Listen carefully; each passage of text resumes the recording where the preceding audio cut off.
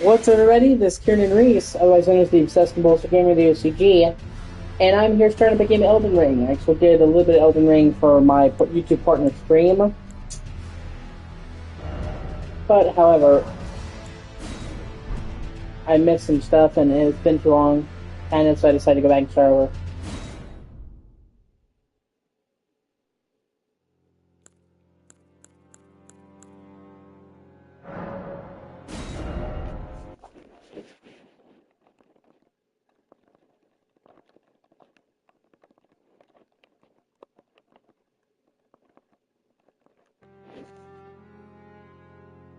Let me show them live.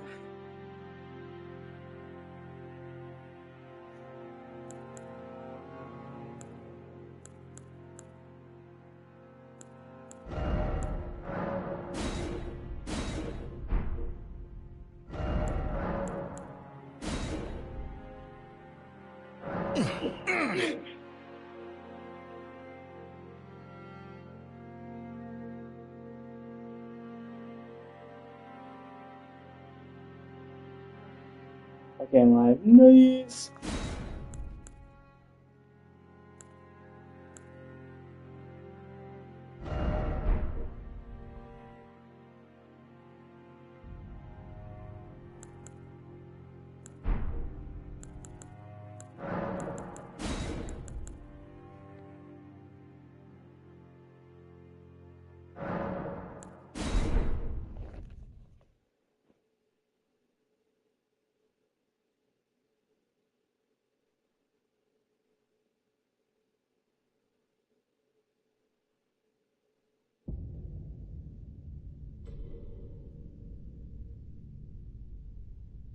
The fallen leaves tell a story.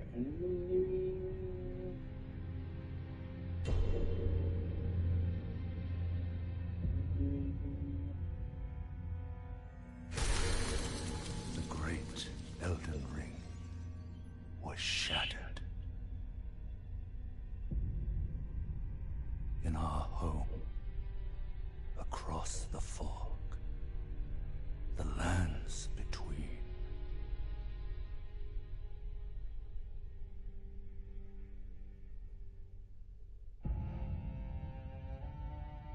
Now, Queen Marika the Eternal America! is nowhere to be found. Oh. And in the night of the Black Knives, Godwyn the Golden was first to perish. Soon, Marika's offspring, demigods all, claimed the shards of the Elden Ring.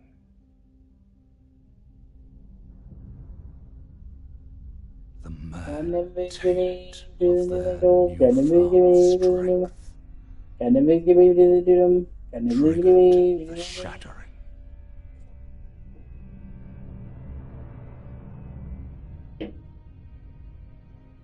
A war from which no lord arose. A war leading to abandonment by the greater will. Oh, rise now, ye tarnished, ye dead who yet live. The call of long-lost grace speaks to us all.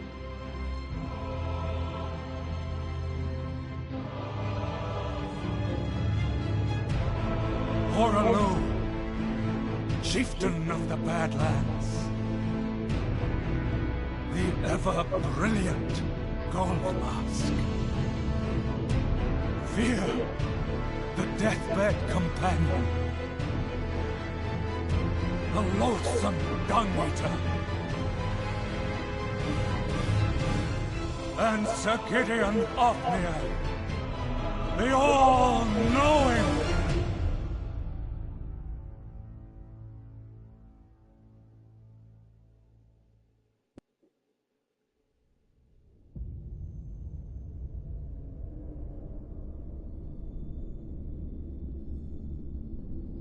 and one other, whom grace would again bless. A tarnished of no renown.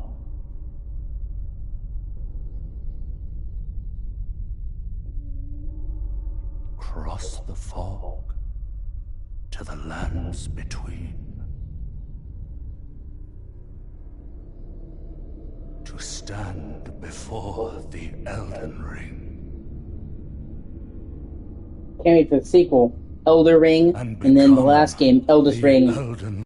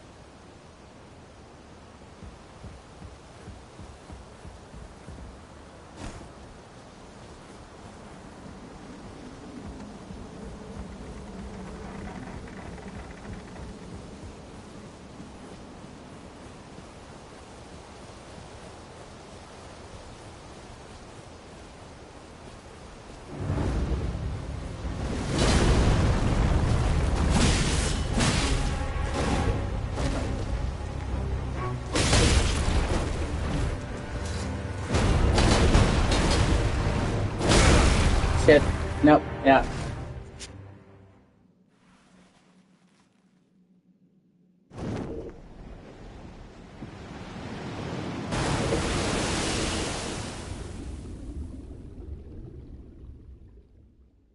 Actually, I think I always wondered who Torrance Virtual Master was, but now that I look at it, I think Mikola was Torrance first master, if I'm mistaken.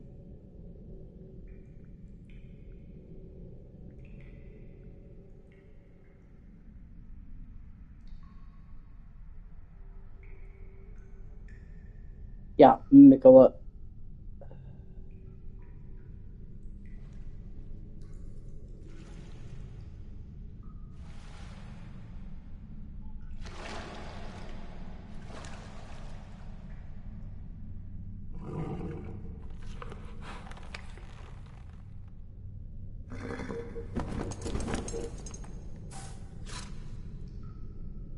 Don't worry, Torrent. Fortune is on his side. We found him here, after all.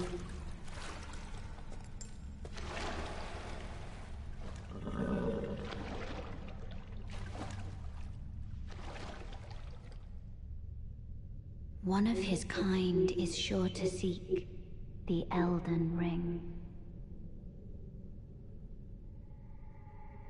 Even if it does violate the Golden Order.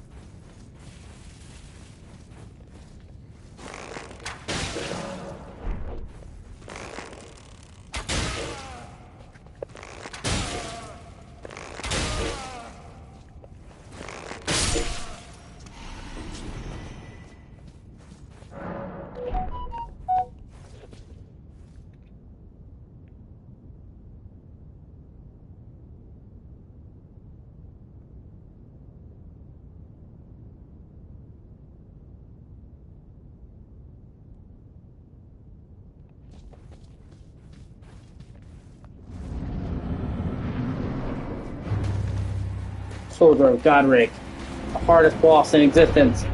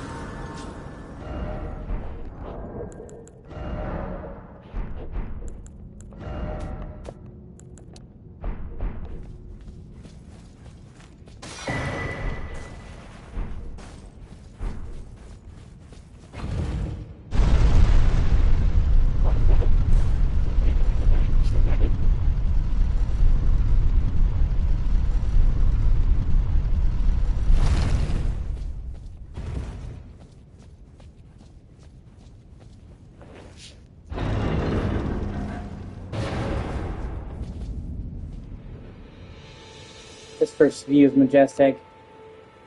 That's the chapel where you started the game, by the way.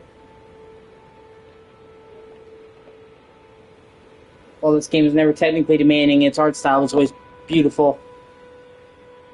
I especially love the way that tree looks. And how you can see so much of what you're going to do from here. You can see Stormveil Keep, that's the first major dungeon of the game. Chapel Awakening, where you started, where you can go back to. Carrion Manor, or Carrion Hill. The forest of the mountaintop of the Fallen Giants right over there, that you won't get to for many, many hours. It's great.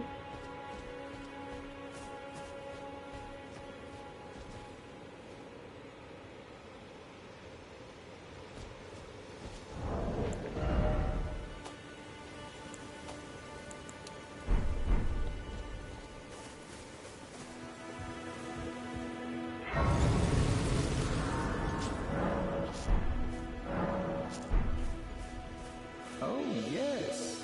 Tarnished, are we? Come to the lands between for the Elden Ring? Hmm? Of course you have. No shame in it. Unfortunately for you, however, you are made Fuck you. without guidance, without the strength of runes, and without an invitation to the Round Table Hold, you are fated, it seems, to die in obscurity. Luckily for you, however, there is one shining ray of hope for even the maidenless. Me. Vare. Take care to listen. Are you familiar with grace? The golden light that gives life to you tarnished. You may also behold its golden rays, pointing in a particular direction at times. That is the guidance of grace, a path that a tarnished must travel. Indeed. Grace's guidance holds the answers. It will lead you tarnished to the path you are meant to follow, even if it leads you to your grave. Grace's guidance will reveal the path forward, most certainly, to Castle Stormveil, over on the cliff, the home of the decrepit demigod, Godric the Drafted. It's time you set off, I should think, to Castle Stormveil on the cliff, where Grace would guide you, if you seek the Elden Ring, maidenless as you are. It's to castles if you...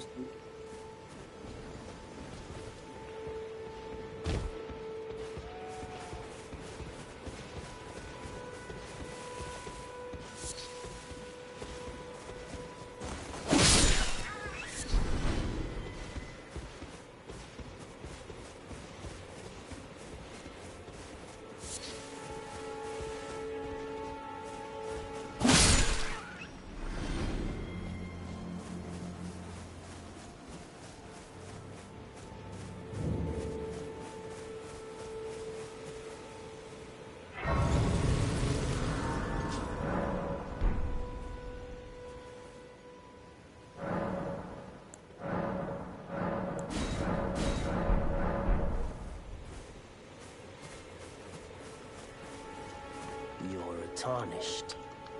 I can see it, but I can also see that you're not after my throat. Then why not purchase a little something? I am Kale, purveyor of fine goods. I am of a nomadic people, selling wares as I travel. The land has been tainted by madness since the shattering of the Elden Ring. It's only tarnished like yourself, who keep things from drying up entirely. Let's say you're a very welcome customer.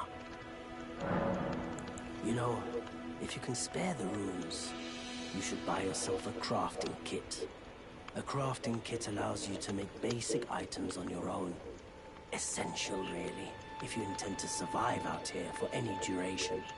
The kit costs a bundle, and I admit I do take my cut. But the important thing is that you survive. Every customer counts, after all.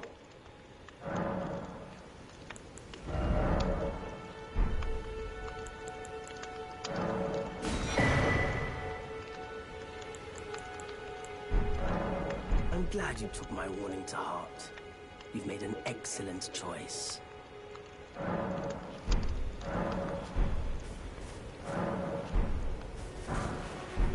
I didn't have enough to afford the recipe, but I will.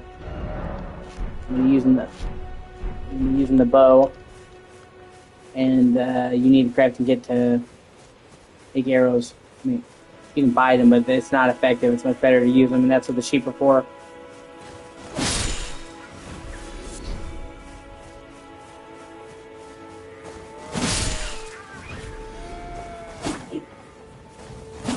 I love how the sheep can fucking roll, man.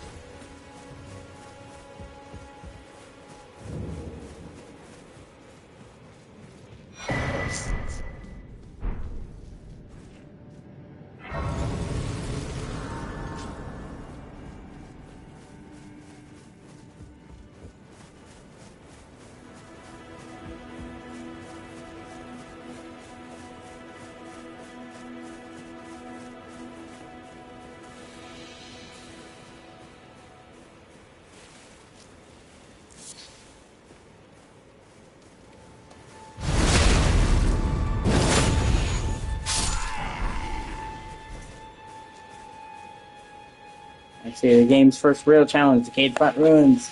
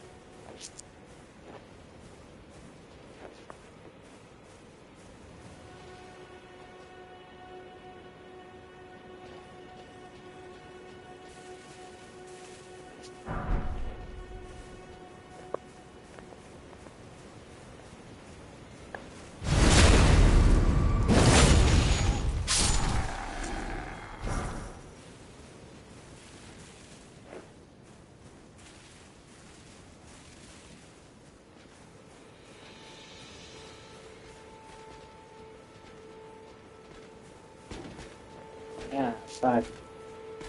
Well, there goes that.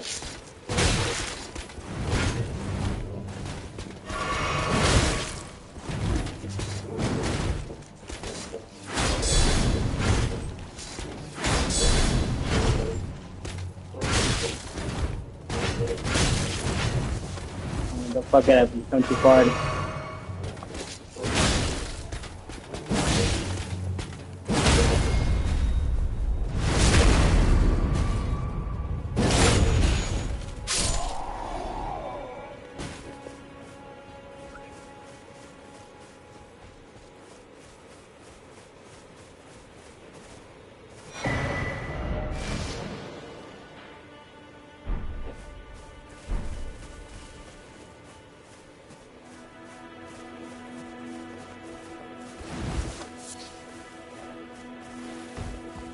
Okay, I got that. Now the only thing that remains.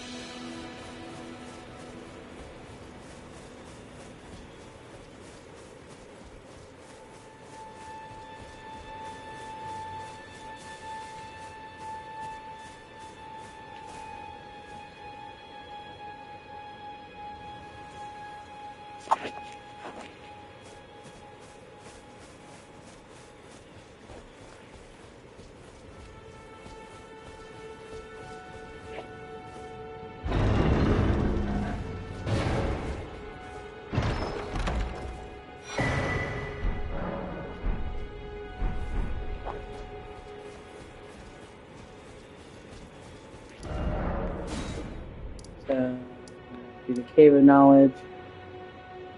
Right here, I'll put a flag to say I beat it. Put a flag right here. I beat this. And keep track of what I have and haven't done.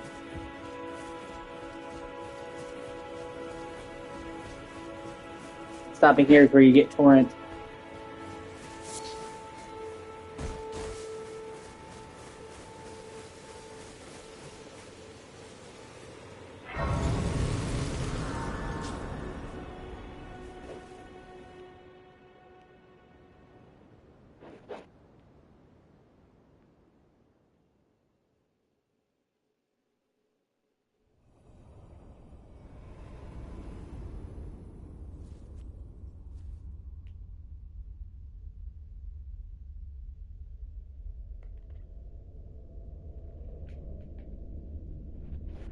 Greetings, traveler from beyond the fog.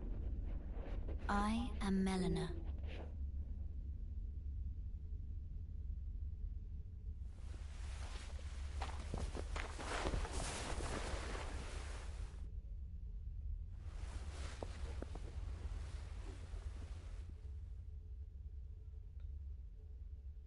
I offer you an accord.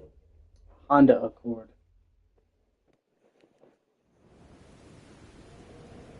Have you heard of the Finger Maidens? They serve the Two Fingers, offering guidance and aid to the Tarnished.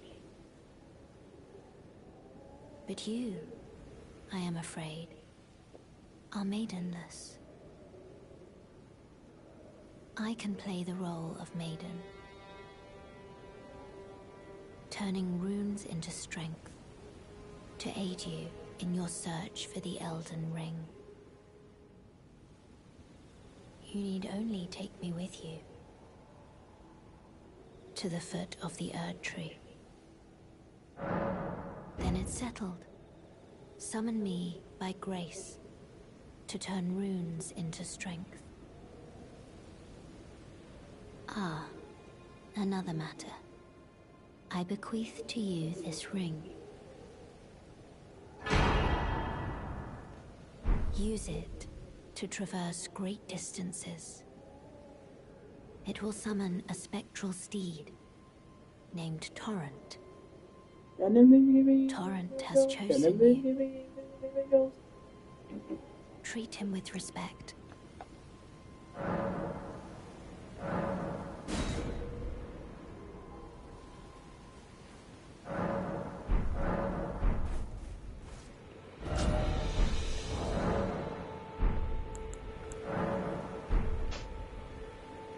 And we always make Torrent up on triangle, so all we need to do to summon is hold triangle and press up on the D-pad.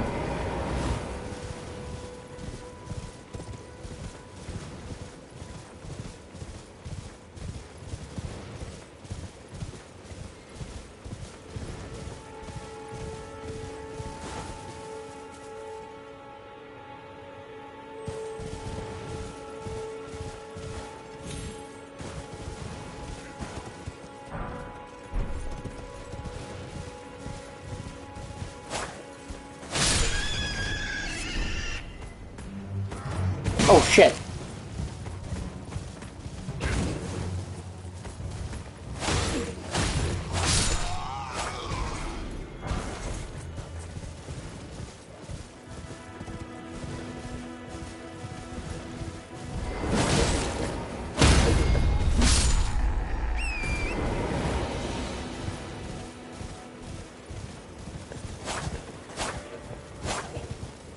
Really, bro?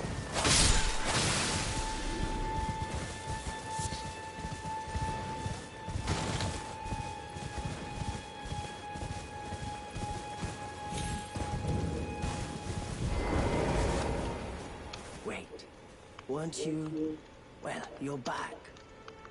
Care to buy something?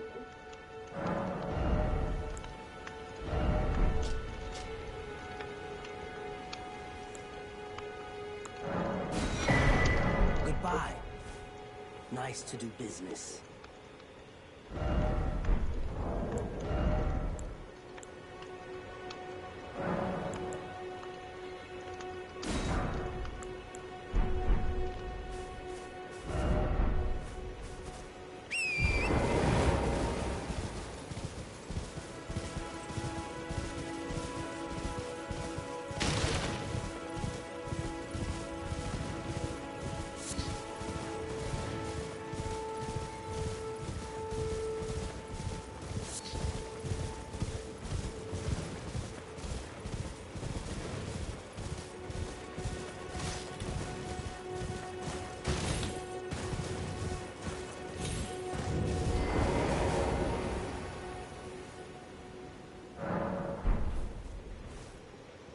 I forgot to talk to her.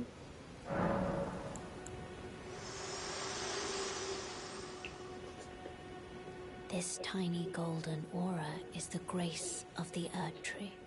This light once shone in the eyes of your tarnished brethren, but now it is all that guides you. Or so I hear. You can see them, can't you? The rays of grace that guide you through your burden.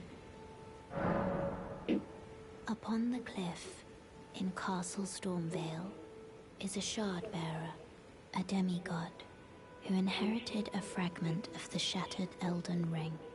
If the rays of grace signal the castle, then the Elden Ring beckons you. As an ally by pact, I pray that you are fit to face the challenge presented by the ring.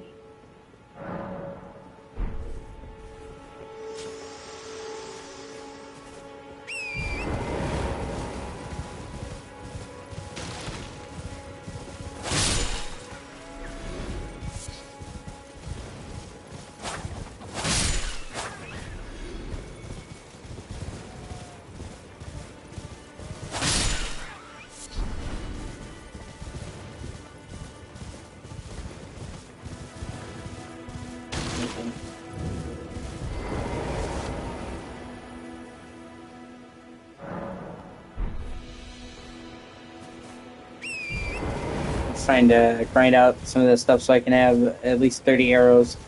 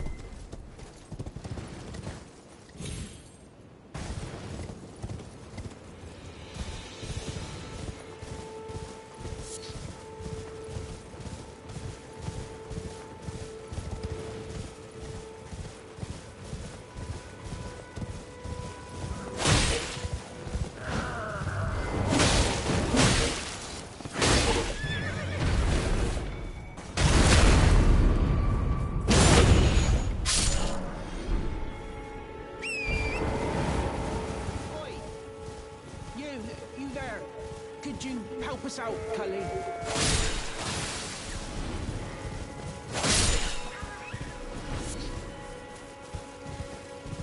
You?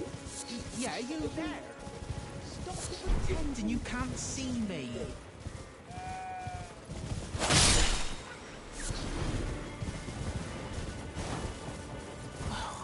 Why won't anyone look me in the eye?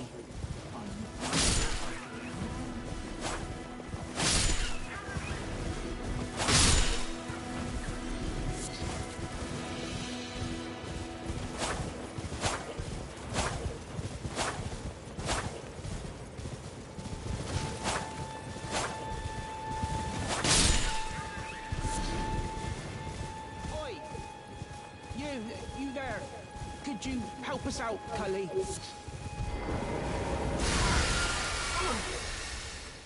What'd you go and do that for? Hmm? Oh, yes. I remember. Some clod turned me into a tree. You were just breaking the spell, weren't you? Thank you. The name's Bok. Bok, I was baby! pushed out of the cave. Told not to come back. Not ever. Then I ended up as a tree. Lucky you came It feels along. like he skipped a few steps there. Oh, what a shame. When they threw me out of the cave, they took everything I owned. And so this is all I have to express my thanks. I hope you can forgive me. Or I could sneak back into the cave and bring back something of actual value. Then I'd be of some real use to you, I reckon. Right, but I'll need a moment. I'm frightened of them, so I have to gather myself. My knees start knocking, just thinking about that god-awful cave on the shore. Right, I'm...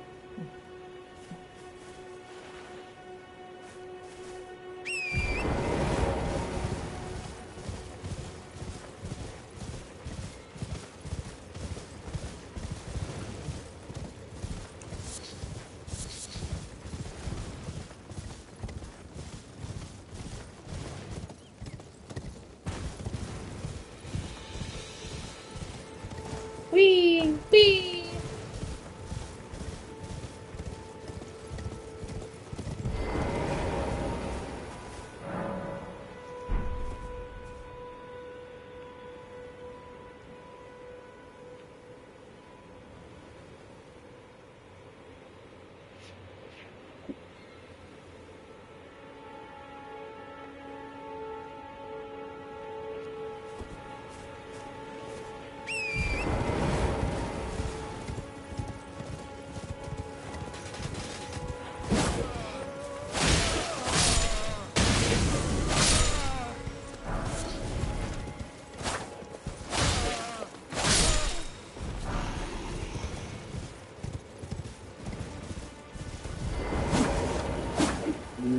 Fuck.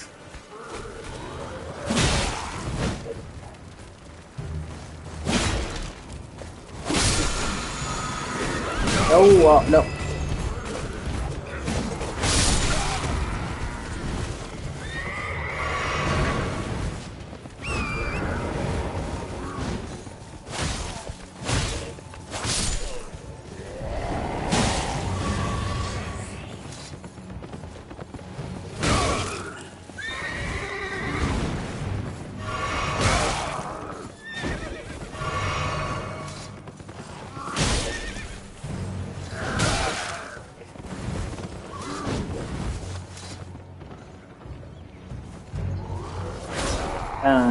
Too quick on the draw. Oh, I killed the horse too? Fuck. Oh, buddy, I'm sorry.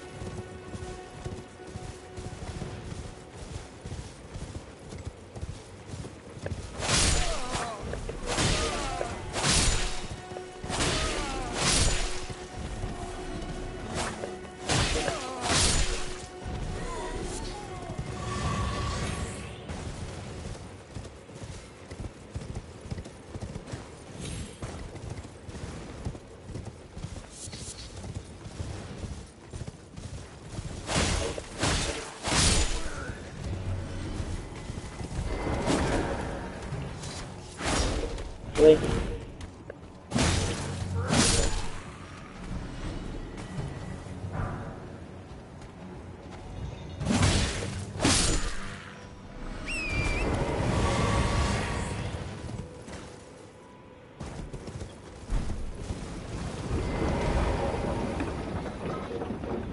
Let me get it. Okay.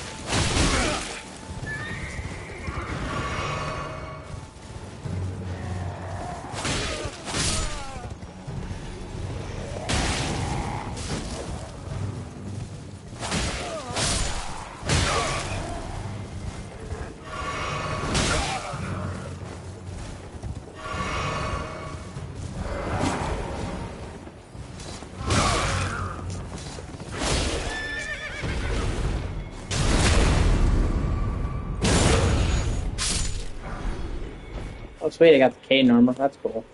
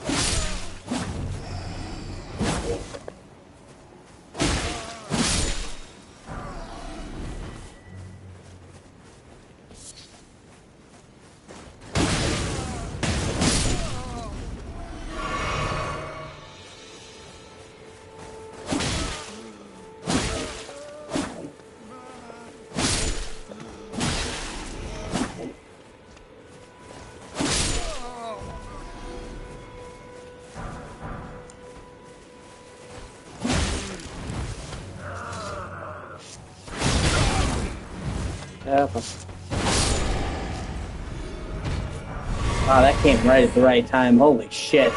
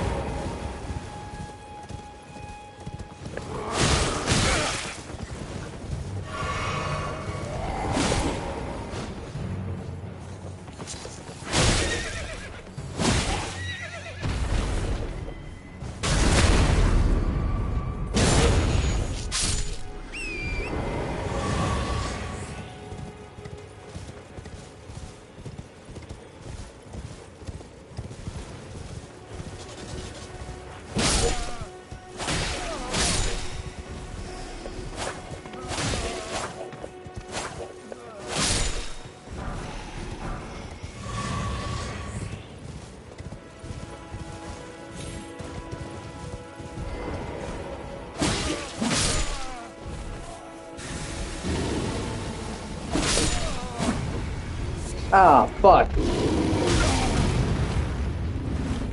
Fucking moon bears.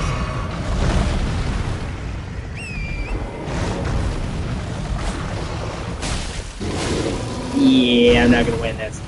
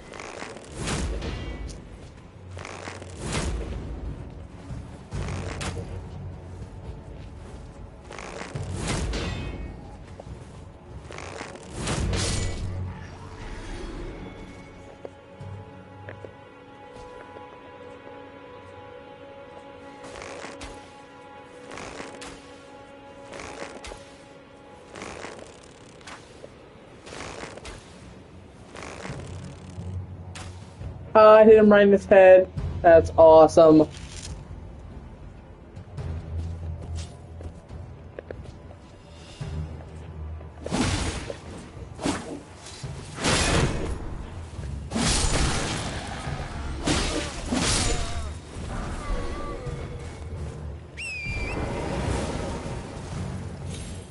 Those fucking wizards, man.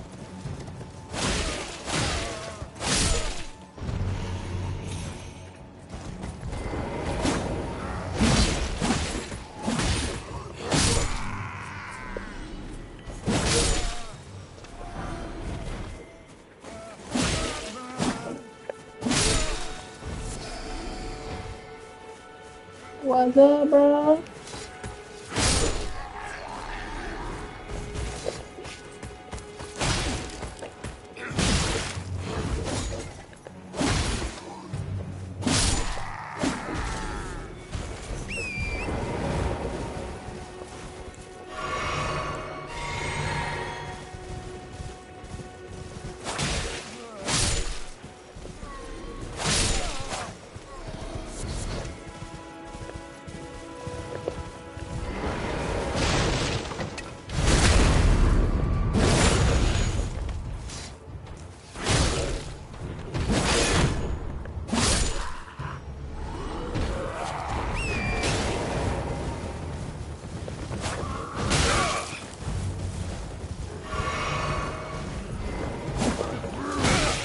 Hey, bro.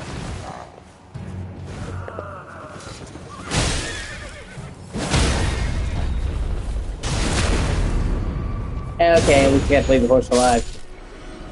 I'm okay with that.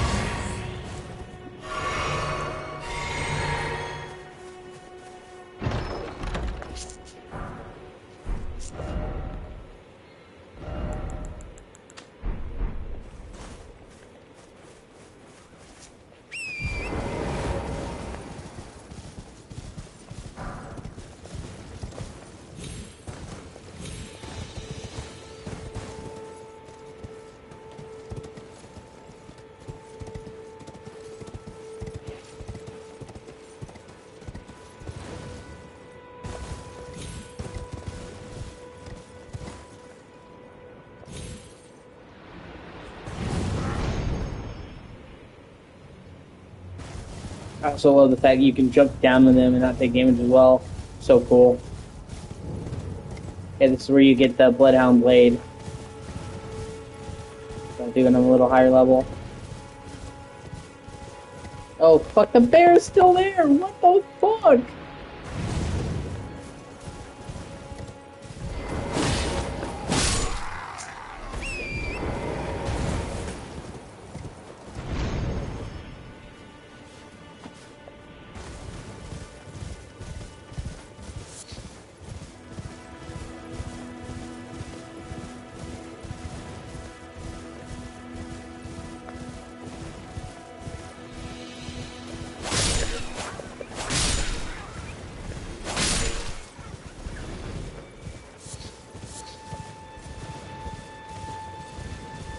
Sweet.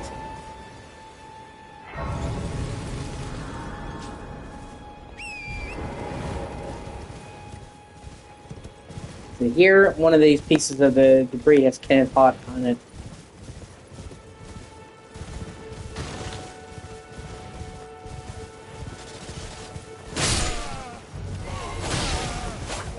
Fuck you, wizard.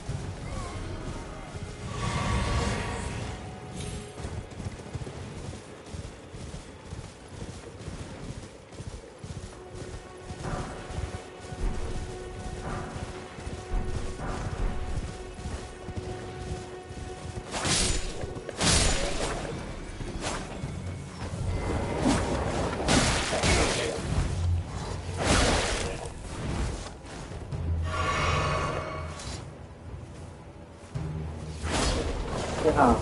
Real?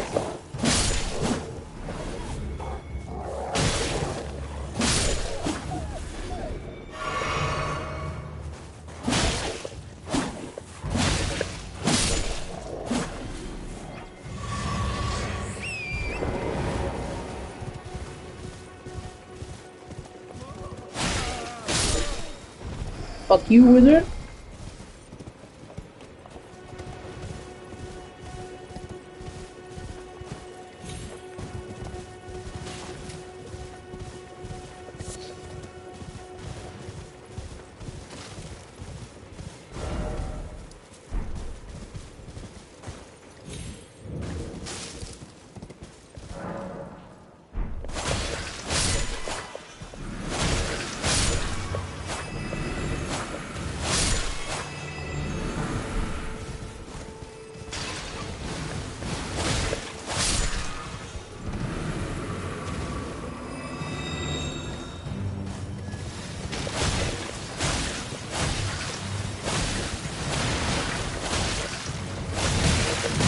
Oh no, oh no, oh. God.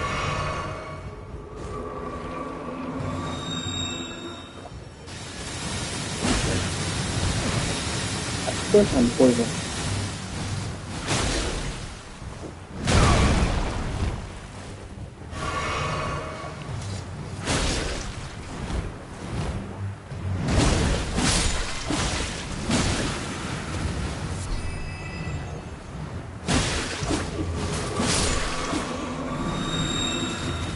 Ooh, nope.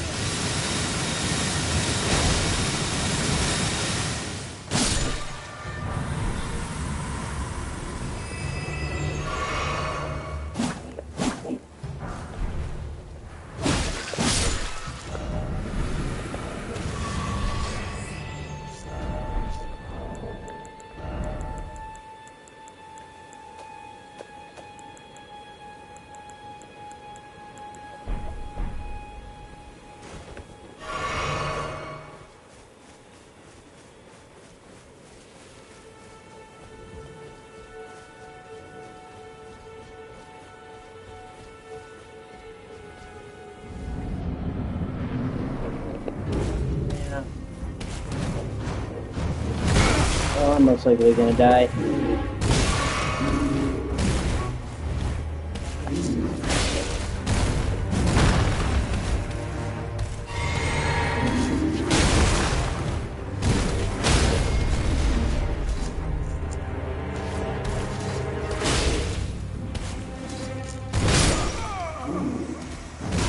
Well, I have to stake America!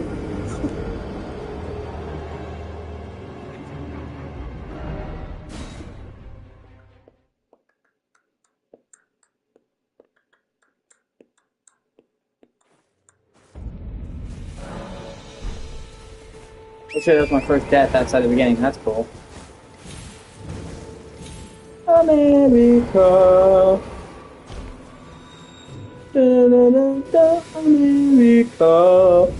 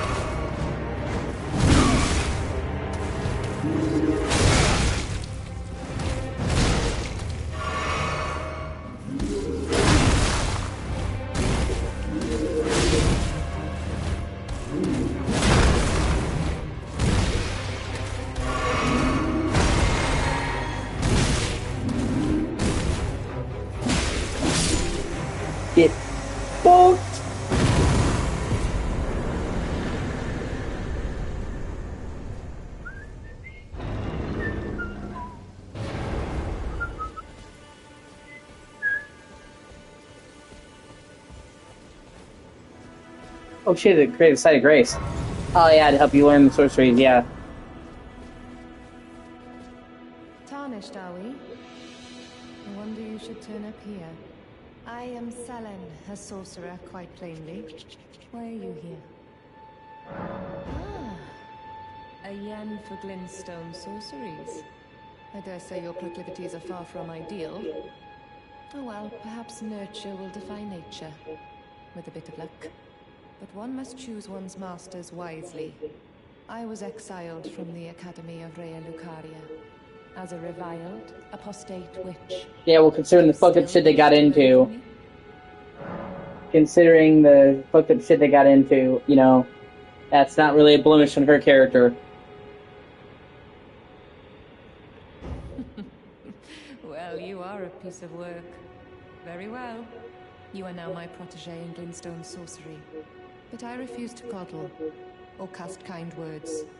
Never. Anticipate grievances, young apprentice. America. Is that a scroll? Takes me back to my academy days. Very well. This is sorcery with which I'm not entirely unfamiliar. I'll be sure to incorporate it into one of your lessons. Never lose that inquisitive spirit, my apprentice.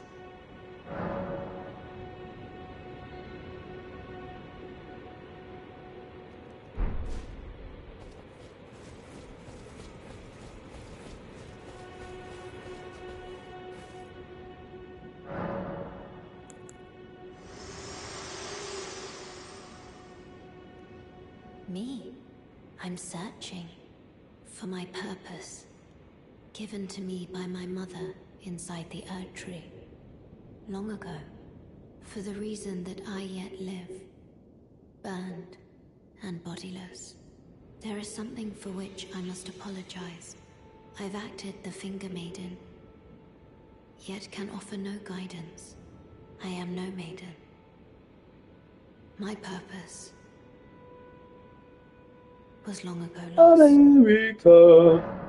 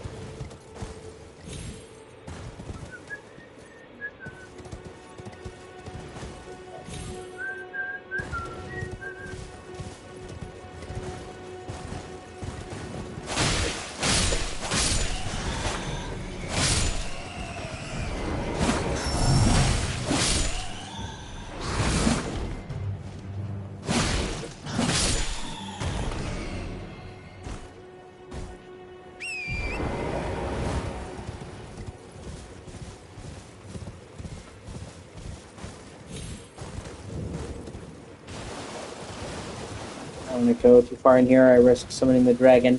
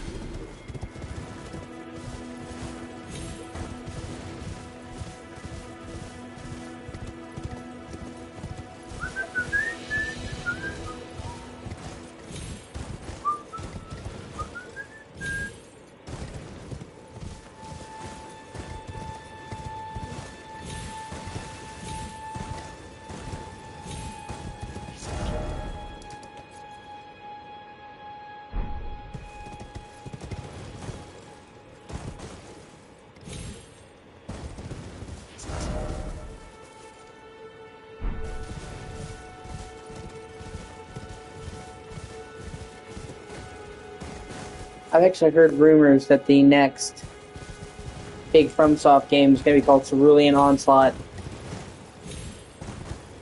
And it's going to have you sailing the ocean. It's kind of interesting because that's really the one thing you don't really explore in this game is bodies of water. I thought you would too, because you have, in Sekiro's first FromSoft game, you have swimming. So you'd think that would carry over into this, but no, it didn't. So it'd be interesting to have a game.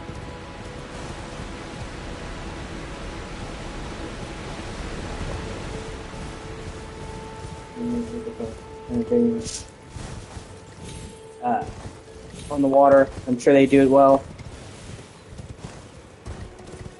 As long as they don't make it just tons of empty space. I don't think they will. They already did a pretty good job of filling this open world with meaningful content.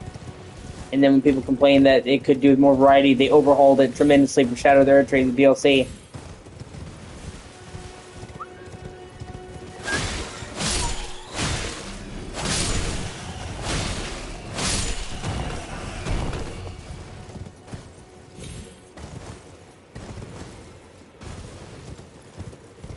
I really want to try taking down this cocksucker.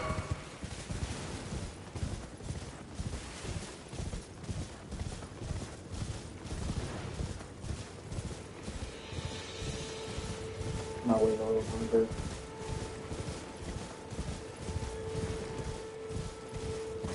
Whee!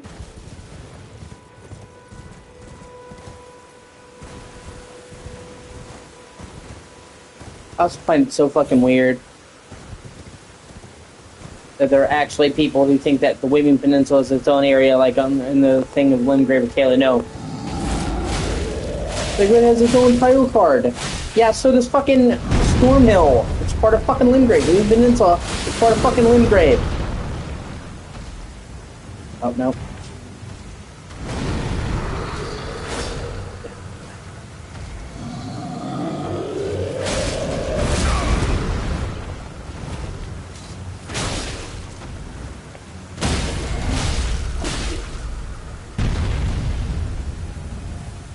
Stab him in the dick!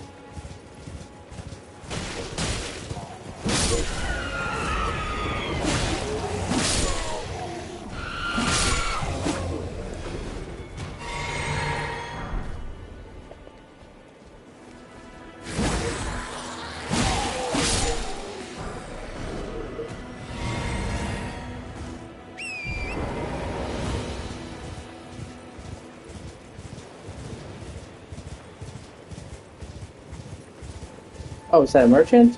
Oh, hey. Cool. It's nice running into somebody that you don't have to kill. What's that? What do you need? I don't want any trouble. America. Ba, ba, ba, ba, ba. America. All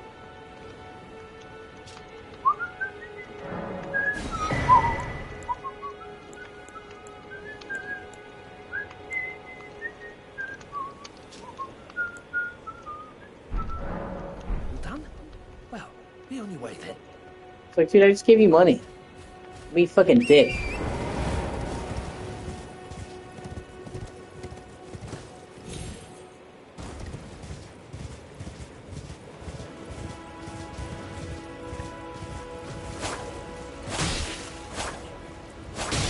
Oh, yeah.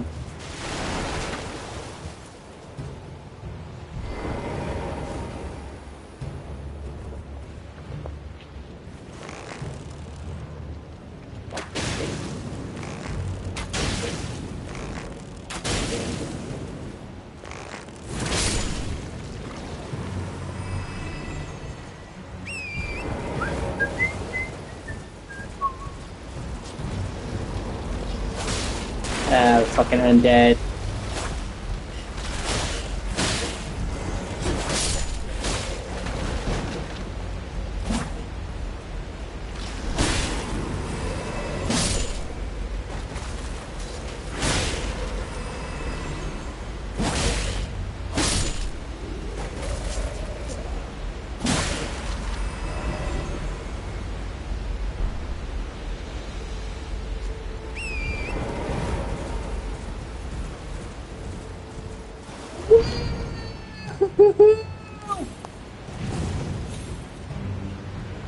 Oh no.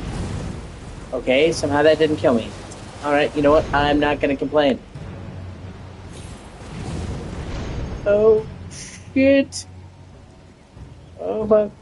Oh, God.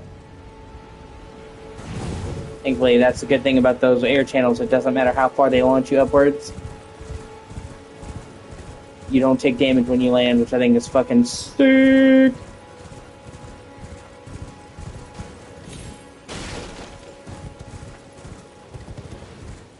The part I wasn't really expecting is the fact that you don't take damage if you jump down onto them. So you don't have, it's not just when you ride up. You can see one down below you and drop down onto it, which is really cool. It turns into a two-way elevator instead of one-way trip. And it's very clever, I think.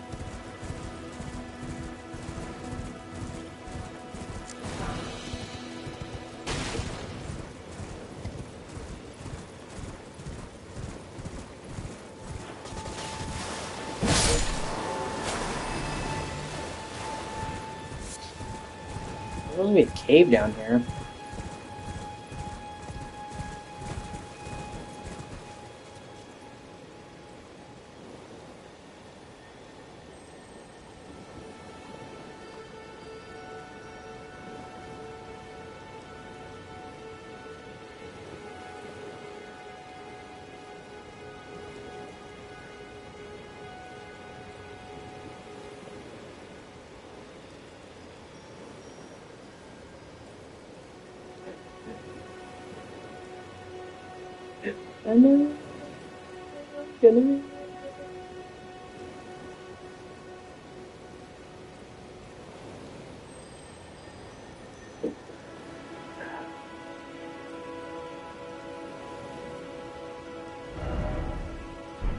Oh, it looks like it might be up the hill.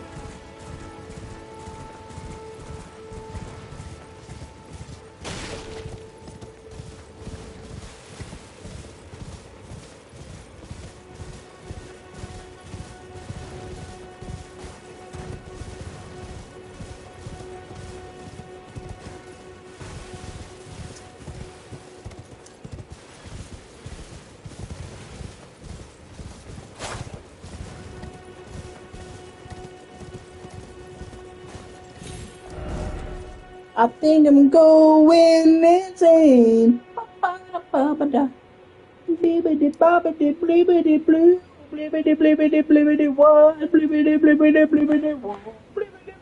What?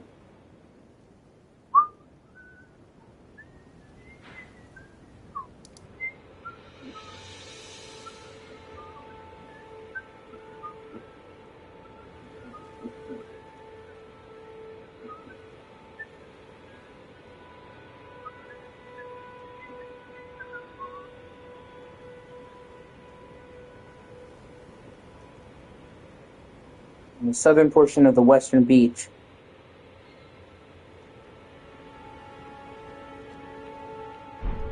Oh, see, I see the fucking thing on my map. I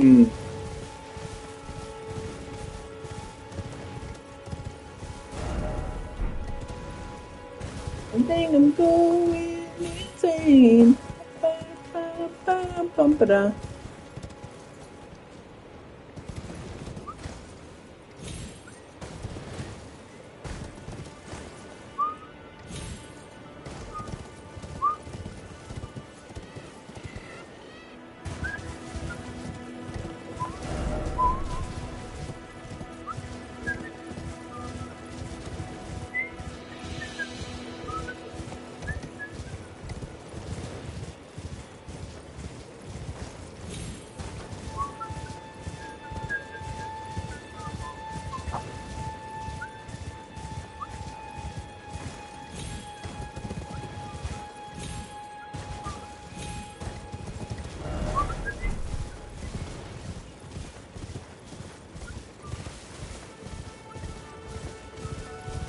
Make sure I'm still alive.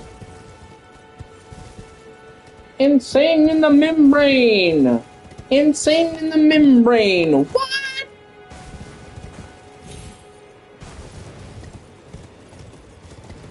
Bum bum. Bum bum bum bum bum bum. Bum bum bum bum bum bum.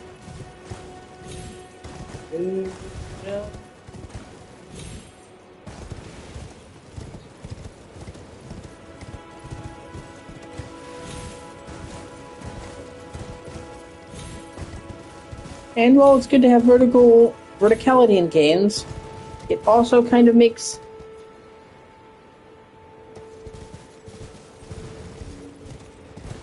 the map's borderline fucking useless.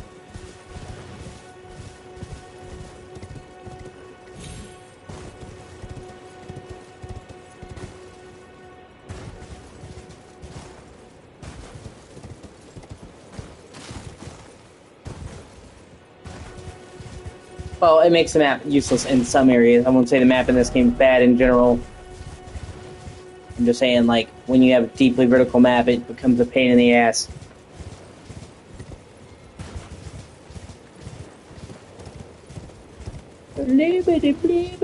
Oh, there it is. Wow, that was really well hidden.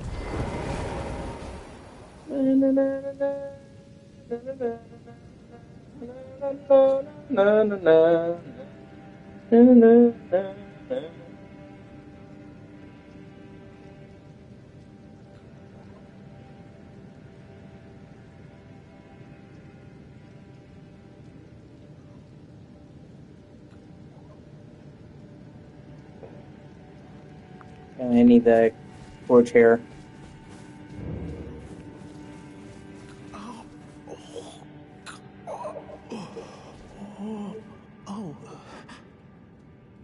What are you doing here?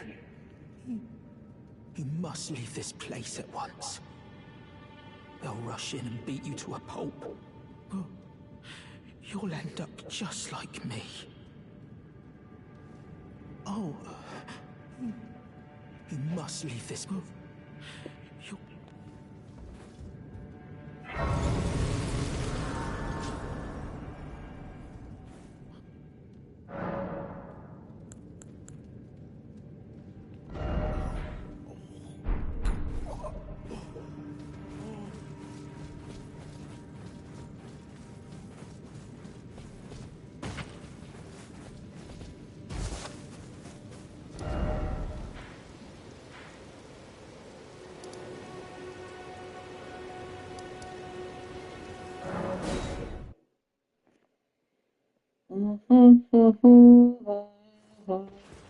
This way, Tarnished. May I have a word? Voila! A pleasure to meet thee, Tarnished. I am the witch Renna. I'd heard tell of a Tarnished hurtling about atop a spectral steed, and upon looking into the matter, the talk I surmise is of thee. Voila! Thou art possessed of the power, no? To call forth a spectral steed named Torrent. Yeah, we're bros. As I had hoped, I was entrusted this for thee by Torrent's former master.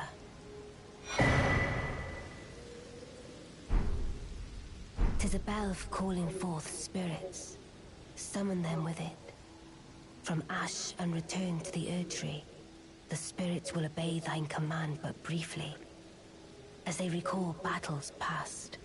Now it is thine, to do with as thou wishest.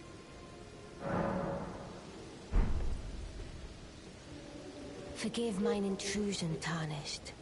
I doubt we shall again meet. But all the same, learn well the lands between. How long will it be, I wonder, before the Tarnished tire of obeisance to the two fingers?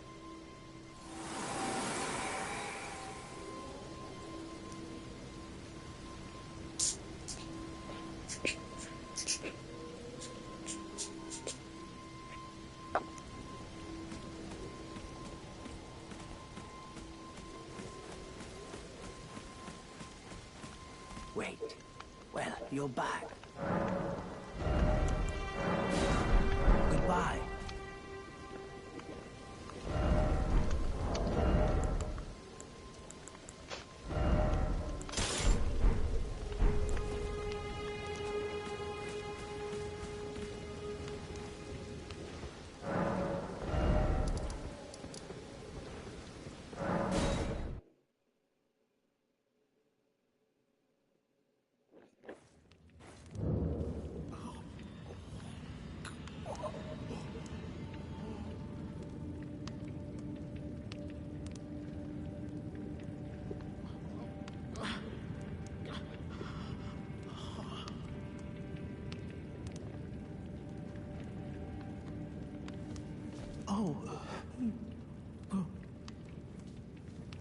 About to beat these fuckers up for Bach.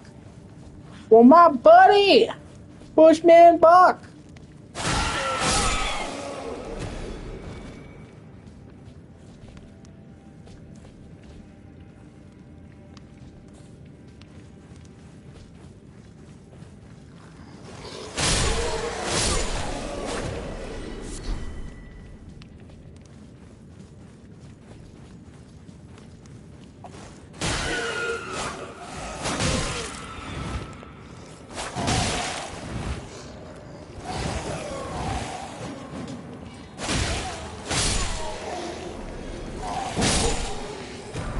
Nobody likes a bitch.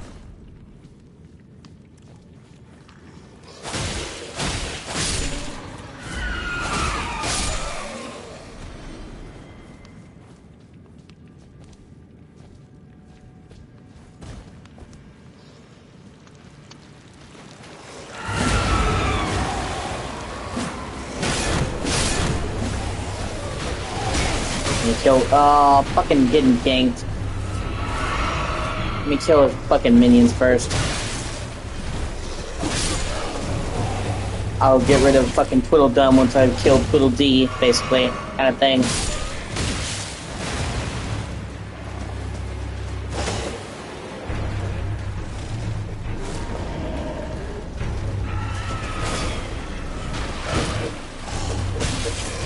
No.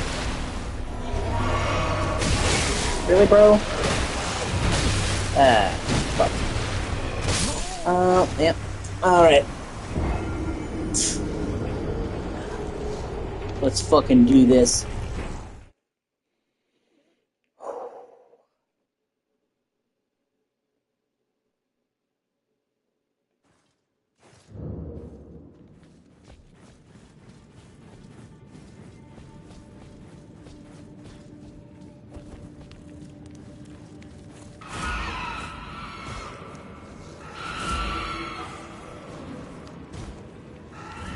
Traverse the mist.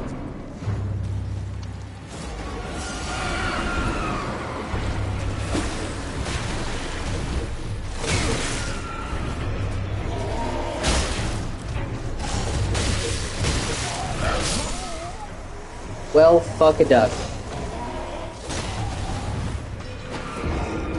Yeah, I'm right there. I don't give a fuck. I don't give a fuck.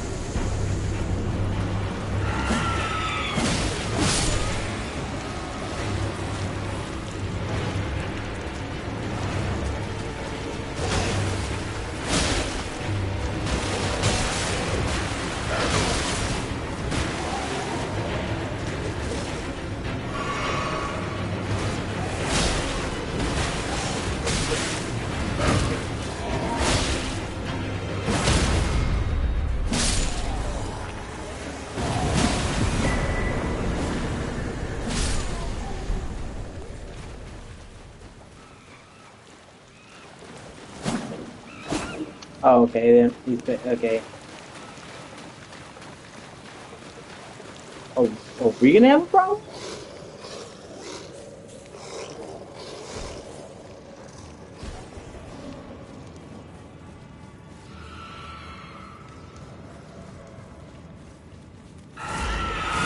Okay, they're still hostile. They're still hostile. Yeah, they're still hostile.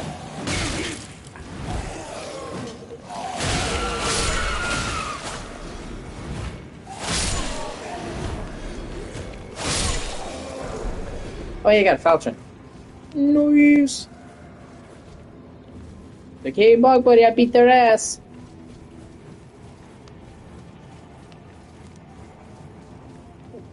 Oh.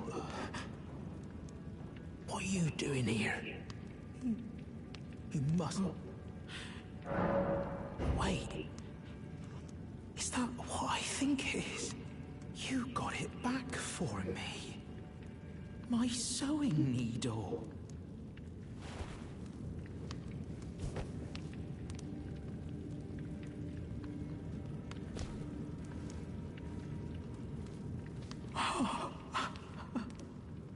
What made you go and do a thing like that? My mum was a seamstress, and that sewing kit was all I had to remember her by. I always wanted to be just like sweet old mum. Then I suppose I can't just curl up and die, can I? Thank you. You're very kind.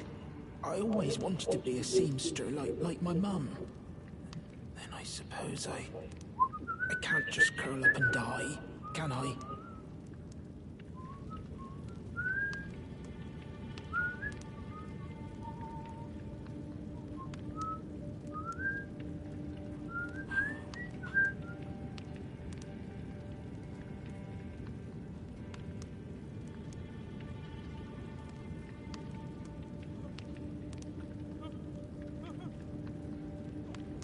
Thank you. You're very kind. I always wanted... Then I suppose...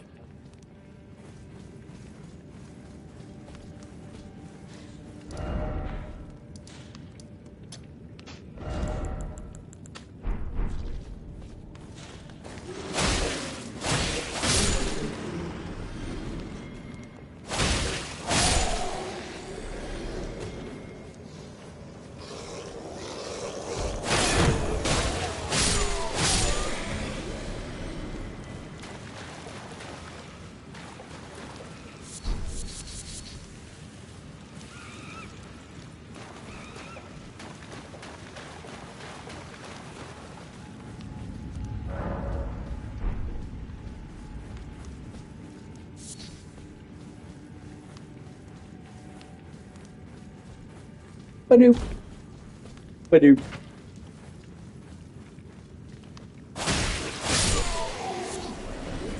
Smoldering butterfly.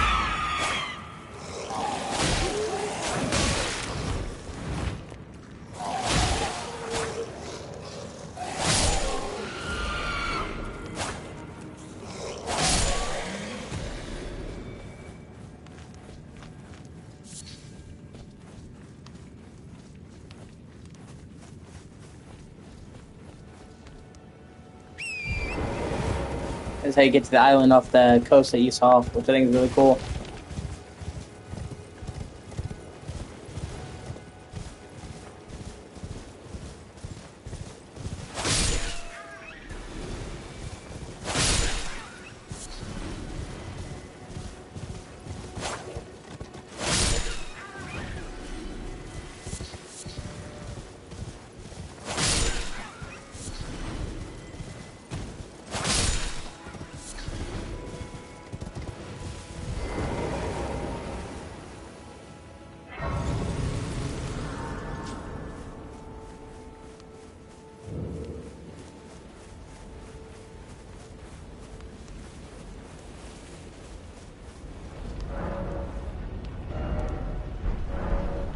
Oh yeah, you have to kill dragons done like that. This is important for doing that whole quest line with the dragons.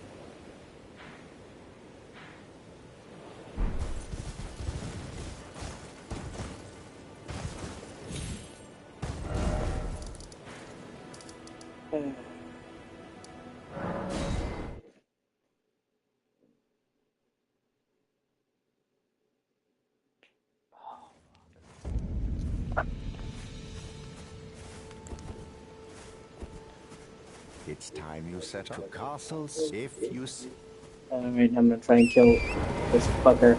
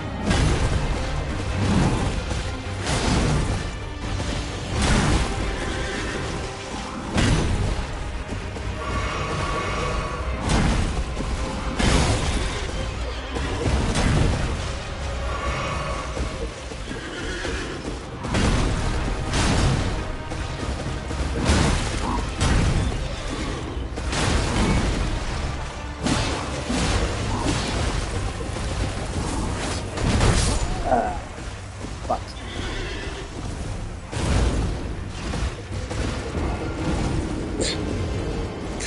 Blibbity blobbity blibbity blibbity blibbity what? Blibbity blibbity blibbity blue.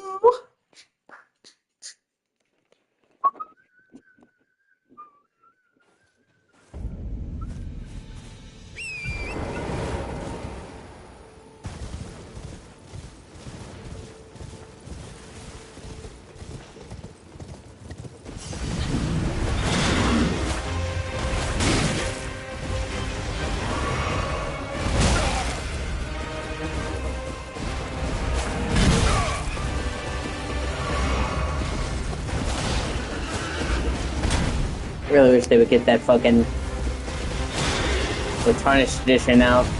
That's supposed to come out for Switch 2 before the end of last year. Now, either it got delayed to 2026, and now we're fucking...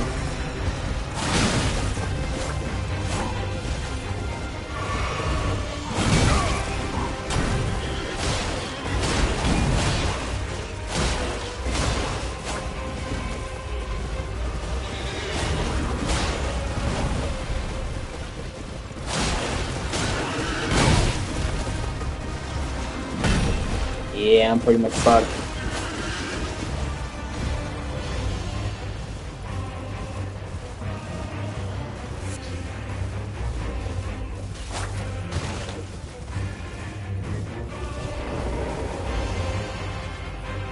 Oh, yeah, let me make sure I'm still live.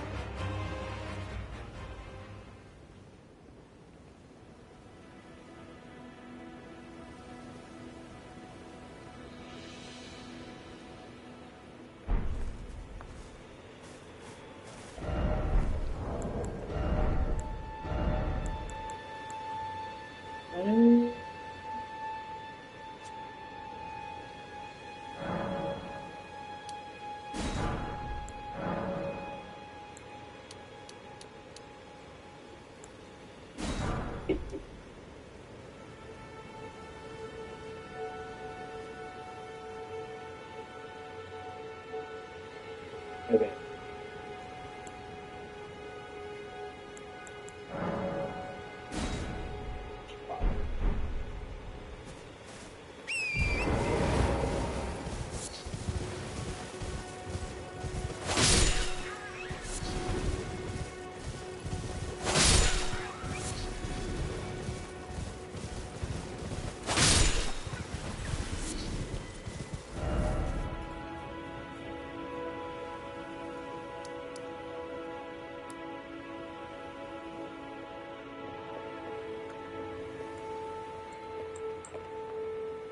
Yeah, might as well.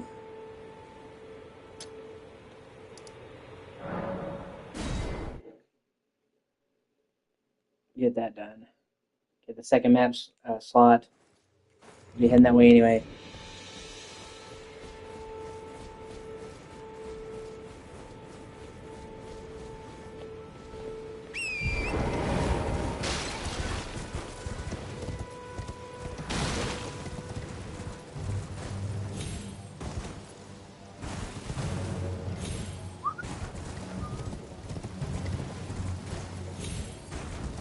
And I think there's also where I run into. I'll probably run into Kenneth Hott.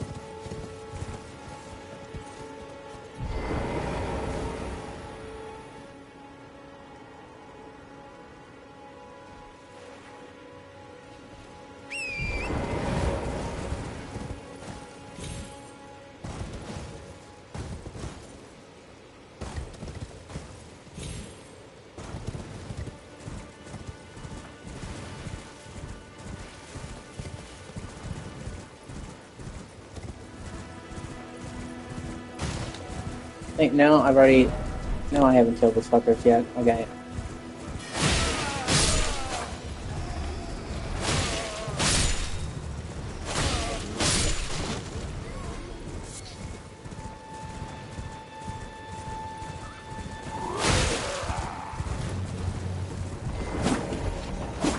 Really?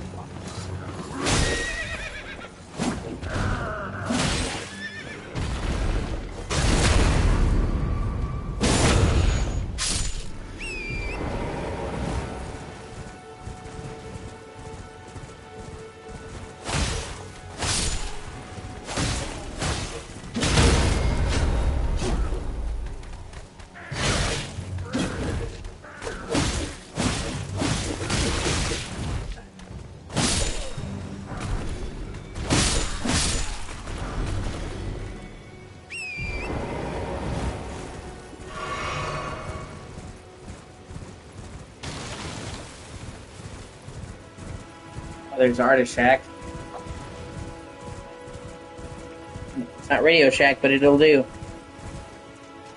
It'll do, donkey. It'll do.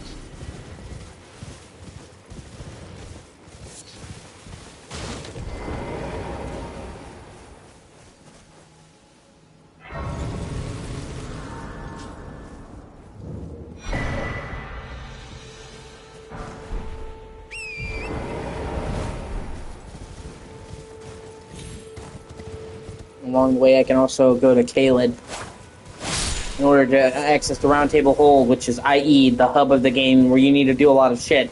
You have to exit the first region, Limgrave. And that goes further proof that what I said, that the Weeping Peninsula is part of Limgrave, because going to the Weeping Peninsula doesn't count as leaving Limgrave by the game's own admission. So...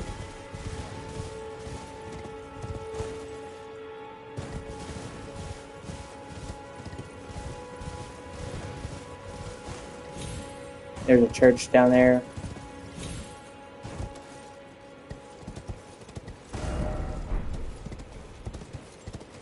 I don't think that's gonna hurt me.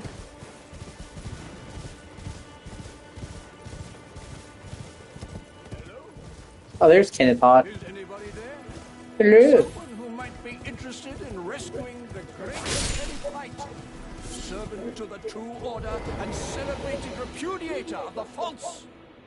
It gives you a lot of helpful lore about Godric the Grafted, too. Grant me succor. Grant me succor.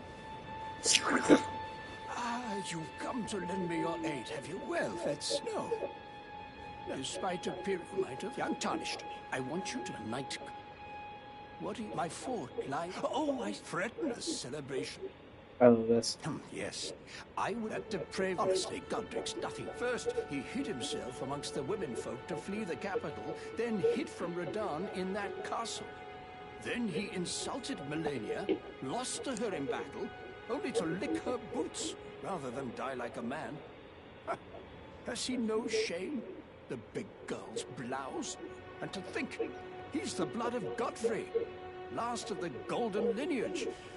You almost wouldn't know it to look at him. Yeah, I almost feel sorry for the What are you waiting for? A kiss goodbye? Maybe. My fort lie. All the stuff he's telling you is valid. Godric is actually a big-ass fucking pussy. Which makes sense that he's the first boss you take down, because he's demigod, but he's a weak demigod. So... makes sense that of all the demigods you take down, the first one you take down will be the pussy. Work your way up the ladder. And then, I mean, then you just go past demigods to just straight up gods. But, you know, all in good time.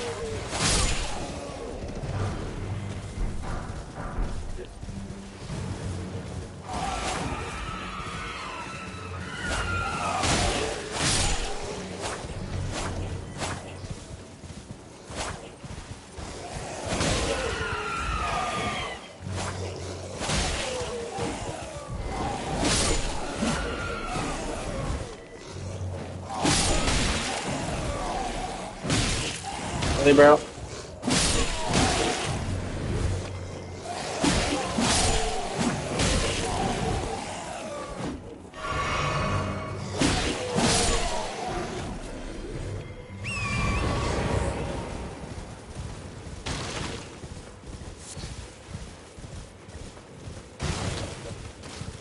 course, I'm not going to do what he wants once you clear at his fort, which is up here.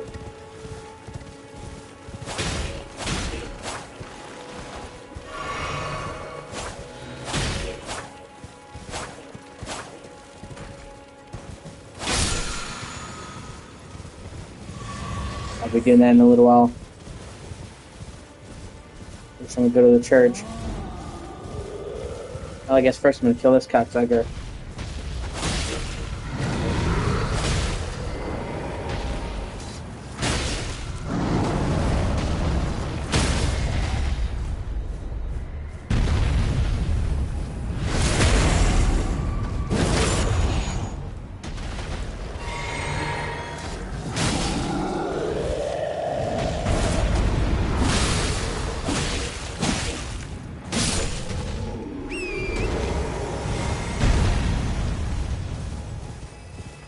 Now we can get the flask of wondrous physic and our golden seed.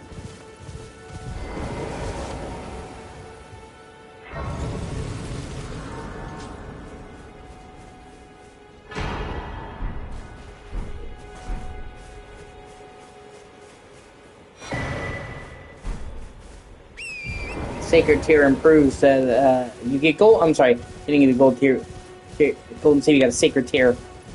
Each one of the seeds, each one of the things does a function. When you get golden seeds, it allows you to get more uses of the flask.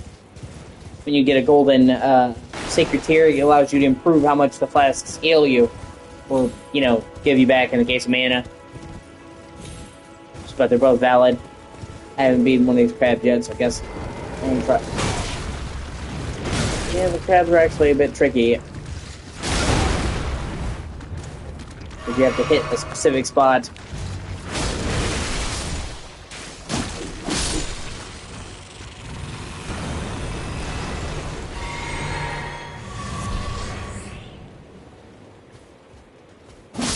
Like, dude, you just saw me take out your dad.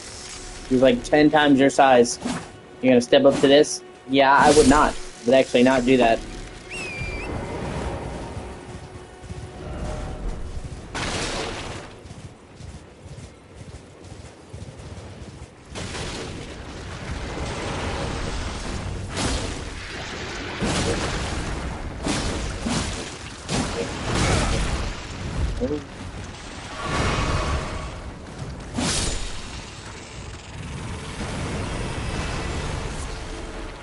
Oh yeah, also.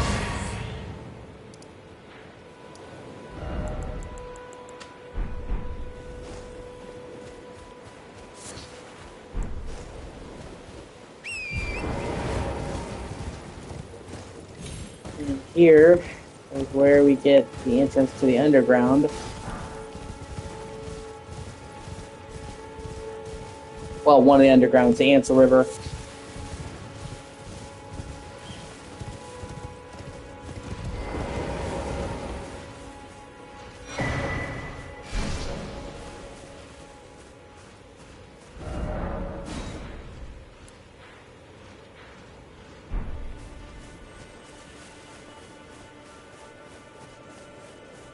I won't be going that way just yet, though. Because, like I said, my goal here... I just came here to...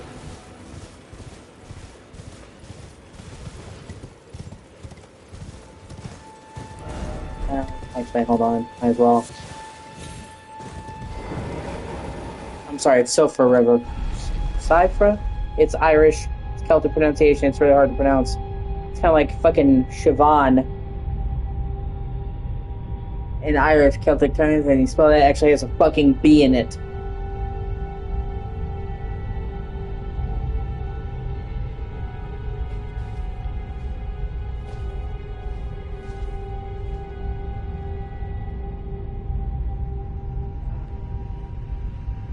First time I entered this elevator, I was like, fucking what?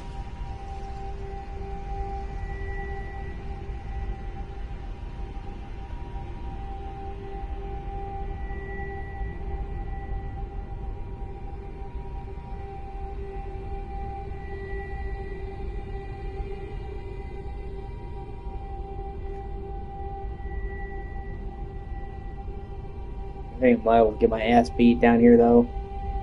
Oh, okay, sweet. I don't even have to go that far. That's good. Just wanted to get the sight of grace.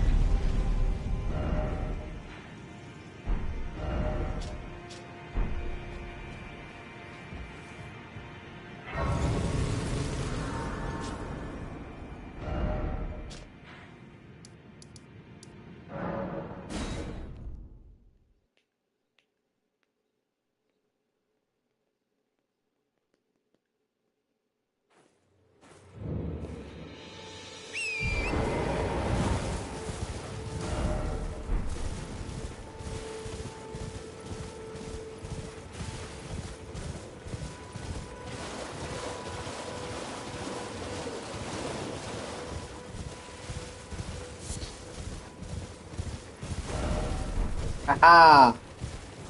Oh, wait.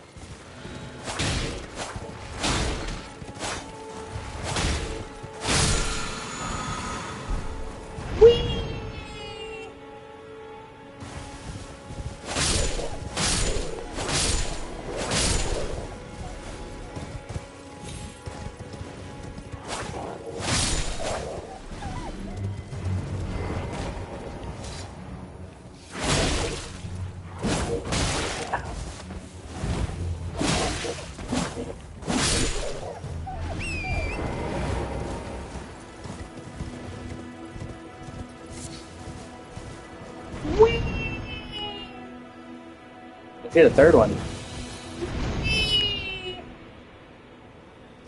Not gonna go too close to the church because you get invaded by an NPC that's really strong. And it's a rat fucking bastard, so. Once you get invaded, you can't teleport or summon until you get out of the way. Good old Caelid, otherwise known as fucking hell.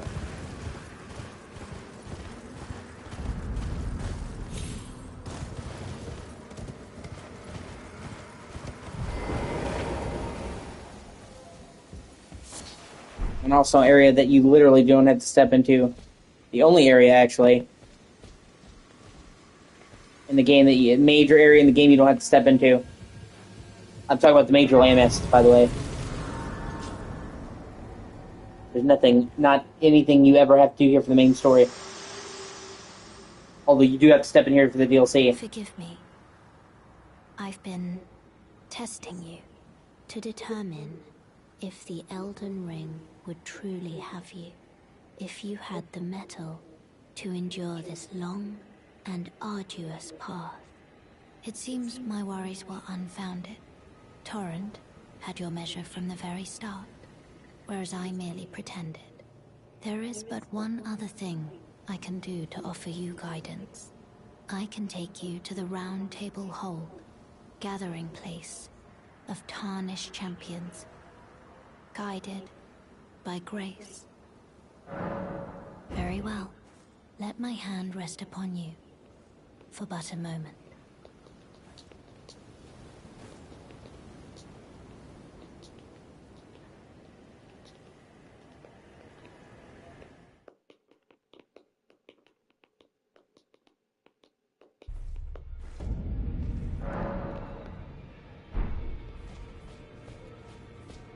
Oh, I see you've just arrived. Welcome to the Round Table Hold. I'm Corin, a man of the cloth. I teach incantations, the strength granted us by the Two Fingers, and explore the secrets of the Golden Order, so that one day, if a tarnished of the Round Table Hold should become Elden Lord, I might counsel them, ensuring order regains its proper form, righting rule over men. By the way, do you still see it? The guidance of grace. You do? Wonderful news. Most tarnished are blind to it these days. You are something of a rare breed. Well, what do you say? May the Golden Order shine through you. I don't believe we've met. I'm known as D. I hunt down those who live in death and weed their death root. Heed my warning. Those who live in death should be left well alone. All the more should you spy a mariner among their number, unless you wish to lay down your life in vain.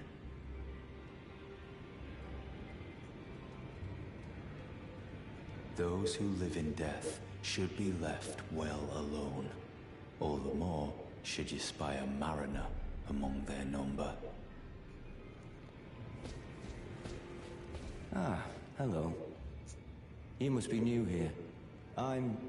Well, just call me Dialos. The honor of one's house holds little import in these lands. By the way, have you met a young woman named Lanya on your travels? She's my servant, but fickle as the wind. Take your eyes off her for but a moment and she's good as gone. If you find her, please be sure to tell me. Be sure to tell me if you meet a young woman named Lanya. She's a servant to my house. She's been my companion since childhood. I've lost count of the number of times I've had to find her like this. Honestly, she's such a little tomboy.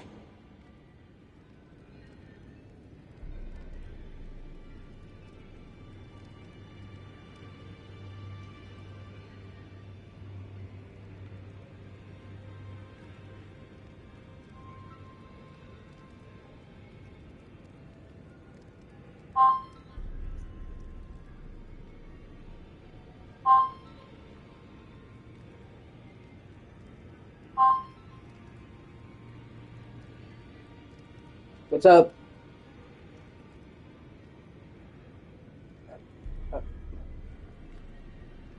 Hello?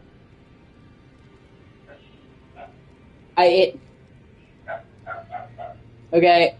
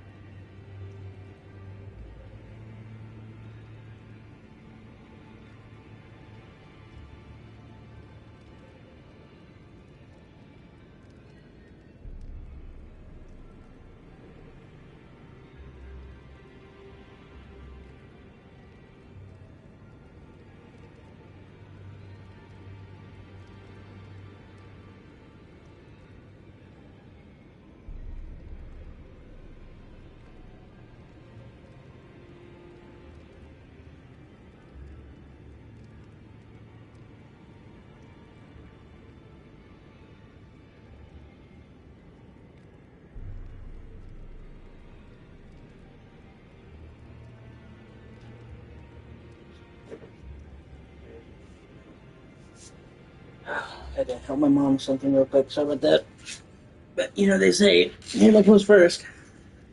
Or so the Fast and Furious movies tell me. uh... Be sure to tell me if you meet a young... She's a servant. She's been my companion since childhood. I've lost count of the number of times I've had to find her like this. Honestly, she's such a little toy.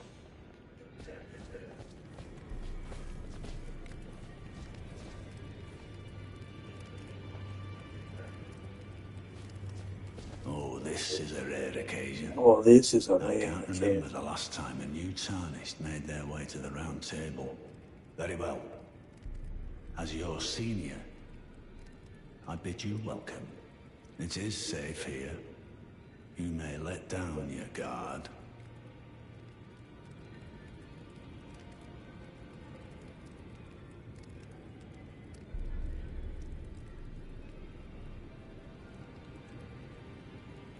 Allow me a word of advice. As your senior, you are a mere visitor to the Round Table. Nothing more. A house guest. Yet to earn their keep. Remember your place, newcomer.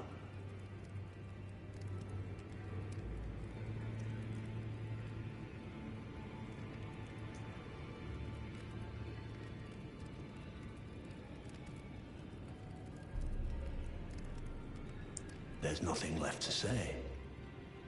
Be at your leisure.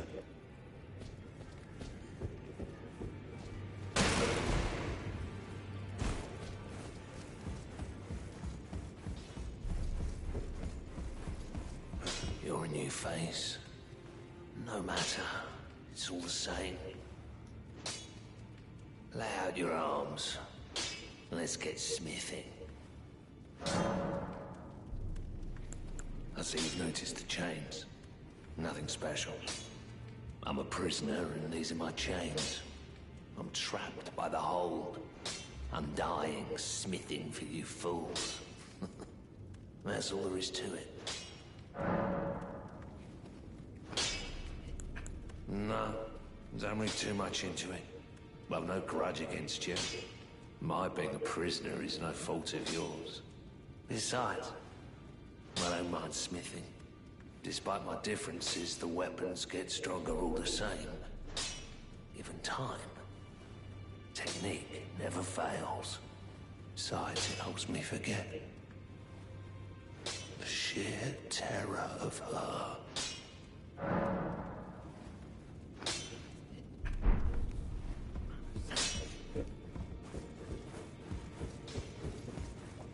Greetings, great champion called by grace. I am Fia. Circumstances have compelled my stay at the Round Table Hold. Great champion, would you allow me to hold you? But briefly, perhaps you might share with me some of your lively vigor and your stout-heartedness.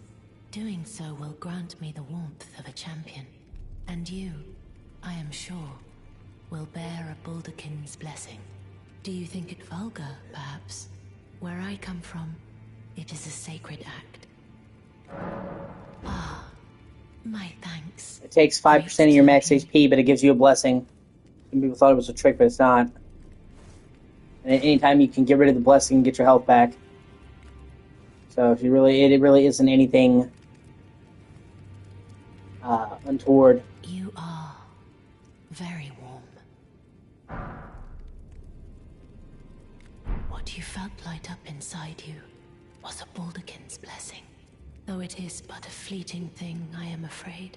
Come back to me, should you require another. I will take you in my arms as often as you need.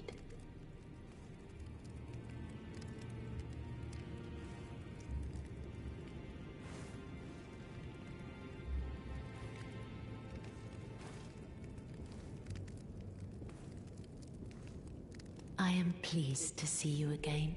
Would you like me to hold you once more? The blessing is still aflame in your breast, dear. Would you like to be held, regardless?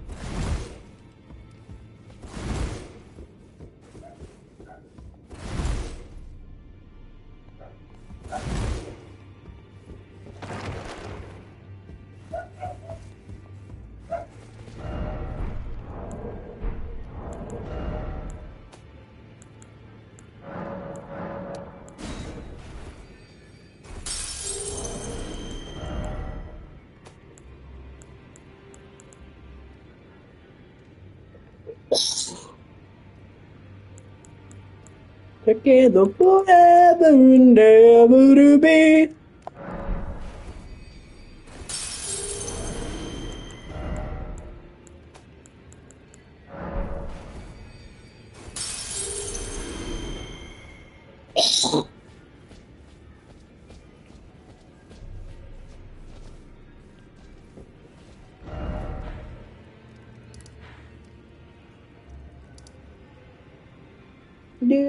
Okay,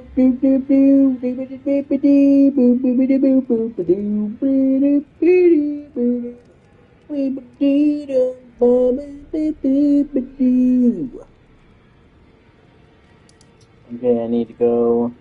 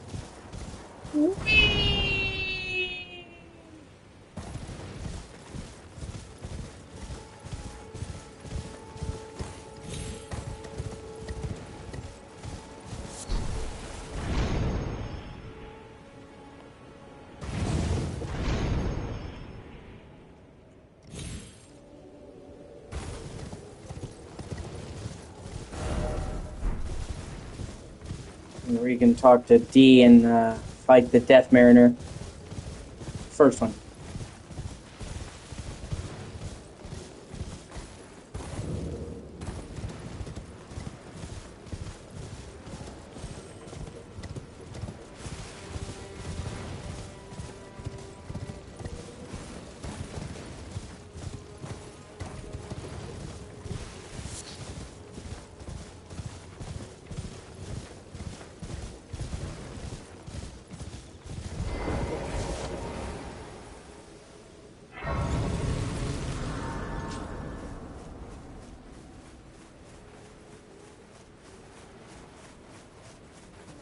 I will admit, them with a summoned boat dipping across shallow waters is actually pretty creepy.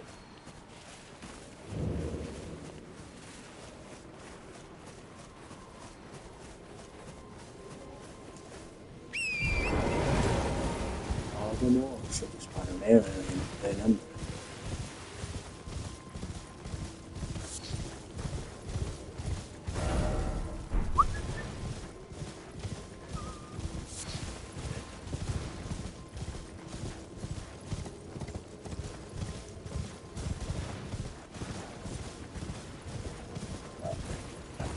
oh, is that another merchant? Ah, fuck. Oh, my bad, Turtle. I'm trying to hurt you, buddy. Oh, dear. Yeah, I'm terribly sorry. Are you here as a customer?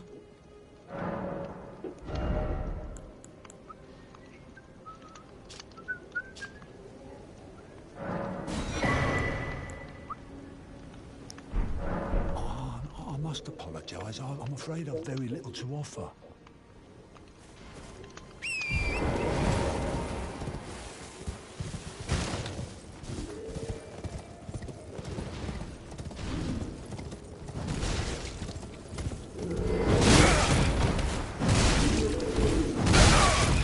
Really, bro?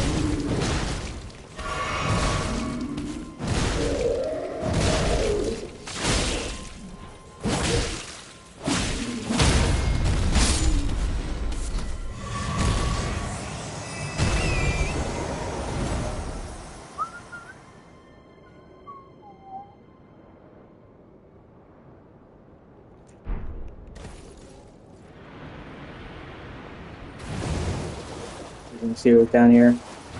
Well, a whole lot of not my fucking problem. Oh yeah, Storm Hill.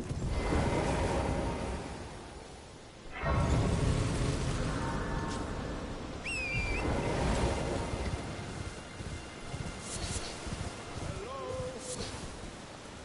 you hear me?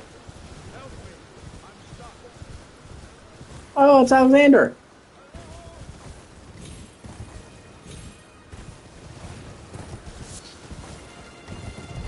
What's up? Oh, my my stars. I'm so happy to see you. I am Alexander, also known as the Iron Fist. And as you can see, I'm stuck here. Please, can you help me out of this? My thanks. 1,000 thanks. Just give me a good smack from the rear with something nice and big. And I'll pop clean out, I'm sure. That's what she said. Don't dally. There's no need to fret. I'm very well trained. Give it your all, I say. Come on. I'll pop.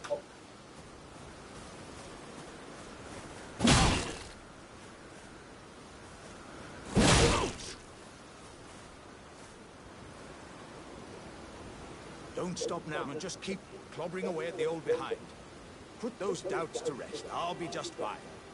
I'm very well trained. Give it your all, I say.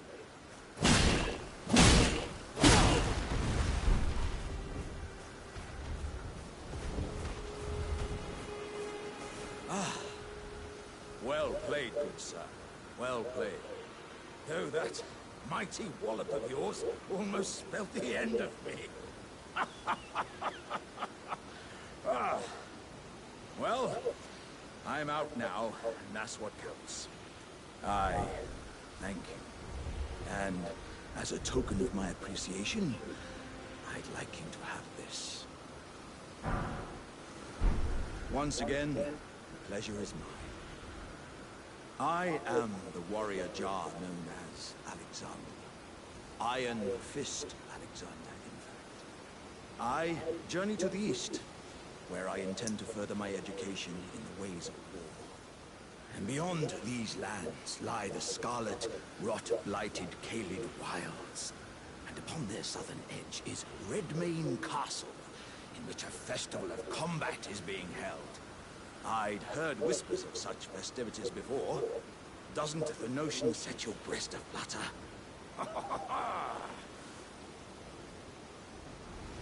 I'm heading eastward to Redmane Castle.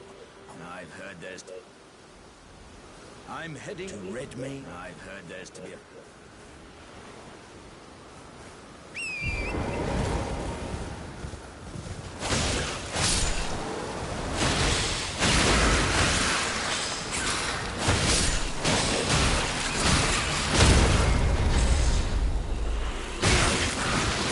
Fucking dragonfly. You would not believe your eyes.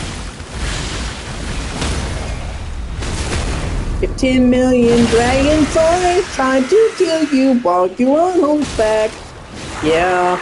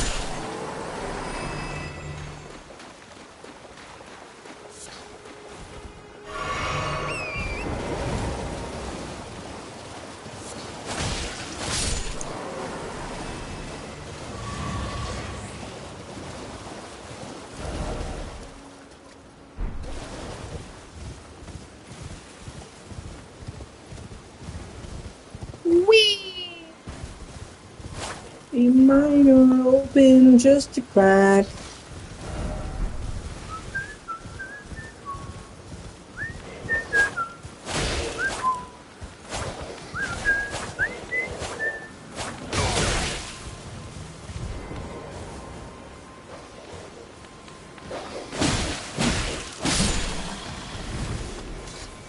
Fuck you.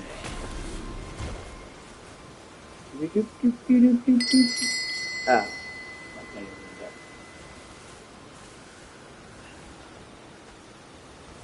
Step on the fucking trap. Ooh, shit. I'm gonna hide in the bushes. Well. Fucking good that did me. Although I still got the drop on this cocksucker. Really, bro? Fuck it, dog.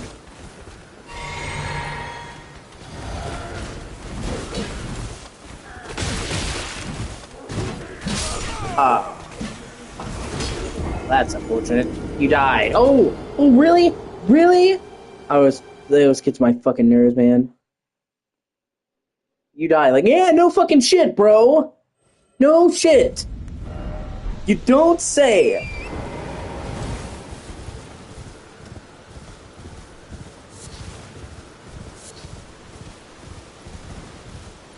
Like, I'm over here, my head's over there, but no, I'm still trucking.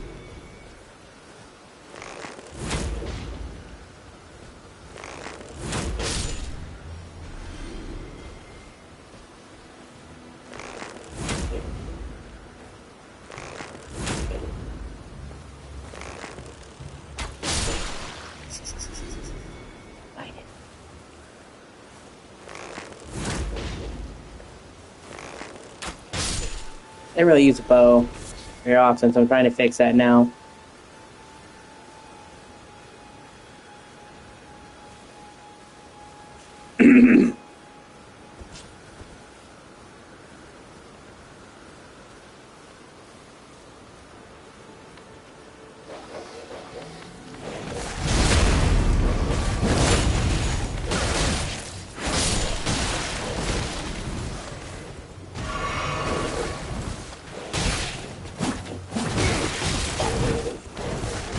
Shit.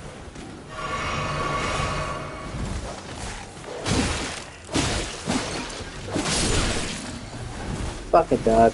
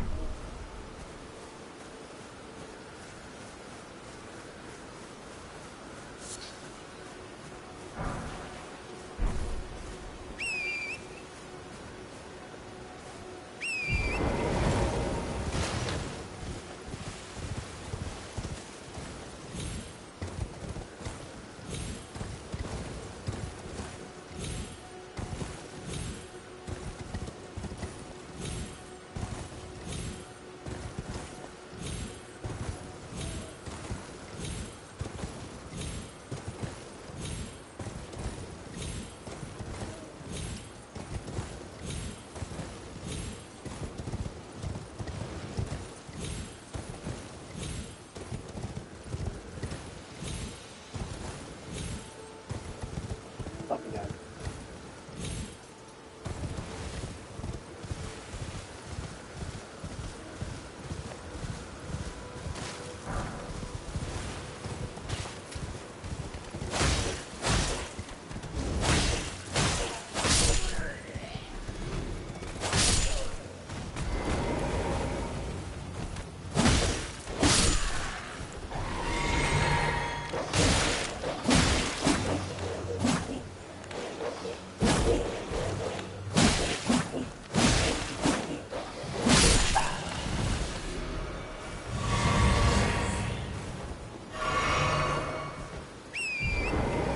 Okay, that means I cleared up this camp.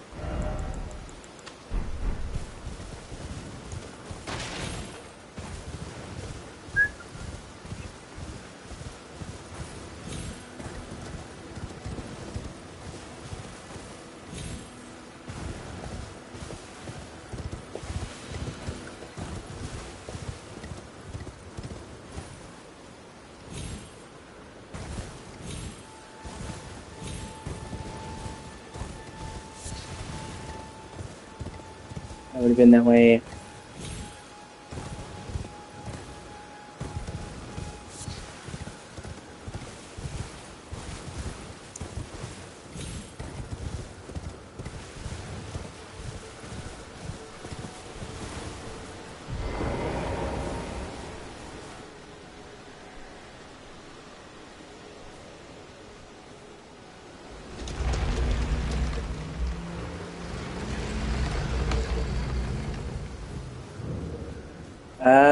This is where I was trying to find.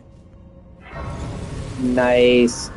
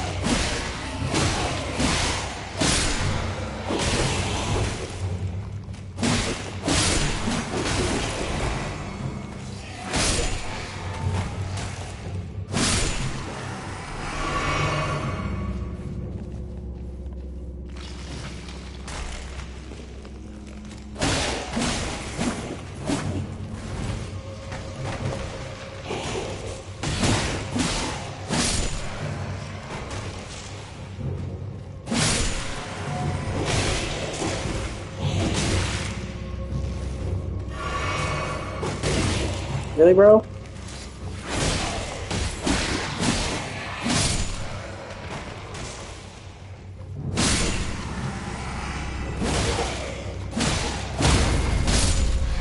Just fucking wait.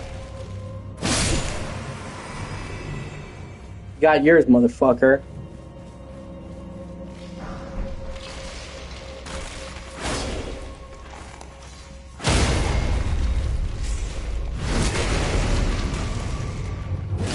Thank God for iframes, baby.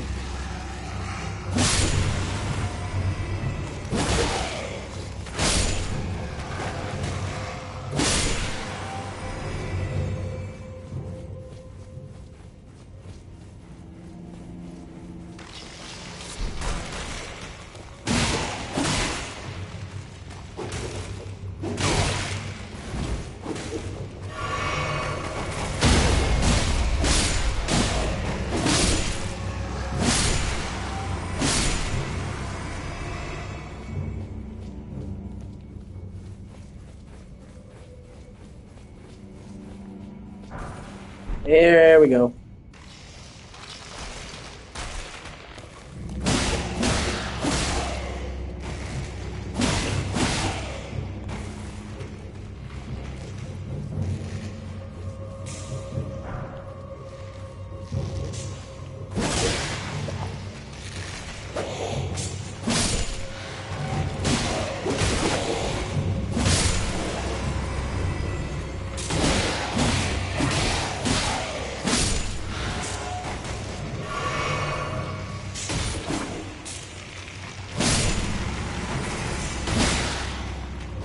Archers, man.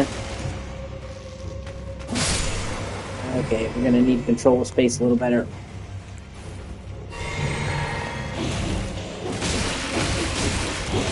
Oh. Alright, motherfucker. Oh, I'm doing okay, man.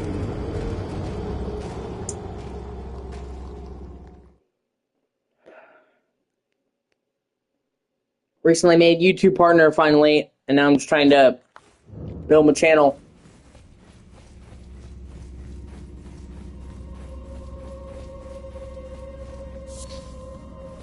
But yeah, you know that.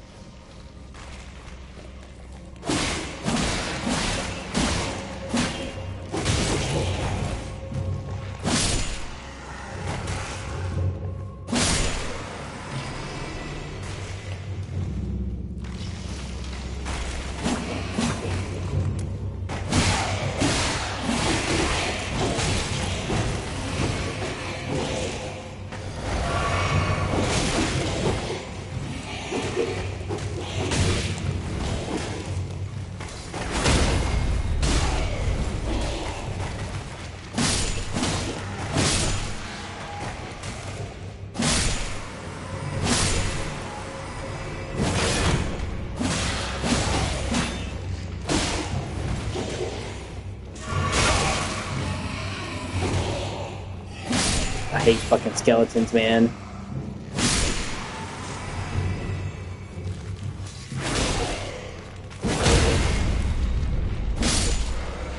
So fucking annoying.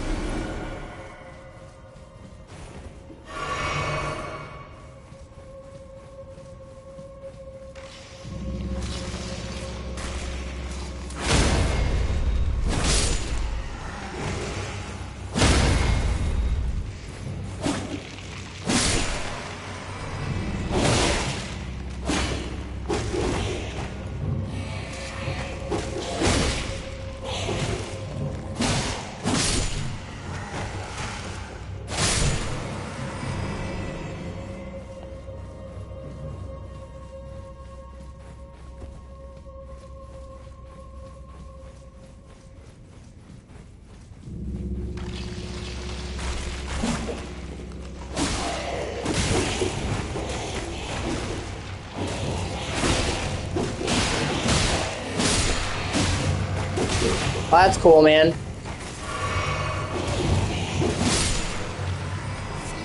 DMC4 is great, even if it's flawed. It was not given enough time to cook. I would actually say that DMC4 is one of the only examples of a protagonist switch in a major game that went well. Because normally, when you have a long-standing franchise, that's known for one character, and you swap it, it goes terribly. Like, GTA is different, because, you know, GTA, it's like you expect a different character each time. But I'm saying, like, when you have, like, a series known for one character, they'll try to swap it out for a new character, and the new character almost always fucking sucks. But Nero is actually a great character. Worthy of legacy. It's one of the only times that worked out.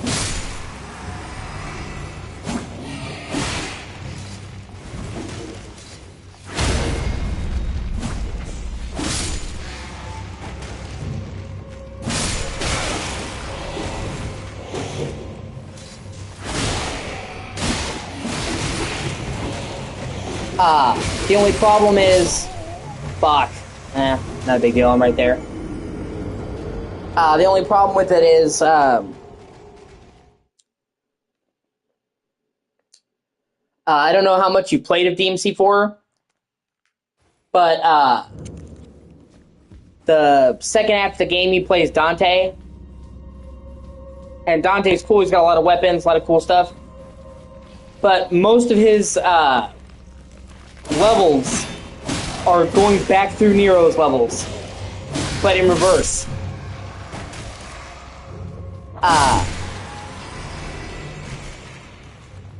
Well, what I'm saying is not like a big spoiler or anything.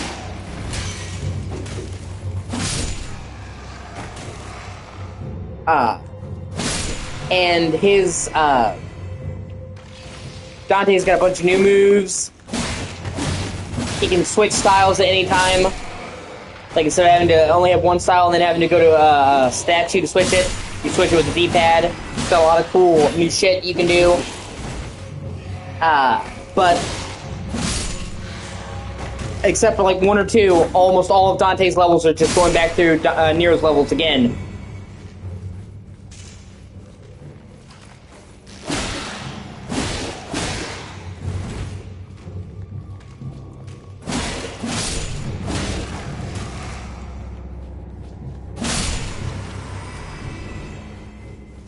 And that was literally because the game was rushed to completion.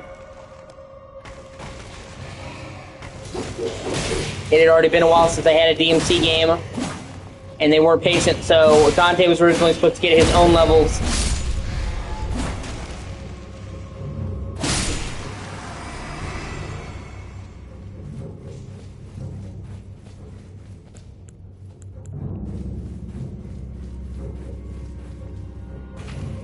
Now, in all fairness, it's not as bad, it's not as big of a deal as it could be.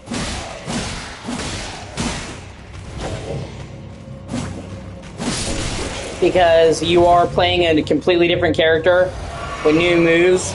So that helps alleviate some of the repetition of going back through levels, because at least you're, having a different combat style. And he does get some cool new areas, especially towards the end of his campaign. Like,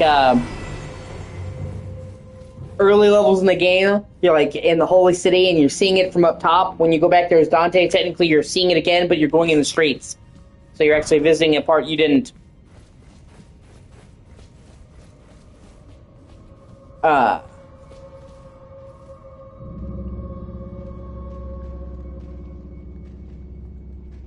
And Dante has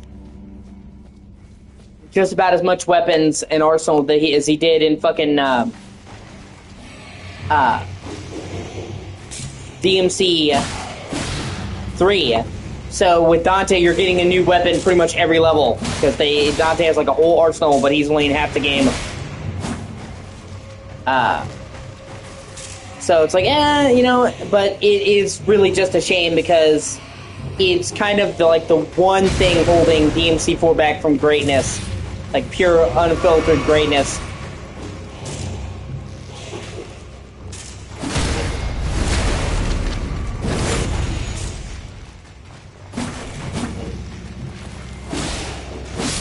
So I love the story. I love Nero. I love the relationship he has with Dante, which I won't spoil. I love the villains of 4. I love pretty much everything about 4. It's just such a fucking drag that, the second half of the game is pretty much just retreading all the levels from the first. And that wasn't due to them, like, a lack of design, that was due to them rushing it. And it's one of those big, like, man, what if?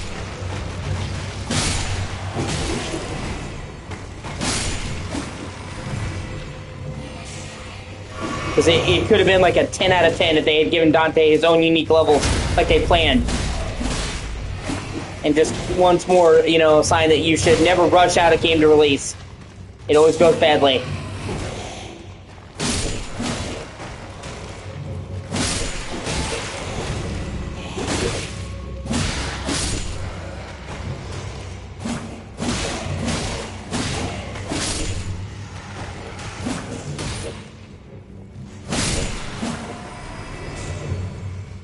But I'm not trying to not sell you on the game. I really do love the game.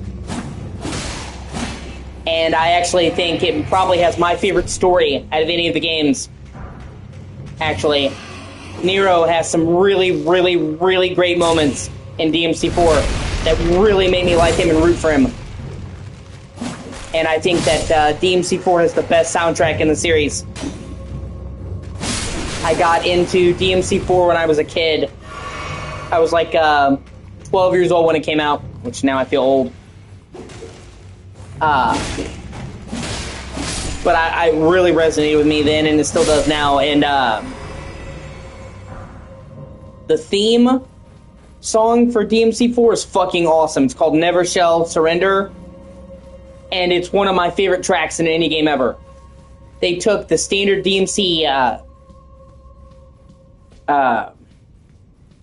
theme, and they added a softer bridge to it and added vocals, and it's fucking, like I said, it's one of my favorite tracks in any game I've ever played. Come with me, we're fighting till eternity. Such a, yeah. And if you should track it down and listen to the whole thing, because they played bits of it in the main game, but you might be too busy listening to the story. We're doing it, but it's fucking great.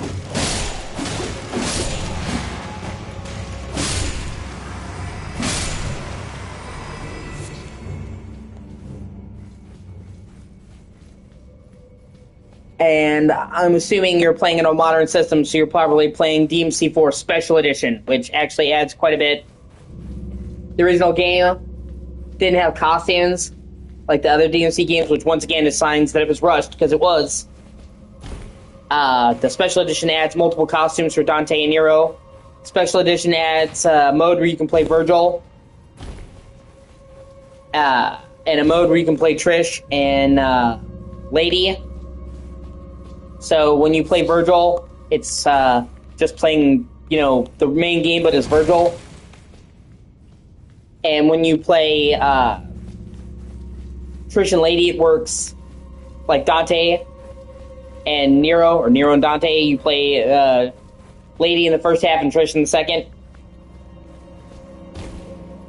So there's actually quite a lot of content there.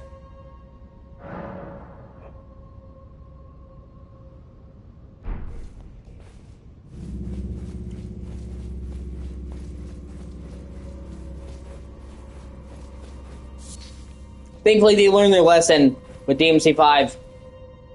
They didn't rush it. DMC5 is fucking great, and you play 3 characters in DMC5. While you play 3 characters,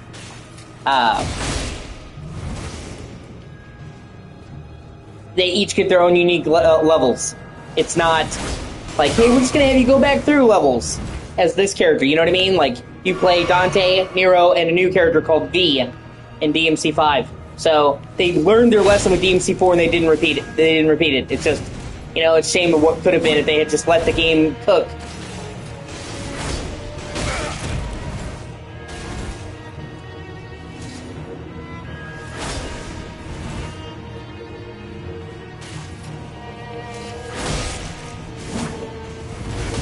Rushing a game is just something you should not do.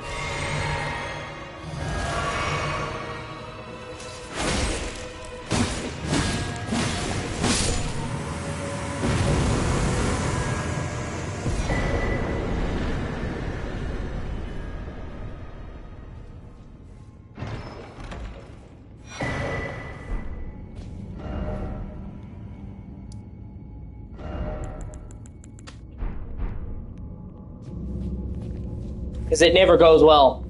You know what I mean? Like, I can't think of a single instance where rushing a game turned out well.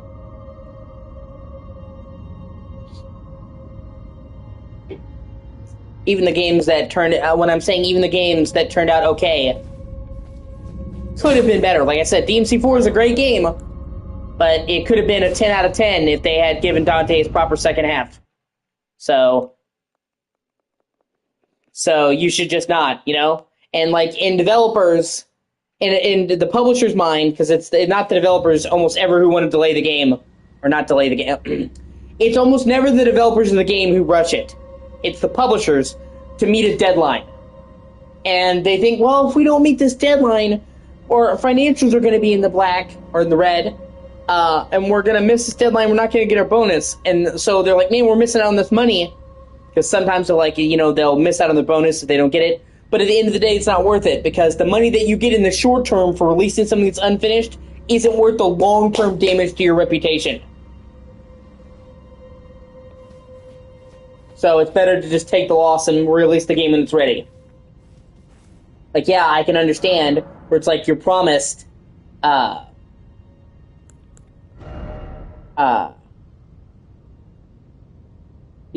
you know, a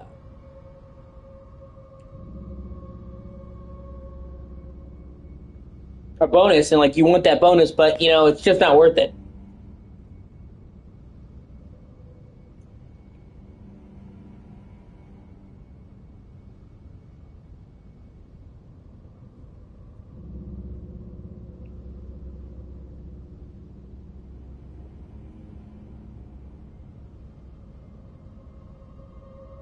And it's, you know, Shigeru Miyamoto said it, and it's been quoted to death, but it's one of those quotes that legitimately holds true. A delayed game can eventually be good. A rush game will be bad forever, although that's not 100% true because we've seen games turn it around, but still, it's better to release it polished.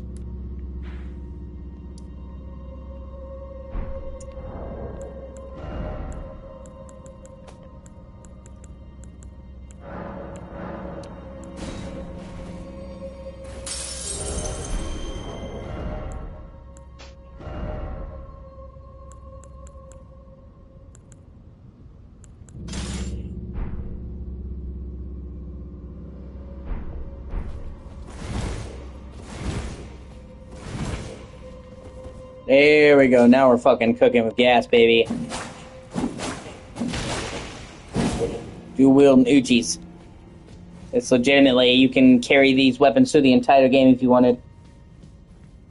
They're that good. I mean, obviously you need to upgrade them, but that's my point. There's not a lot of weapons in this game that you can get near the start that you can carry all the way through, but man, the dual Uchis are.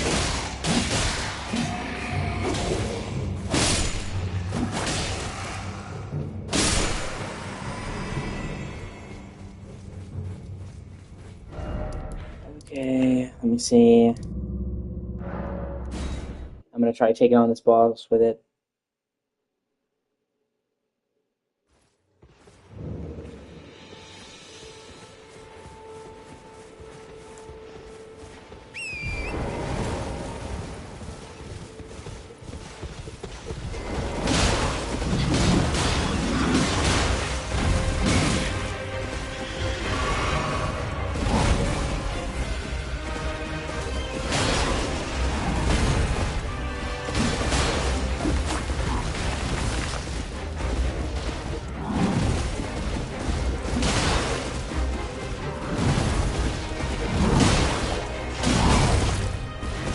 Ah, fuck.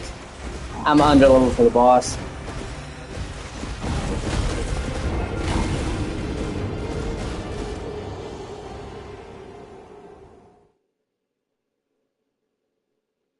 I'm just trying to see if I can slug it out.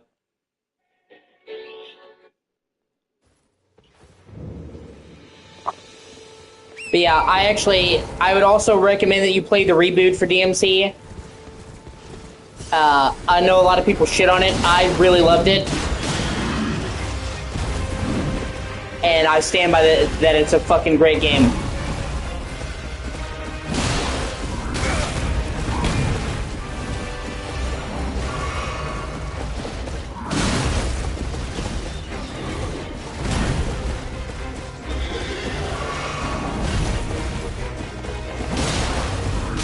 And you can get it really cheaply. Usually like $5 on sale. So it's like, what do you have to lose?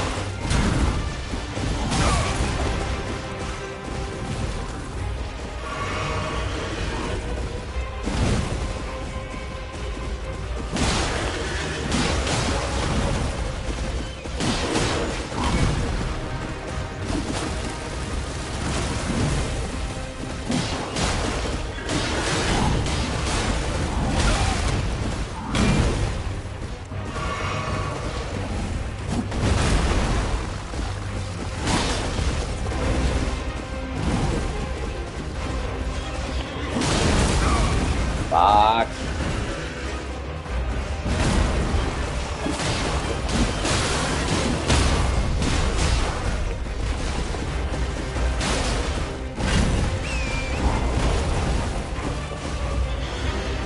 Well, I'm very close to death, but I might be able to pull this out of my ass.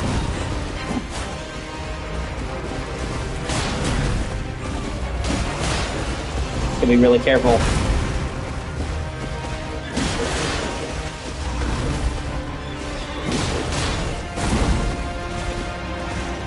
Oh my god.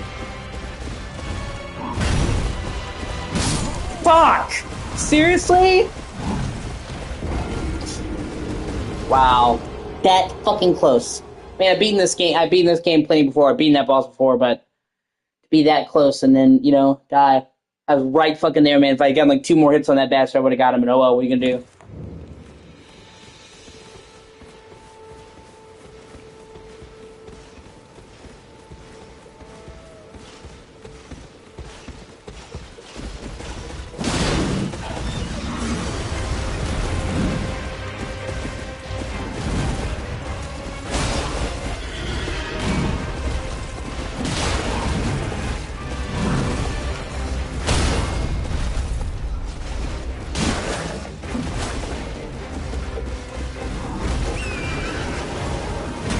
Come on, you fucker.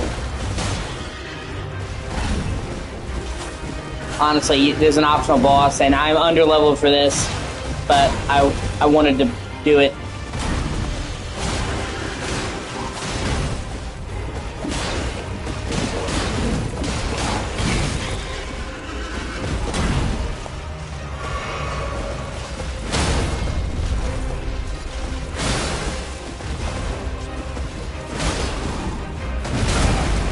Shit. Okay, come on. Come on. Oh, God. Doing well. Don't fuck it up. Fuck! See, you do so well and then just kicks you in the dick.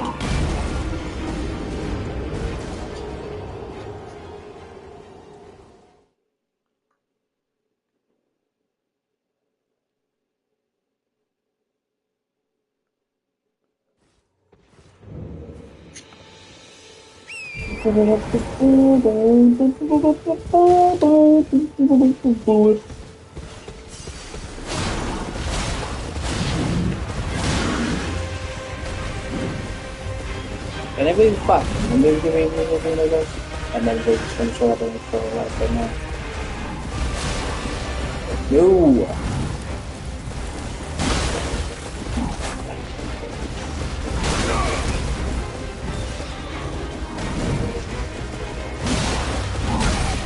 Come on.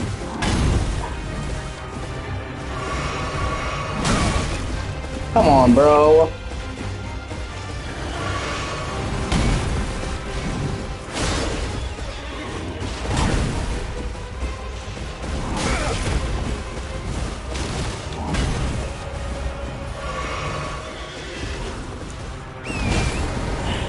What a douche.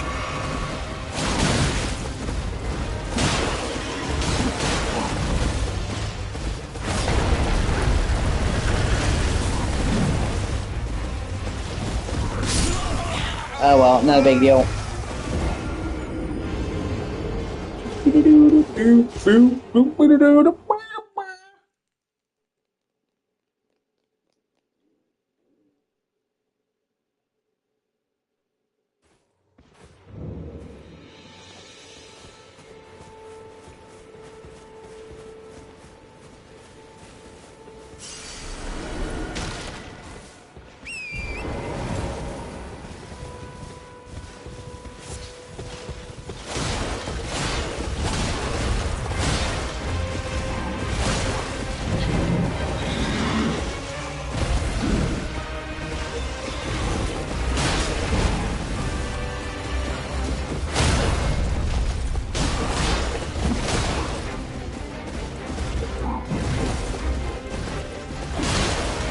Yeah.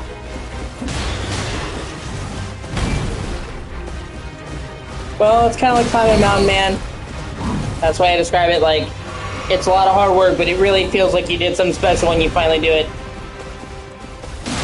But it's not for everybody. I understand. Fucking shit.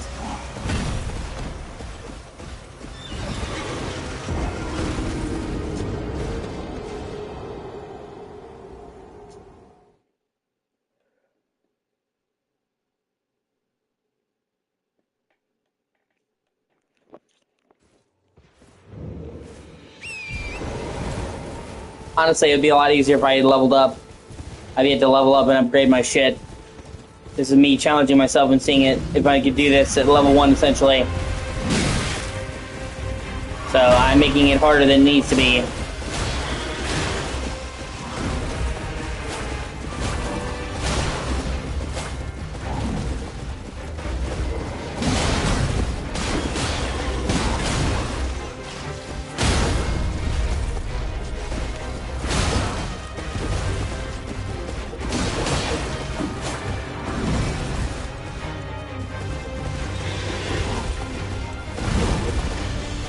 And everything really go for me.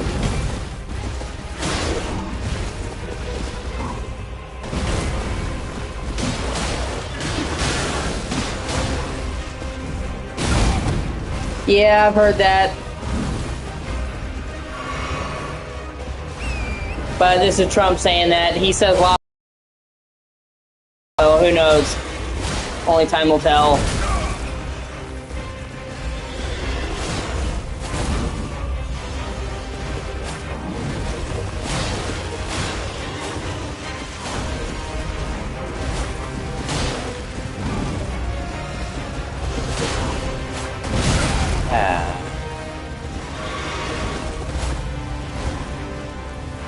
Can you please give me this?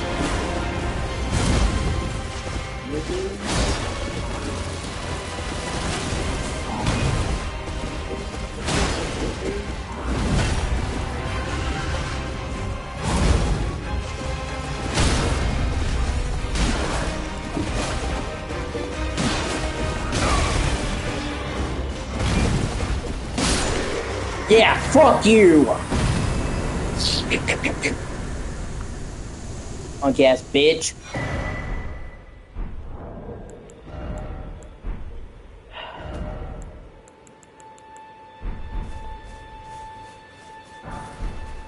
Oh, it's gonna see Philippe.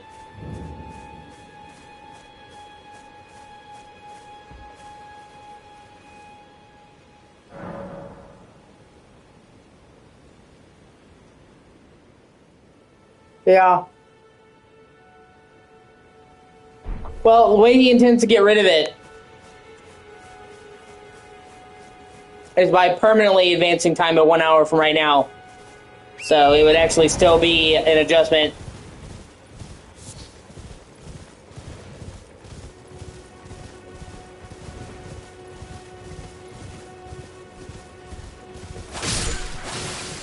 Well, that's at least how he was proposing that they get rid of it.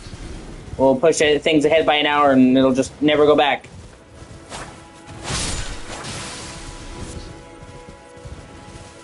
America's one of the only people that actually uses that system anyway. Most of the rest of the world's on military time. You know, 0 to 2,400 hours. So, pushing ahead time, pushing back time doesn't really do shit for them.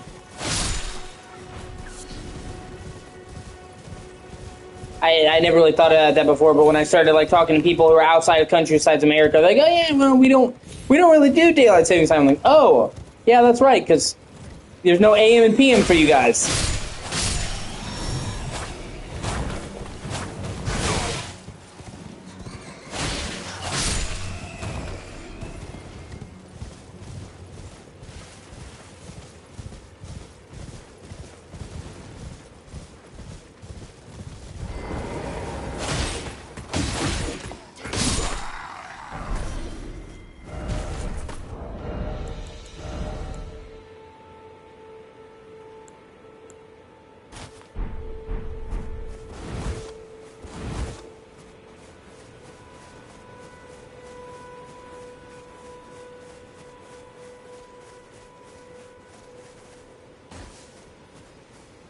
I knew people from Arizona, but I've never personally been to Arizona.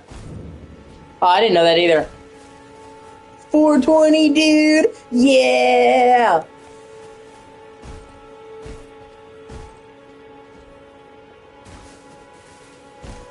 Excuse me, sir, I would like your finest weed. Puts money on the cash register.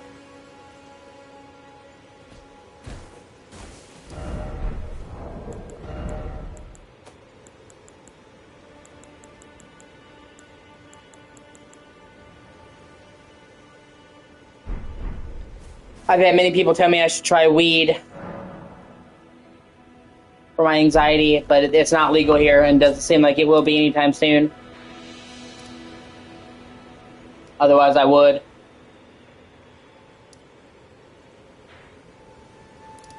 I've dealt with severe anxiety my entire life.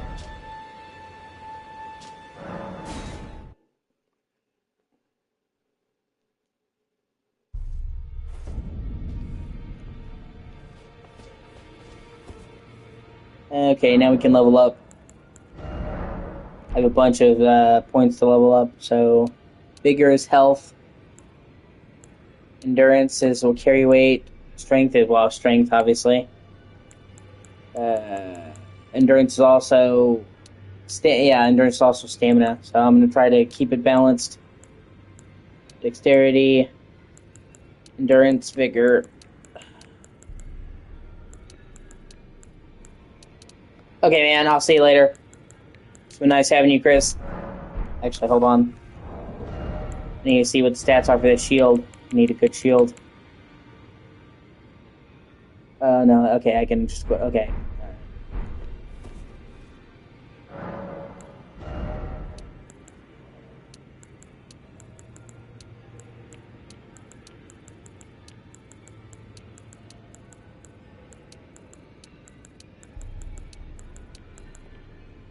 See, I went from level 9 to level 23. Blam! I just hold on to my runes so I can make a sizable difference.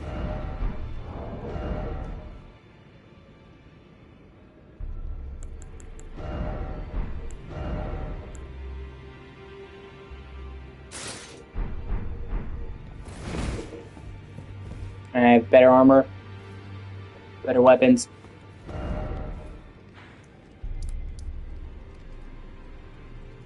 And then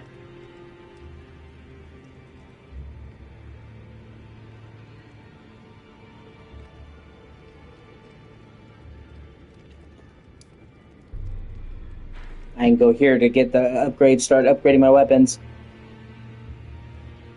The Uchi Katana will literally carry you through the entire game if you want it to.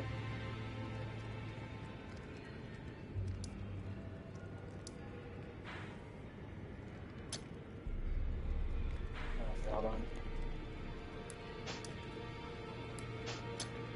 Here we go.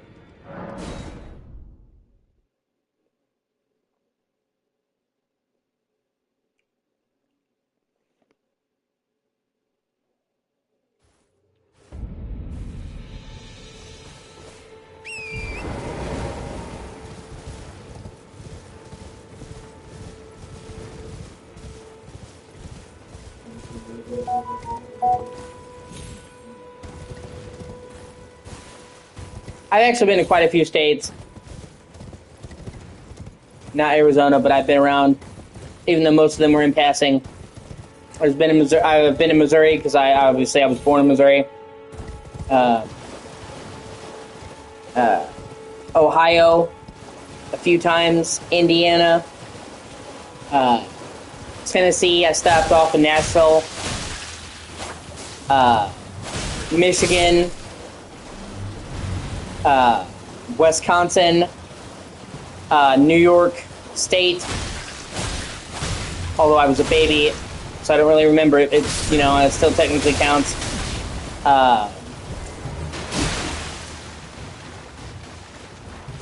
Tennessee. I think I mentioned that. I stopped off in Tennessee. I had a brief stop in Nashville.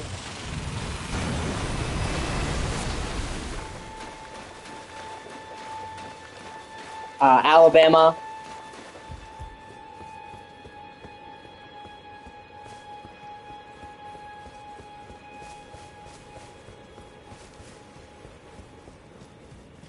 Yeah.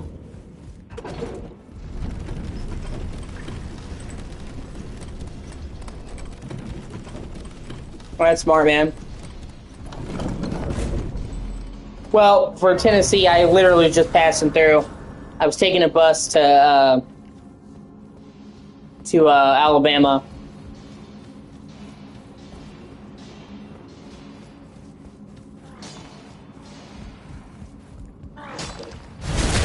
Yeah.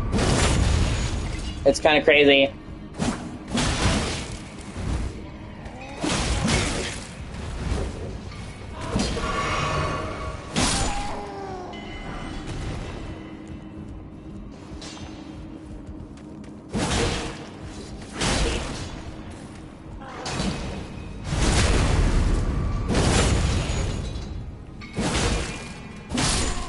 Well, that's nice. My dad gets more vacation hours than normal. That's because my dad works a lot. I think he gets like 4 weeks a year. But that's because my dad works like 6 days a week. My dad's a fucking unit. Yeah, no, they would, for sure. Yeah. Then you also have to put up with a lot of other stuff in the UK. So, give and take.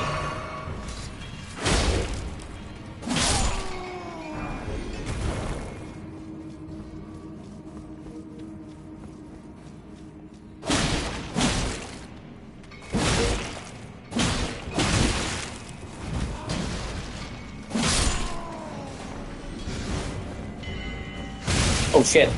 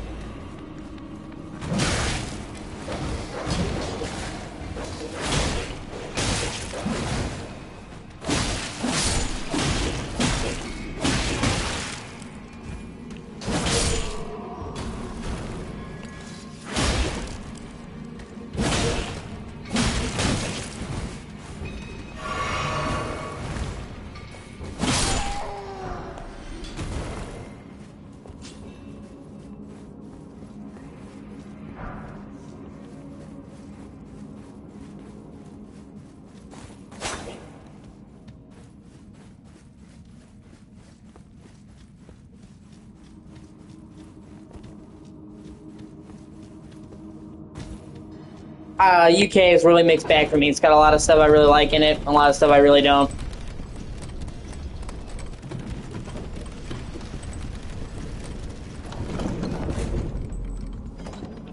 They're really, really, really pro-censorship.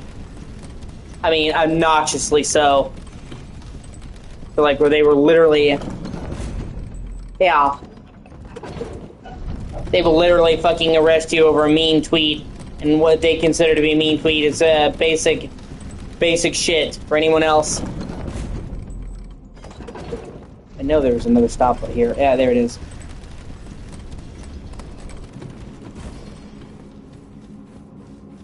And I'm really vehemently anti-censorship.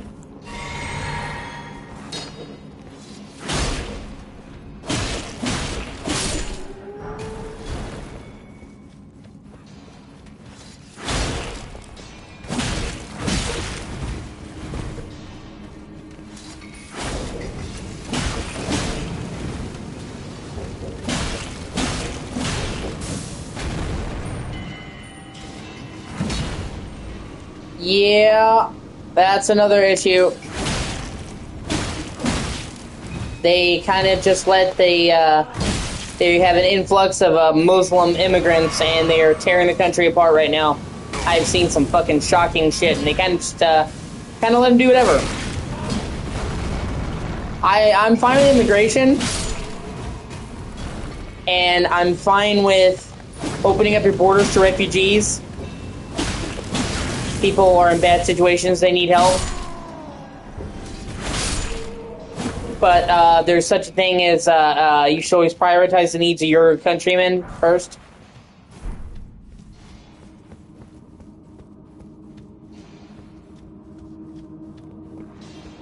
Yeah, I don't... not quite the same thing. And that's what I mean. That's what kind of my problem. You may think that we're too lenient on immigrants here. But we still are not like the UK. They are like ridiculously accommodating to the UK to the point where they're like a shit ton of their churches have been burned down by Muslims, and they are oh shit. No biggie, I'm right there. A shit ton of their churches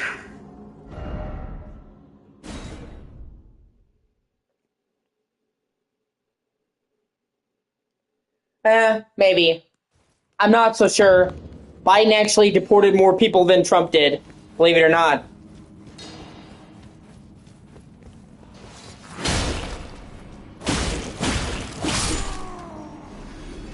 But Kamala may or may not have followed his example, but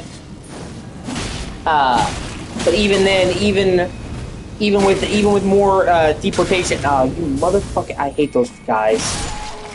Even with more deportation numbers,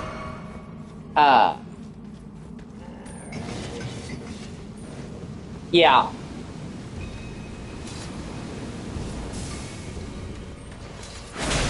Yeah, but see, that to me, it's like they're not even deporting as many people, so it's like, what is that budget going towards then, you know?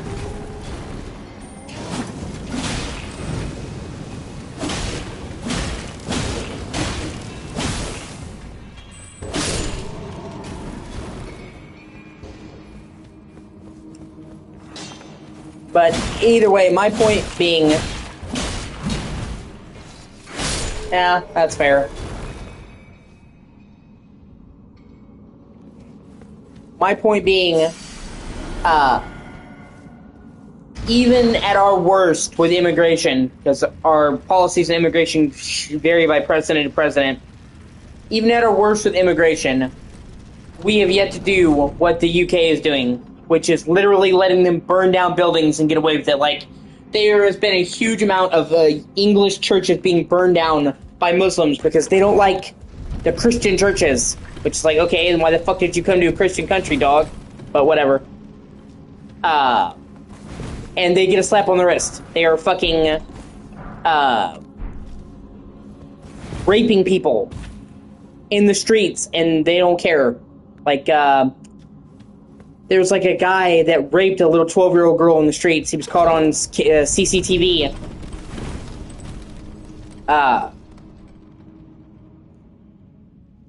And he got like 4 years for raping a little girl in broad daylight because he's Muslim.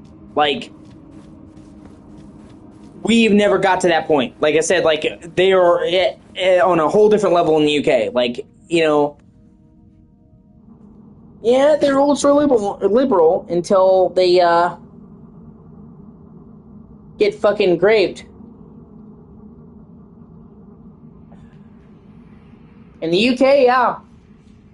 Of course, most of the white liberal women are not in the parts of the country where they're in danger. Most of the white liberal women have money, so they can kind of, they can sit there and say, do whatever while they're safely in an adjacent neighborhood. They can watch the fire from a distance, usually. Very seldom do you see one of those people be in the nitty-gritty, living in the areas that they've condemned. And I guess that's the nature of power, is, you know, they're sitting there making choices for us, and they don't have to live with them. I think things would be a lot different, you know? Used to be that kings would have to go to war with their soldiers, and I feel like we would never get into another war if we made it mandated that the president had to go into battle, or the congressman's sons.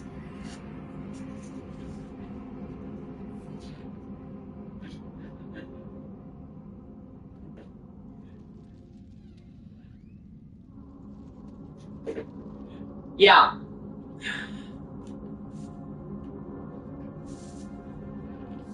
Well, because, like I said, they may be near them, but they have security. Most of those high, expensive places you're talking about, man, have very, very good security. So, they may live next to these places that are bad, but they have a very, very well, yeah.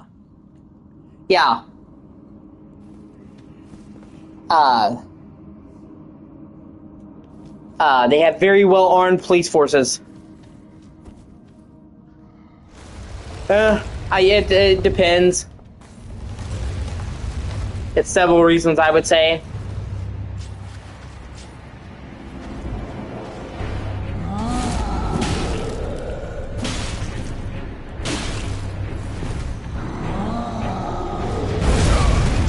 Yeah, because they want to feel like they're changing the world. We're making a difference, man!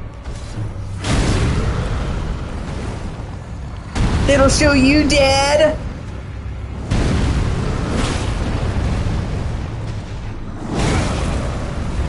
I also think it's because, like I said, I don't just think it's about the immigration. Yeah, you're home at Coachella. Yeah, that's funny. Coachella. Yeah, my cat came to join me. Yes, she did. She's such a good girl. I love you. Such a good kitty.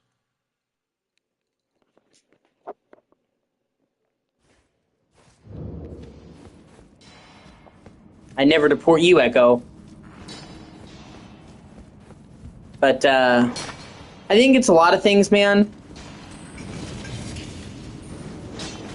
I think immigration is part of it. I think that, one, it's a form of rebellion.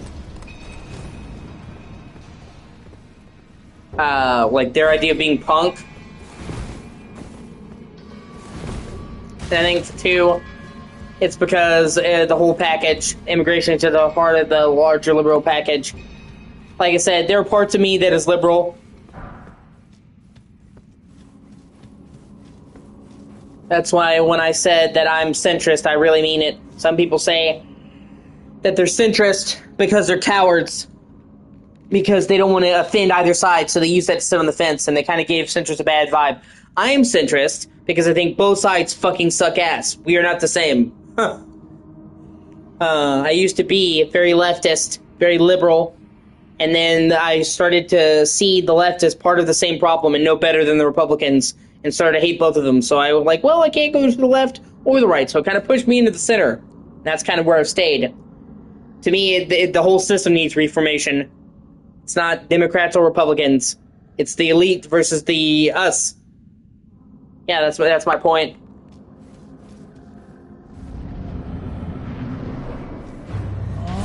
But I don't really fit into either bracket fully. I'm pro-guns, which kind of puts me out of the left. But I'm not very religious.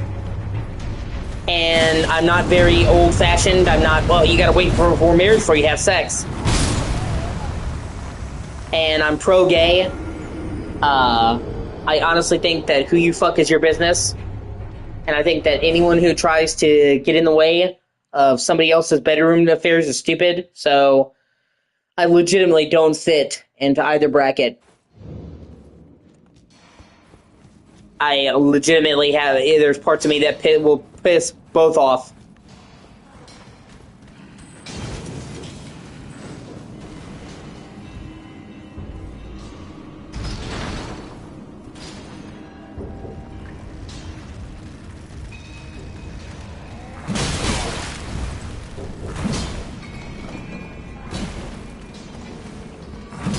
And I'm pro-immigration, but not in the way that the left is. I'm pro-legal immigration. We are the only country that's expected to just give free reign of our borders to other people, and it's fucking ridiculous.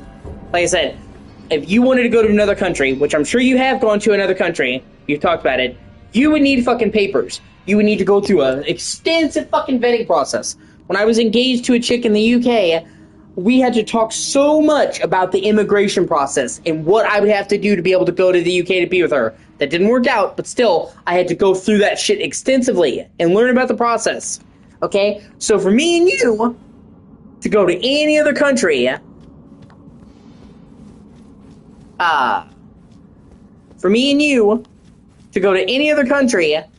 we would have to jump through so many fucking hoops.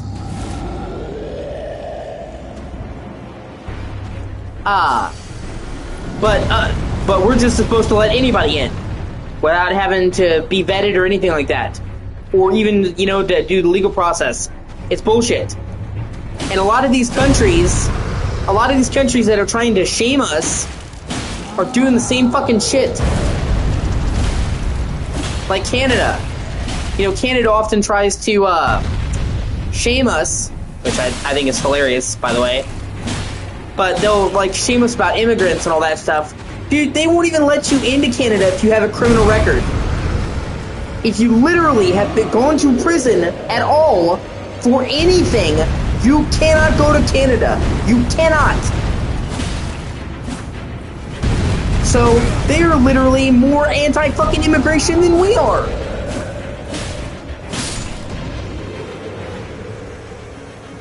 You could, literally, you could literally fucking,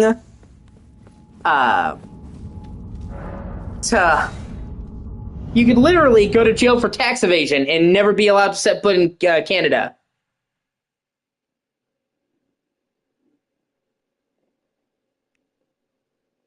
And then they attack us. They attack us for being racist. Okay? And they are just as bad as us. I'm not going to say there's not parts of America that's racist. Okay? I would honestly go far enough to say that every country in the world is racist to a certain degree. And it's more or less an issue with outsiders. And that's not excusing racism. I'm saying people are racist because it's the odd guy out. Squeaky wheel gets the grease. That's why people are racist. Okay? So anytime you have a minority in a country, people want to pick on them. I'm not saying it's right. I'm saying that's why people do it. So, people, when they think of racism, they think about white people bullying black people. But that's only what it is here, and that's just because they're the minority.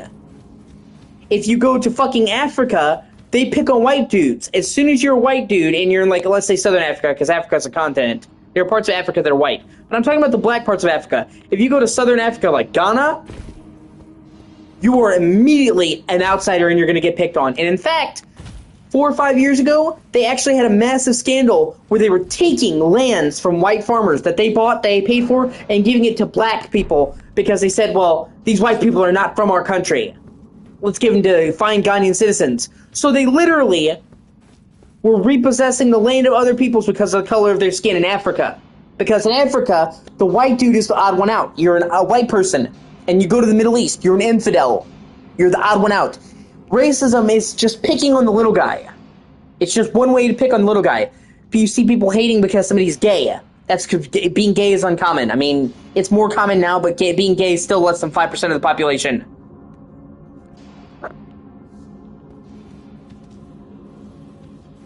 Yeah. Okay? You go to Japan. They're racist as shit. If you're not Japanese, they don't like you. You go to China. Oh, I'm glad you explained. You go to fucking, China, and you're not Chinese, they fucking hate you.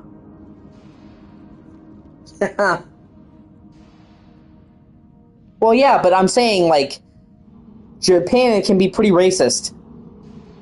Get that kitty. So, like, we try to, like, people try to honestly,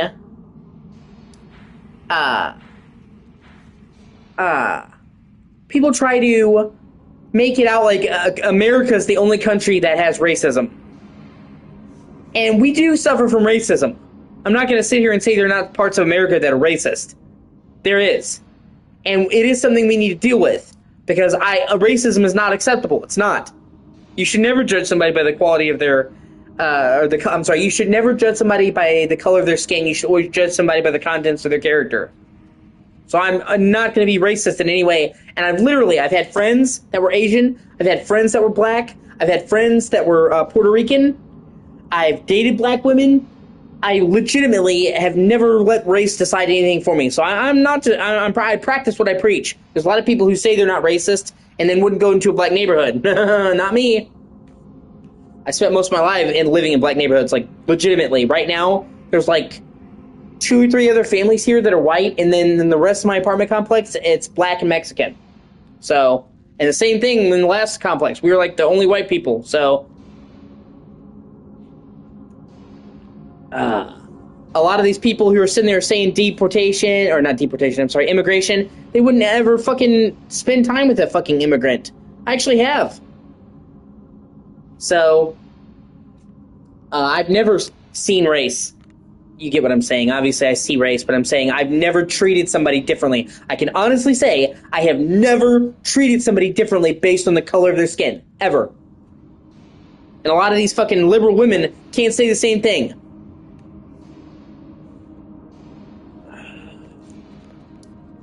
Okay, let me go back to the,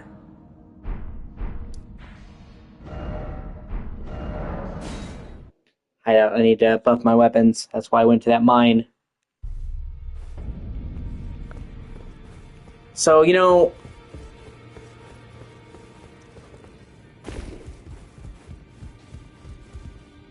but anyway, so... Well, I took you no man to lay out your own.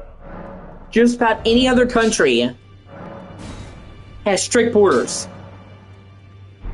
You can't, just... Oh, hey, I'm gonna pop up and go to Japan. Yay!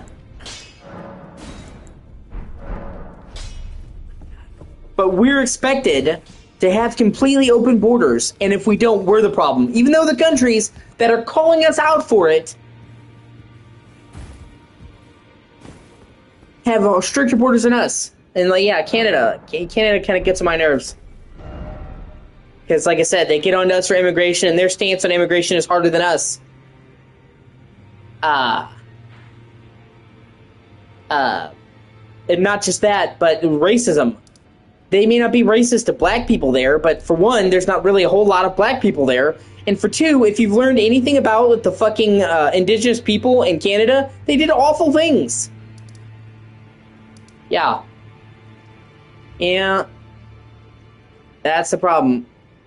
That is a pretty big problem. I can't lie. I can't disagree with you there. You blame fucking Nixon Nixon is the one that did that.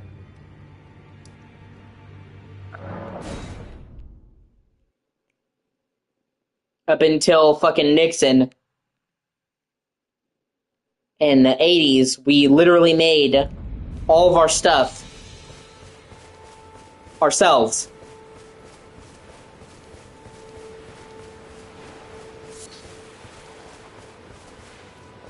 Nixon was the one who allowed us to outsource to foreign companies and make sweatshops. And that was honestly so many problems that we're dealing with in America can be traced back to fucking, I'm sorry, not Nixon. Forgive me. Reagan. I meant to say Reagan. My apologies. Reagan is the one who made it so that we could outsource American business to foreign countries. And that's what fucked us.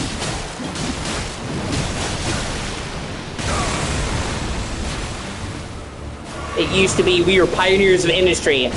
We made American goods and they were high quality. And now, everything in America is made in fucking China. And it comes from that decision that he did. Trickle-down economics! Honestly, one of the worst fucking things anyone has ever done. Ever.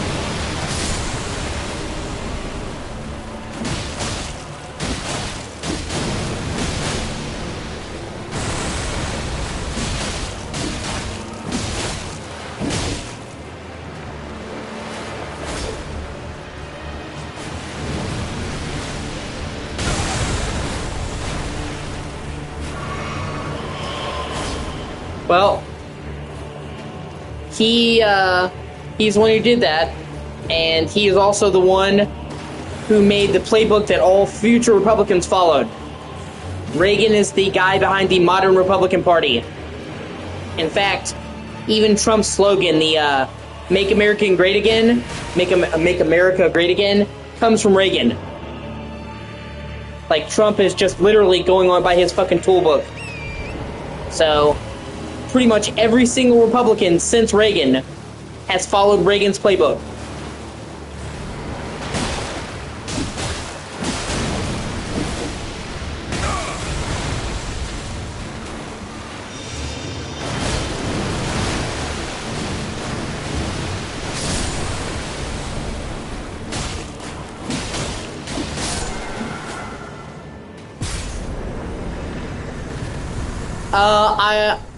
That's highly debatable. I would say Clinton. I actually like Clinton.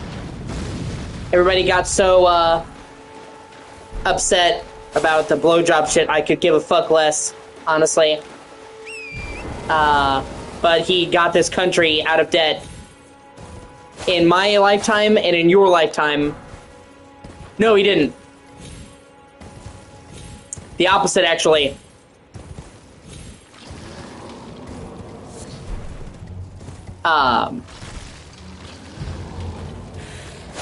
Clinton, is the only time in my life or your lifetime that America has not been in debt. Yeah, NAFTA, he did do that. But that was just, NAFTA was terrible, I agree. But,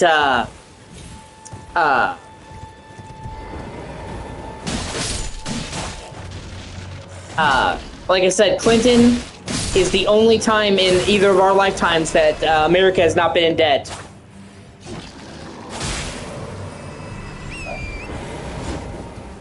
Yeah. Like, literally, we were in debt when Clinton took office, and he got us out of debt, and then Bush put us right back into debt. And we've been in debt ever since. So, like I said, the only president in the last, 50 years that we were not in debt. So he came in with us being in the deficit, and when he left, we were in the surplus. So his results speak for themselves. He single-handedly turned the economy around. I don't like NAFTA, but he did a lot of good stuff. And he gave a lot of Americans jobs. Immigration skyrocketed, but he had the largest non-war economic growth of any president ever. And the thing about Clinton is that he was a moderate Republican, or he was a moderate Democrat, and he could get Democrats and Republicans to both agree. And he was able to pass a lot of fucking bills because of that. And that is something that pretty much no other president since has ever been able to do. That's the problem with Republican presidents, Democratic presidents.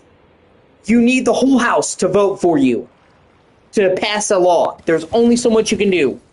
And so Clinton was able to reach across both sides of the aisle and get everybody to agree.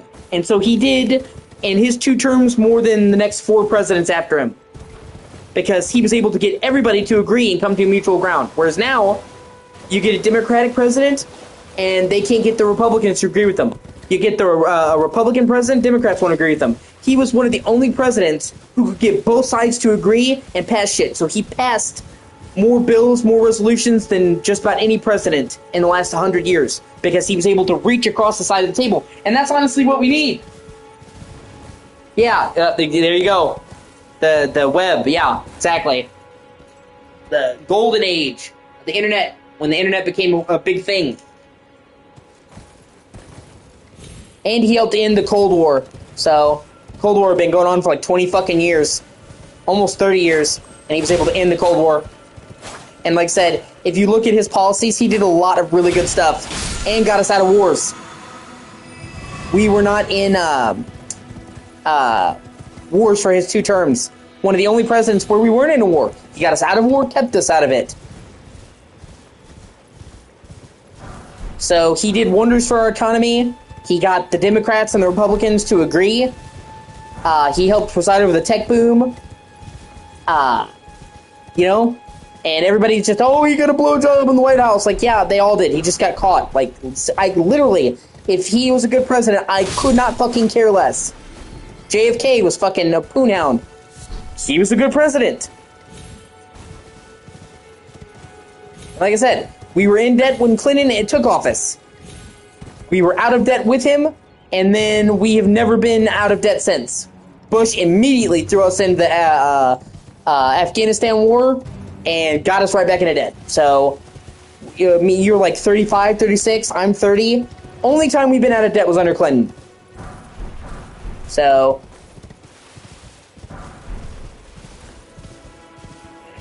like I said, we need a president like Clinton now.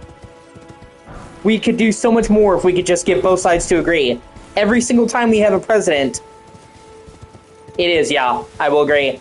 That's what I'm saying. He got us out of a war. Because we were doing the whole Gulf War shit when he took office. And he got us out of it and kept us out of it. Yeah. Well, that's what I'm saying. That's what we need.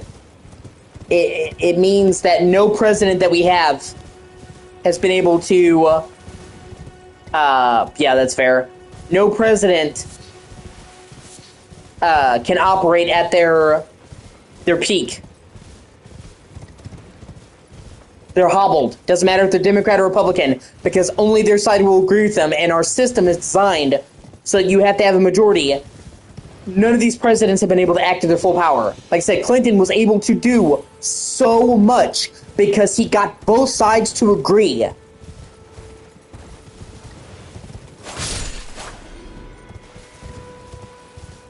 Like, Obama tried, like, half the things that Obama tried to do got fucking cockblocked right out of the gate. And the same thing happened with Trump. So, every president since Clinton has effectively had one hand tied behind their back because they only have one party on their side. When you need a president that's leading the whole ship, and Abraham Lincoln, a house divided cannot stand.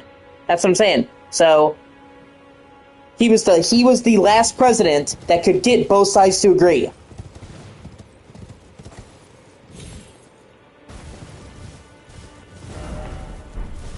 And the lack of consensus is what's killing this country. It's what's killing this world. It's not just America, by the way. I mean, obviously, yeah, America. It's everybody. We've gotten to the point now where if you don't agree with me, fuck you. If you don't agree with everything I say, fuck you. Like I said, and I'm not like that. And you like Trump? I hate Trump. Does that stop me from talking to you? Does that stop me from being your friend? Nope. I have other friends that like Trump.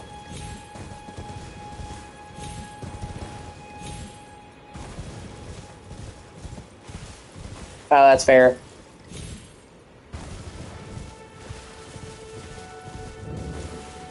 But then in that, you know, well, in that case, you know, that's, dude, like, I could sit here until I'm blue in the face and shit on France, man. I think France is, like, my least favorite country in the world. Like, the countryside is beautiful, but I hate fucking the French culture, man. The French are fucking history's cowards, dude. I really don't like the French. They could take a good hand and make it bad. Like, they are literally fucking cowards. They're history's cowards.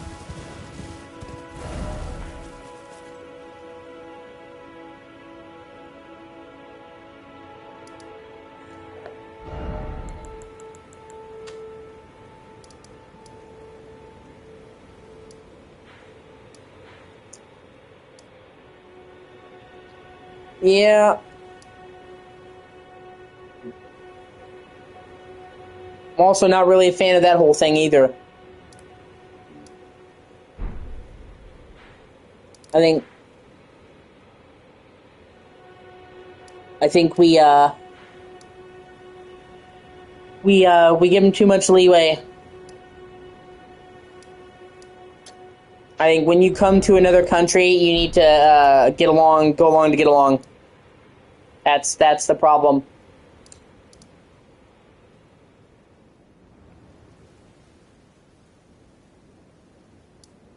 Like, if I went to another country, I would abide by their customs. And if I couldn't abide by their customs, I wouldn't go to that country. I have a problem with Muslims. And I have a problem with Sharia law. I'm not, no. No. I've never even heard of them until just now, man. Like I said, I don't watch that much YouTube. I need to start watching more. But I have a problem with Sharia law, so I would never go to a country that had Sharia law. You wouldn't catch me dead going anywhere in the Middle East. So, if I did go to a country... Yeah, Belgium. God.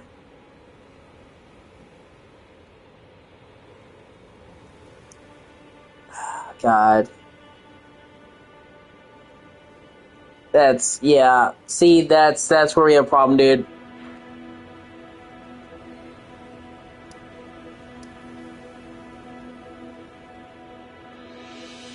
If you go to another country, man...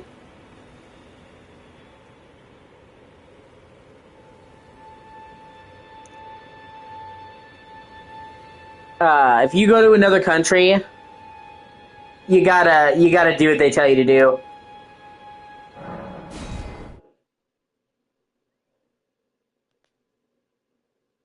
Yeah, it is.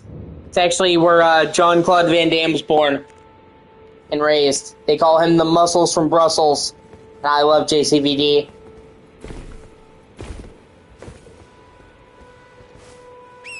Like I said, if you're gonna go to another country... If you're gonna go to another country, you need to abide by that country's customs. I don't know, like, why that's fucking controversial. You know? If I go to Japan, I'm going to follow Japan's customs. I'm not gonna go to Japan and say, well, you guys need to accommodate me! And that's what I mean. That's what I'm saying. It's like, you know, and they're like, well, you know, in the Muslim countries you're used to, okay, if you were happy,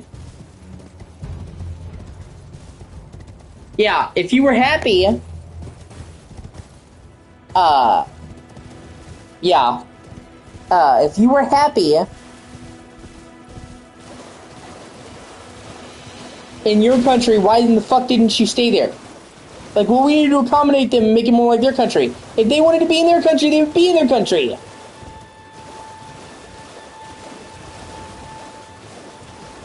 Like, what the fuck? You know the saying, when in Rome, do as the Romans do?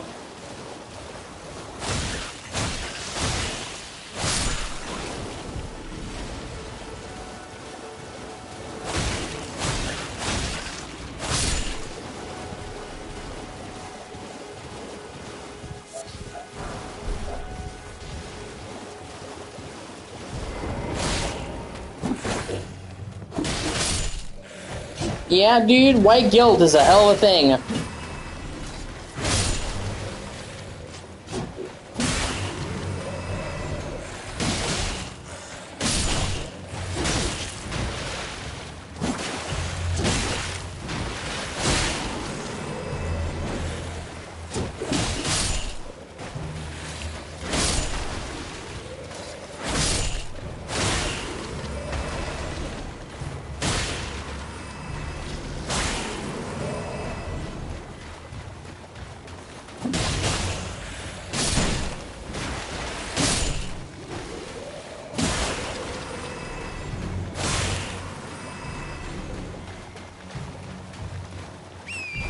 That's what it is. They convince them that they're the bad guy, that they need to make amends for what their ancestors did. And it's like, okay, dude, your ancestor could literally be fucking Hitler, and if it's not you, it's not you.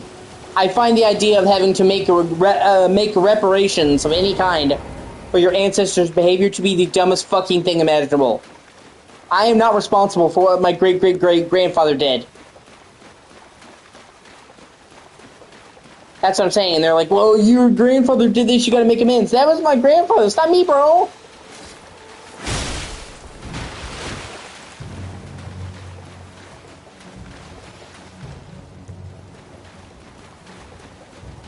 I gotta wait until I get help from this. Yep, here we go. If it isn't Nereus, bloody finger, the end is nigh.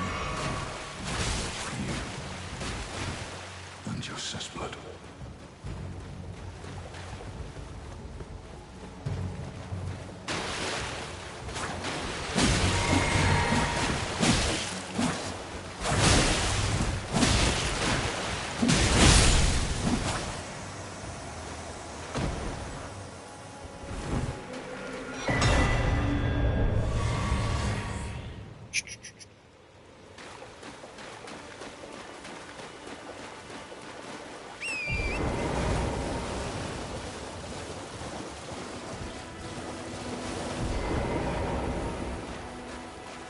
Joining the fray, tarnished.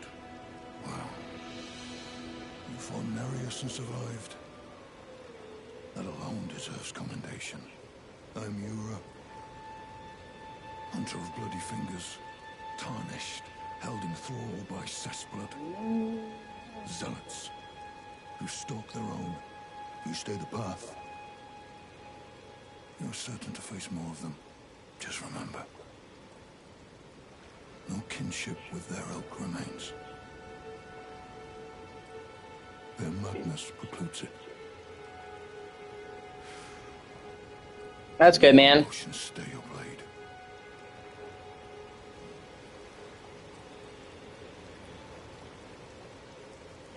One last word of warning. Yeah. Stay clear of Agil Lake.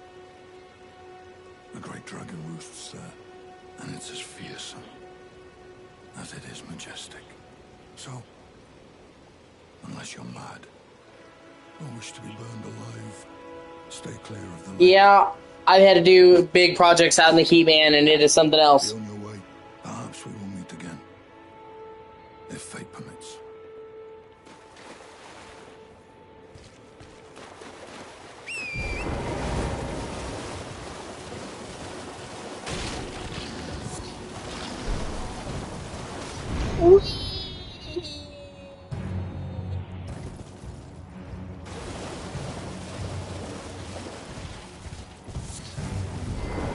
Yeah, it's not something you're gonna do normally. Yeah, that's very true.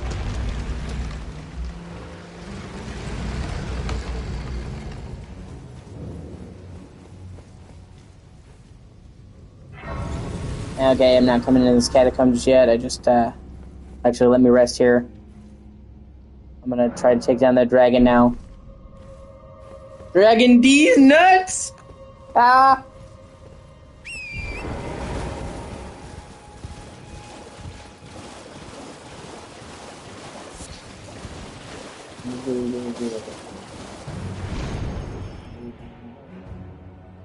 Oh shit.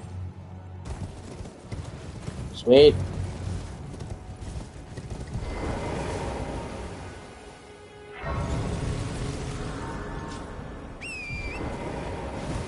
Oh, no such thing as too many fast travel points.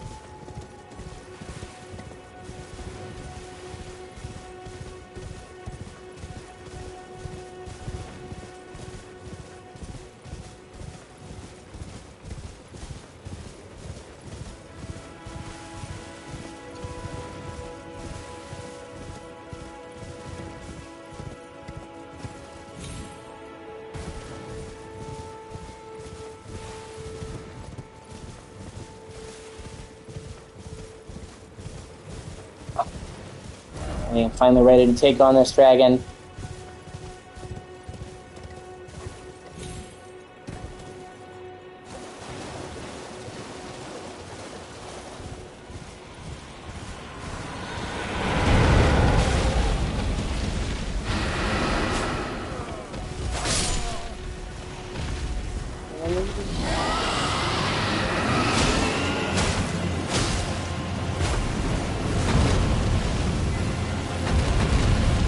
And honestly, the dragon battles in this game are pretty fucking epic.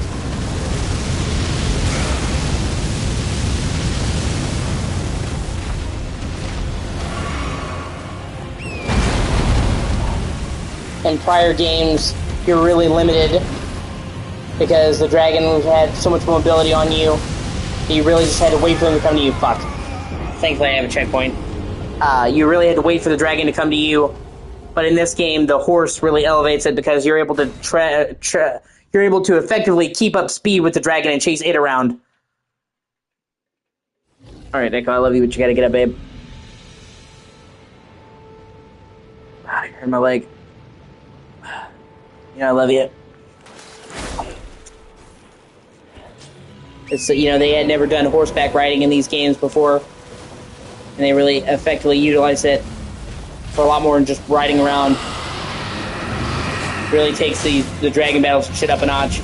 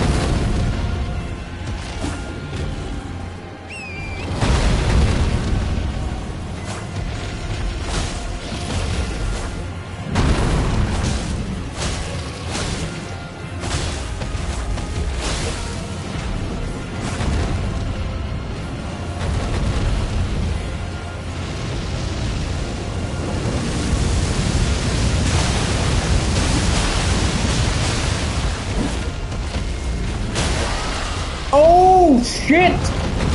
Get fucked!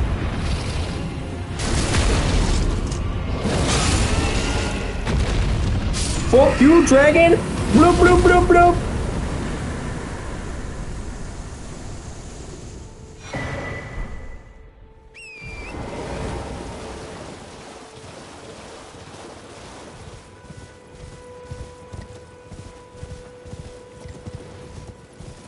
Now that I defeated the dragon, I have to go back and talk to the dude.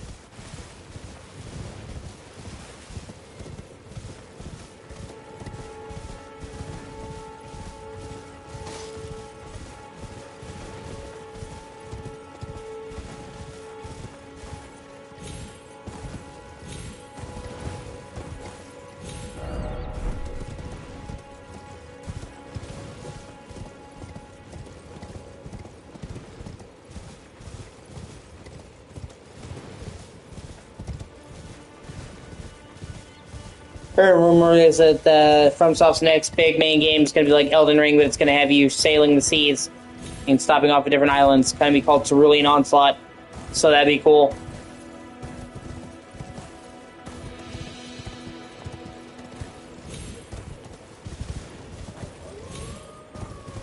lately they've done Elden Ring, Night Rain, and that shit, and then they have another spin-off game, Dustbloods, for Switch 2 coming out this year.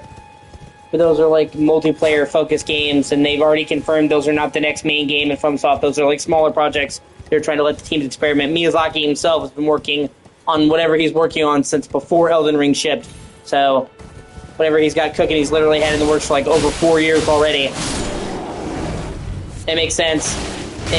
All their games have been cross-gen, even Elden Ring, Night Rain. And they've been using the same engine since Bloodborne, since 2015, so I think it's taking extra long for their next big game to come out because they had to rebuild their engine from scratch for next gen. And so the next game we're going to see, probably Cerulean Onslaught's going to be the next evolution of their tech.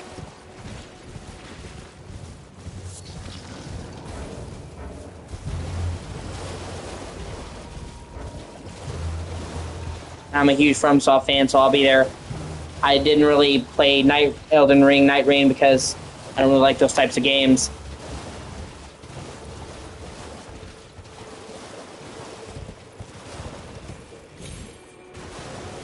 This is their own engine. And their engine is fine, but it's kind of outdated. Like I said, they've literally been using it since 2015, since PS4. So, none of their games have been truly next-gen. Even Elden Ring, Night Ring still supported PS4. So, they have yet to even make a game for this generation. And that's what I mean. Their next major game is going to be their first game that's made that's not cross-gen. That's only PS5 and Series X. And, well, I guess Switch 2. So, I'm pretty sure they had to redo their engine. And that's why it's taking so long for their next main game. And they kind of did Night Rain and Dustblood to kind of like keep people preoccupied in the meantime.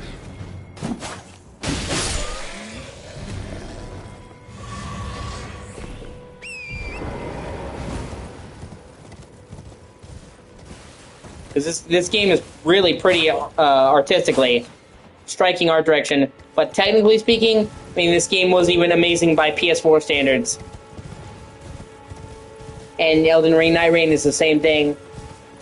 But I'm saying the engine is really starting to show its age. It's over 10 years old now.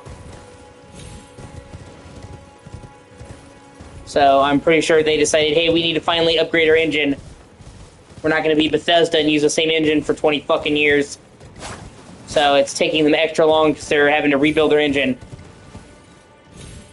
But I'm pretty sure probably probably next year we're going to get the next main FromSoft game. Like I said, that's the current rumor. That it's called Cerulean Onslaught. And it's going to be open world like this, but on the ocean. Not like entirely on the ocean, but basically you're going to have a ship and sail it around the seas. It's not going to be all sailing, but it will actually have you go into different land masses, which is cool. Because this game has a huge open world, but you can't swim. That's the one thing this game didn't do, is have any kind of water or anything. So it could be kind of cool if like, hey, we're doing this. Now we're going to have you actually sailing. Like I said, it's not going to be... it's not going to be like a sailing game. It's just going to be a game that has sailing, if that makes sense. It's not going to be like fucking Black Flag, where it's like a pirate game. It just... You're going to sail to all these different big islands on the sea. And that's, of course, if the rumor's true. I guess we'll see. But I wouldn't be averse to the idea. Their next game... That's what I'm saying. The current rumor... Shit. The current rumor is that their next game is going to be called Cerulean Onslaught. And it's going to be Souls-like. It's open world like this, but on the ocean. With you stopping into several islands along the way. So, like, imagine Elden Ring if you had a boat. That's what the rumor is of FromSoft's next big game is. And it's taking them so long to make. This game came out in 2022. It's taking them so long to make because they've never done sailing and they're having to retool their engine finally for PS5. They've been using the fucking PS4 engine this whole time.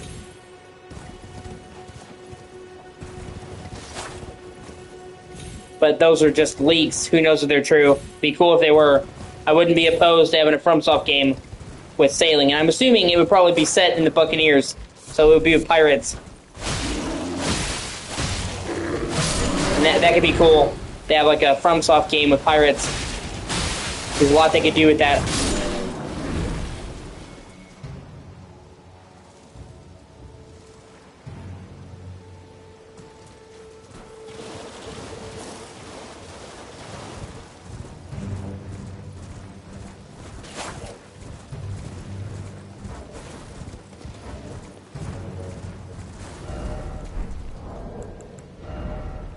That I guess we'll see. I'm pretty sure if they're going to do it, they're probably going to announce it at Gamescom.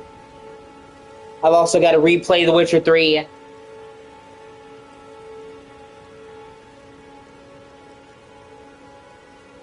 They just announced The Witcher 3 is getting into third expansion next year. Just fucking insane. In a good way.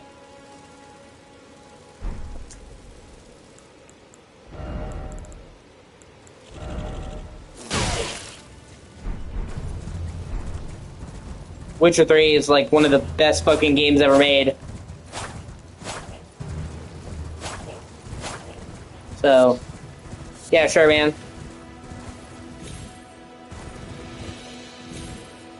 Yeah.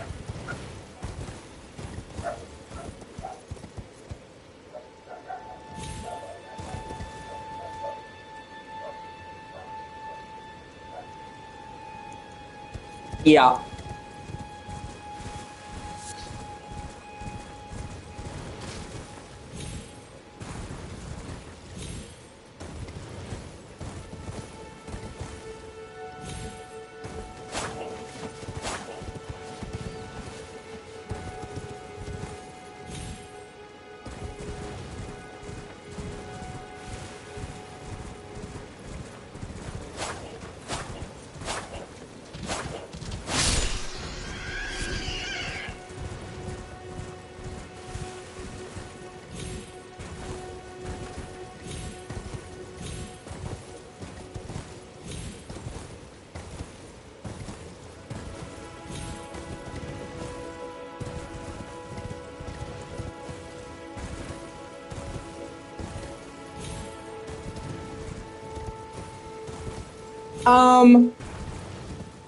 I think that you should go to jail for use of force, but it shouldn't be for murder. That should be manslaughter. Manslaughter is like an intense act of passion. So, like, if you were to get into a bar fight and you accidentally kill the guy, you wouldn't get murder, you get manslaughter. That's what I think should be the result, because you chased him well out of your store, and he was already gone, and he already wasn't doing that, and you killed him in public property, so you did overstep, but there are mitigating circumstances. Manslaughter is mitigating circumstances, like you got into a fight and you accidentally killed somebody. You accidentally ran somebody over with your car. That's what manslaughter is.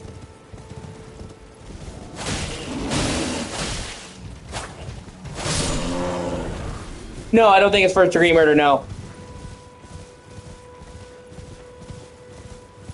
I don't even think legally it's first-degree murder either. Like, in order to have first-degree murder, you have to have planning. You didn't plan on the dude stealing from your store.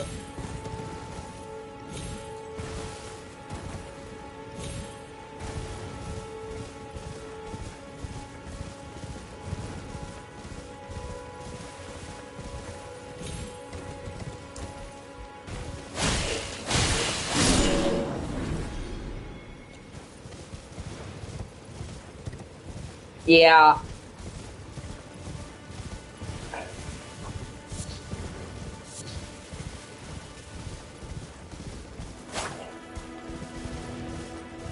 Yeah, see, I don't... He should be punished.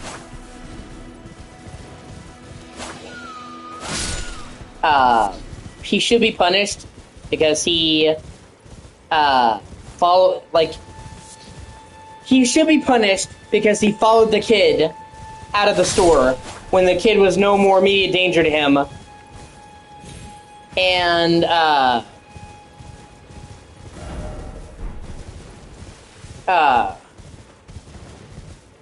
didn't stop. So I think he should go to jail for manslaughter, but not first-degree murder. Like, if he had killed him in the store, it might have been different. It's the chasing him all the way outside to when he was literally not in the same neighborhood that makes it manslaughter for me.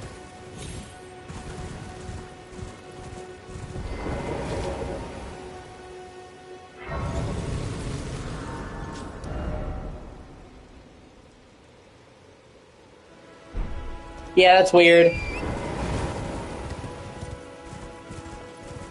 Well, I can see why he did that from his perspective. If they didn't drop all those charges, then say he got off and they gave him a smaller charge, they can come back for the bigger charge later.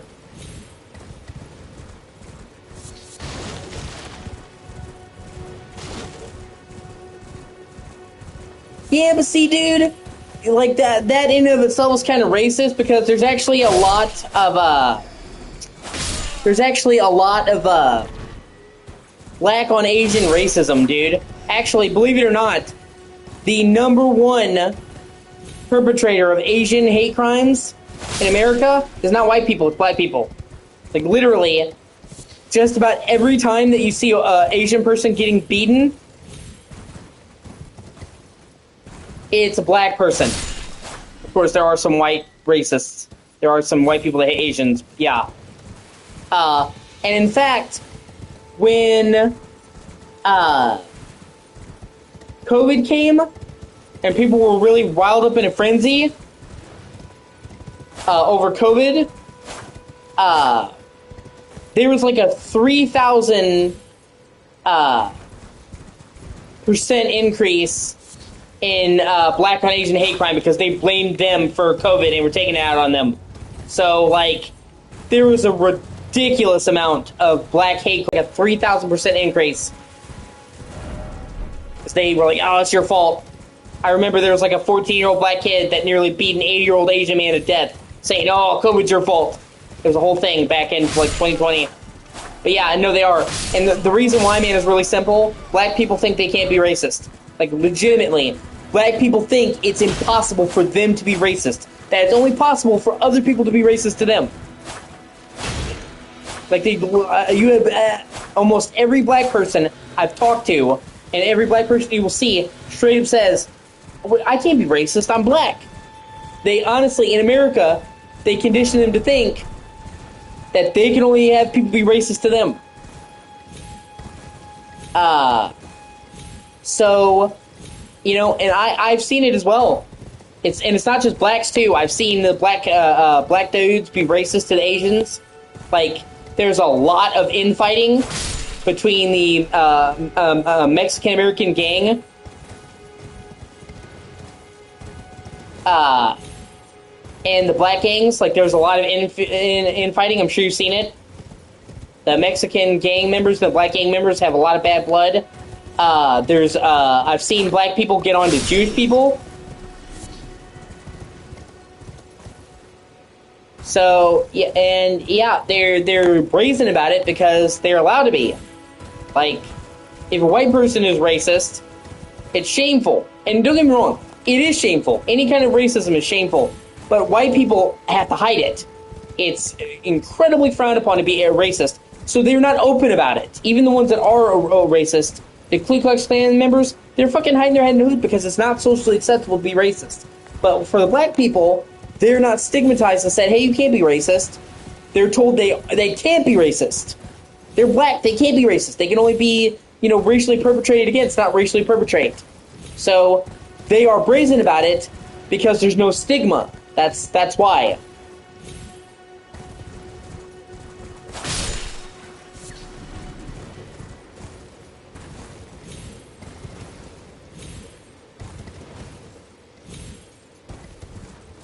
Oh, God. That's fucked up, man. Yeah, it's all about fear tactics.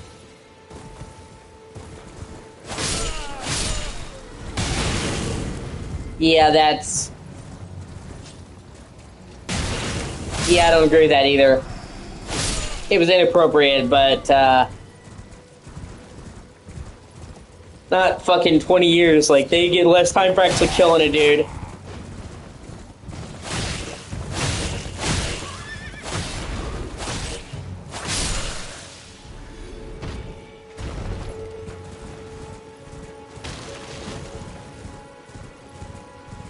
Yeah, because their life is fucking over, man. I'd be fucking crying too. If I was about to go to jail for 20 fucking years, I would go to jail. I would be crying, man. Yeah. And you know they're gonna have a rough time in prison. I don't think they should have done what they did, but they should have gotten 20 years for that.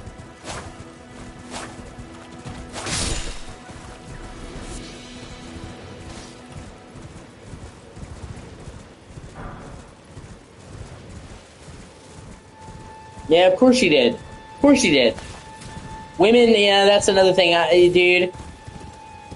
That really gets on my fucking nerves. Women in this country always talk about, sexism, but they never talk about when sexism benefits them. Real big pet peeve of mine. Women almost always get half the sentence of men. Like, legitimately. They have done countless studies. True, yeah. They have done countless studies.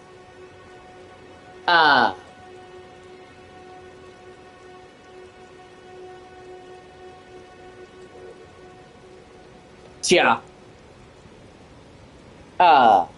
They have done countless studies that have shown in this country, in America, and I would honestly probably say most of the world, but they've done studies, many, many studies, and they've shown that almost every single time women get half the sentence. And we're talking about, this study was the same crime and the same history. It wasn't like, well, the girl, it's her first offense and it's the guy's third offense. For people, male and female, with the same crimes and the same rap sheets, women got half. Guys almost always get twice the amount of years that women do. And furthermore, women, of the years that they get, are more likely to get parole. They're like twice as likely to get parole and not actually have to go to jail. So that's a big double standard in this country. And that's what I'm saying. You never hear women complain about that. Like, I mean, like Jodi Arias. That was like a huge thing. I'm sure you heard about that. She fucking brutally murdered her boyfriend. Like, first degree fucking murder, man. Because he wanted to leave her. She was crazy. She got like 10 years. 5 years. So she basically spent 5 years in prison for first degree murder, whereas that's like 25 to life for any dude that fucking did that. It's a big thing. Fuck. She killed her baby? First degree murdered her small infant and got like 10 years, and she's already out now. She got out for good behavior. Where they literally, guy killed his baby, he would get a life sentence. Don't get me wrong. The guy would deserve it. What I'm saying is, she got like fucking like 5 years for killing her kid? Like sex crimes, women who get caught molesting younger men, they get a fraction of the time. It's not considered a big deal.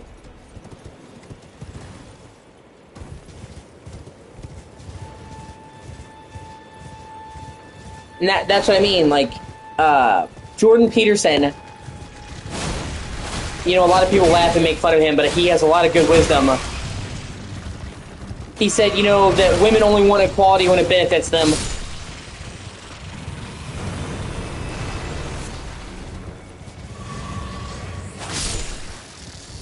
Well, pretty traumatic, actually.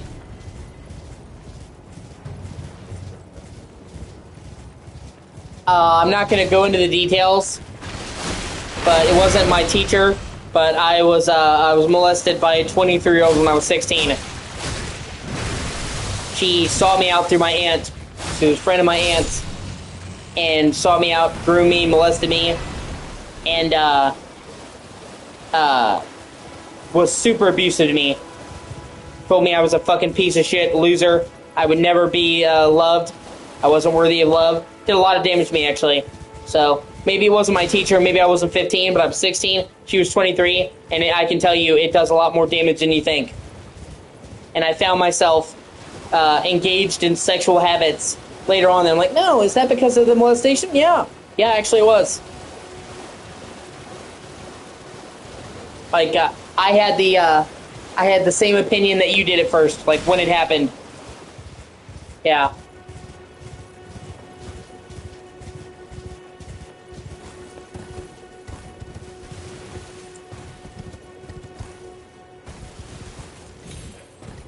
Well, see, that's the thing, though, man. It's always rooted in the imbalance of power. That's the whole thing.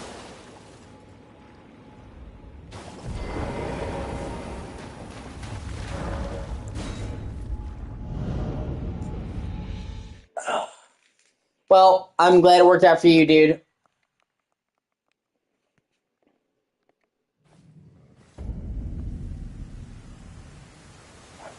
Oh, then you are lucky in that respect. Yeah, I'm way the fuck over here.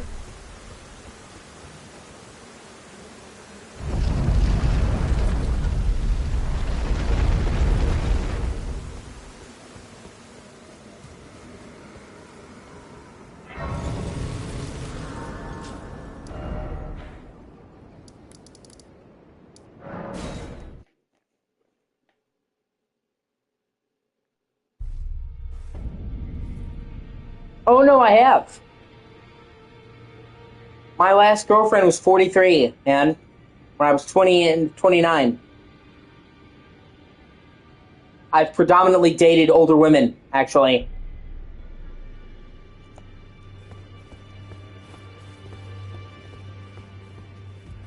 No. That whole experience was traumatic enough for me. Those who live in death, all the more. Well, well. Another fool who won't listen to reason, eh? But with a prowess for weeding Deathroot. Yeah. How would you like to earn the strength of beasts? She's If you're 43. inclined to hunt more of those who live in death and weed their Deathroot, then I'll introduce you to Garank, the beast clergyman. I have a matter of my own to attend to, and the beast himself wishes for someone to take my place. What say you? Very well. Show me your map. I've marked the location. Yeah, she was a great girl. Gateway. It will lead you to Garank, the beast clergyman. What is it? Still milling about? The map indicates where the gateway is hidden. I loved her. It will lead you to Garank. I'll probably always love her. It was one of those situations where it didn't work out, but it wasn't because she was a bad person. I've had relationships where the relationship didn't work out because it turned out she was a crazy bitch. Or she was just a bad person. And that wasn't one of those situations. She was a good woman through and through. Just didn't work out. And I'm not really going to go into details because I don't believe in talking about private relationships, but she was a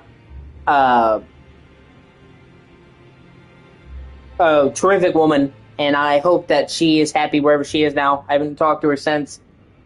But I wish the best for her. Some girlfriends, they were really awful to me, and I'm like, well, fuck them, I don't care where they are, but I really hope the best for her. It didn't work out. We were just in the wrong places. But a part of me will always love her. And in fact, this ring is from her.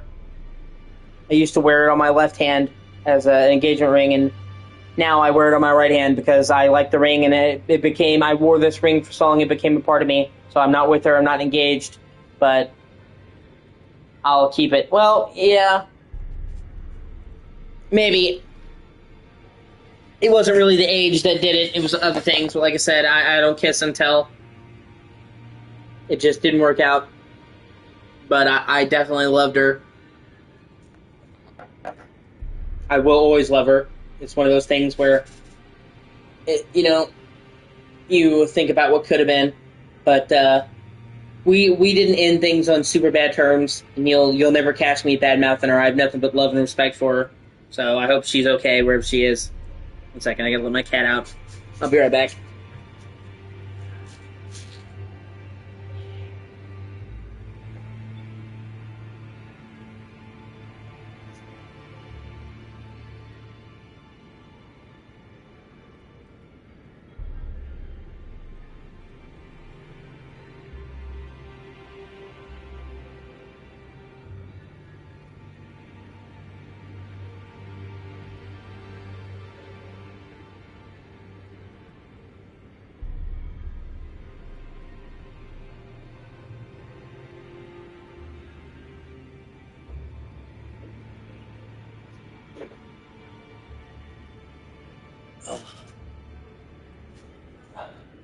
She was we were really in sync too.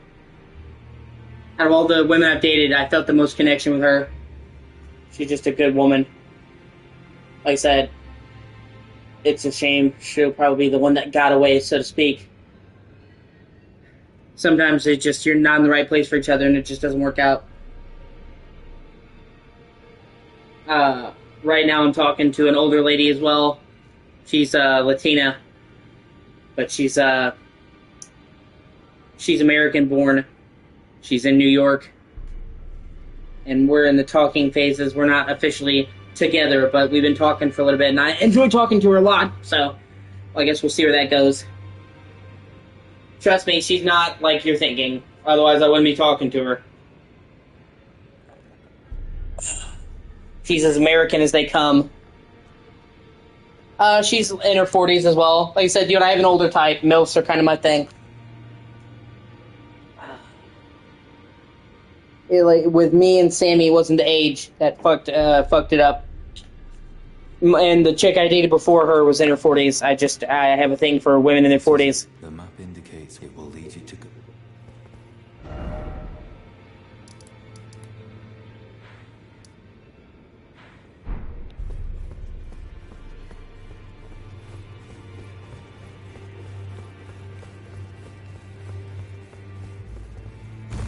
But it's too soon to call us an item. We're in the talking phases. But so far, I like talking to her. And if things work out, then you might see her in streams in the chat. But I'm not going to say, like, oh, yeah, we're a short thing. It's in the early stages. So hopefully it'll work out. And if not, okay. But I've been talking to her, and thus far, I've enjoyed her company a lot.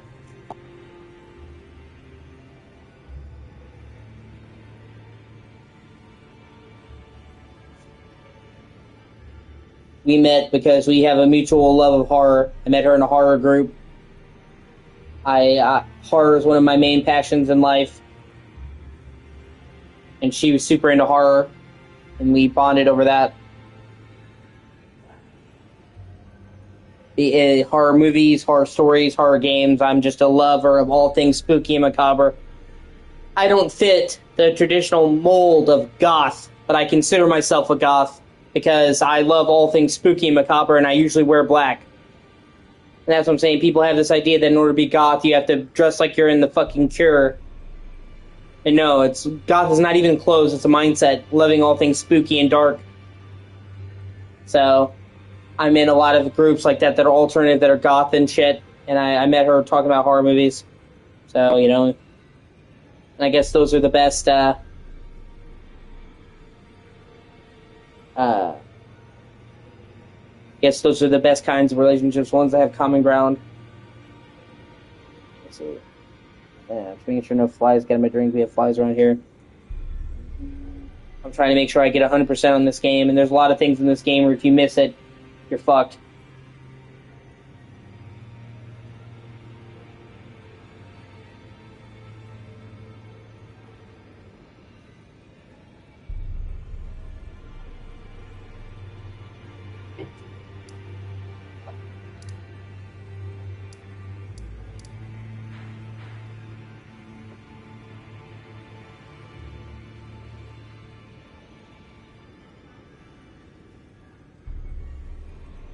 So if you're going to go for 100% in this game, I would strongly recommend using a guide.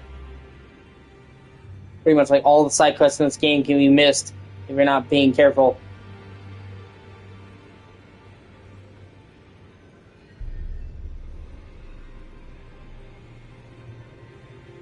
Okay.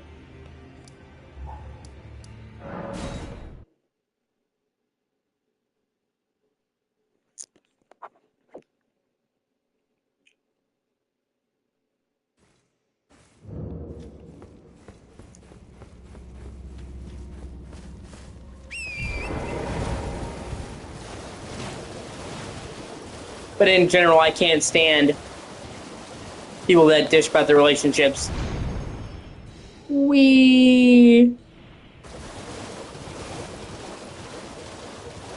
People in general talking about their relationships and making their friends deep privy to all their relationship details get on my fucking nerves.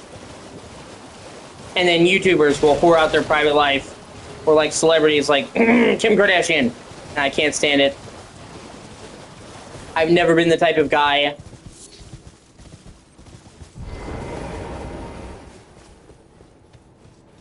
to boast about my sexual exploits or talk about my relationships. I mean, I'll mention my significant other, like, hey, I did this with her, but like people I'm talking about who talk about like the private details get on my fucking nerves. Certain things should be kept private. And like there are certain YouTubers who like make their relationships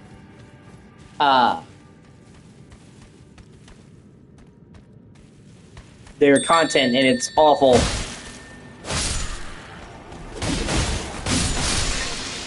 Fucking poison, man.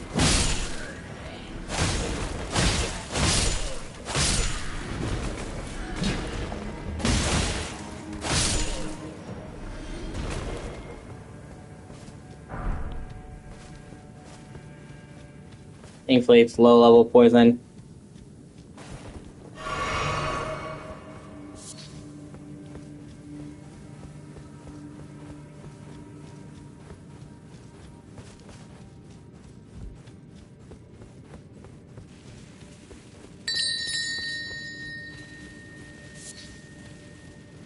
And then this whole thing is a trap. It fucking teleports you to another region. First time I saw this, I was like, what the fuck? Or is it the... I'm sorry, it's another chest, my bad. It spews mist and it actually teleports you to another region. It's hilarious.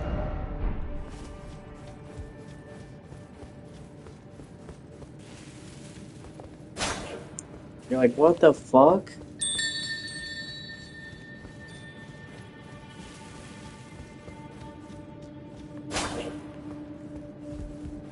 Somewhere in this cave. Alright, here we go. It's this way.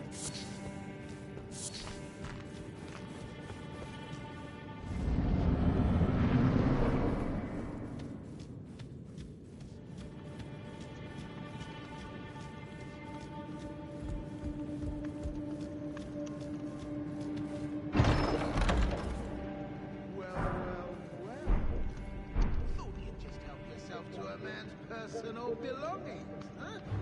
You scheming little thief. It's Patches.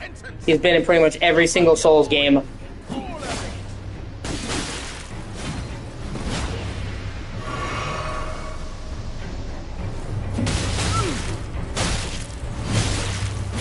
He's usually a backstabbing guy that tricks you, but he's super charming. He's in Dark Souls 3, Bloodborne, and Elden Ring. It's always the same actor every time. Please. I surrender. White flag and all.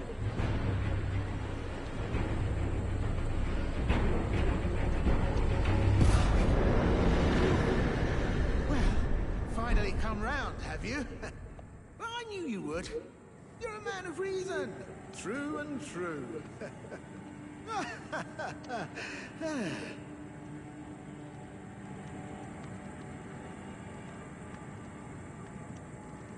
Ah. Well, what do you know? You're tarnished, like me. Now, how did I get that wrong? I took you for a demi-human or some such. Well, an innocent mistake, I assure you. Well, water under the bridge. Now we're squared up. How about we play nice from now on? A true man of reason.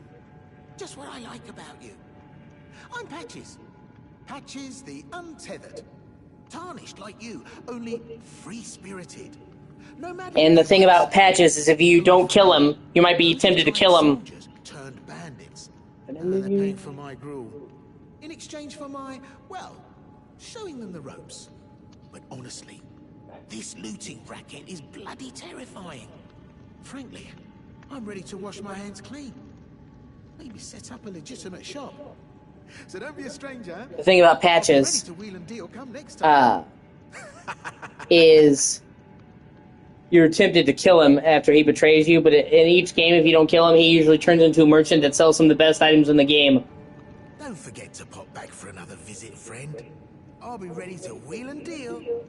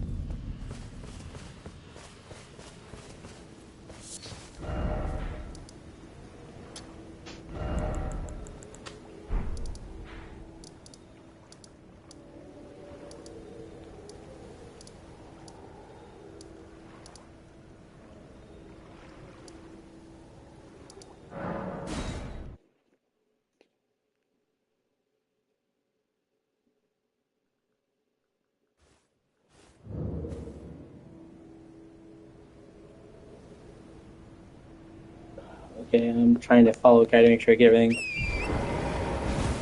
Make sure I'm doing everything right.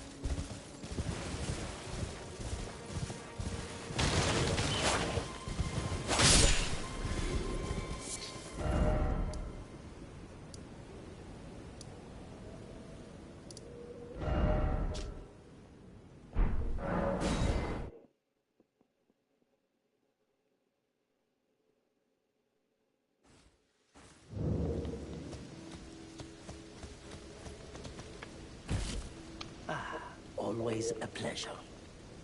Care to purchase anything? The howl of a wolf in the mistwood. I suppose he must still be skulking about. I know. Why not meet him for yourself? Next time you hear the wolf's howl, make this signal right under the source. Don't fret. There is nothing to fear. I just have an inkling the two of you might hit it off.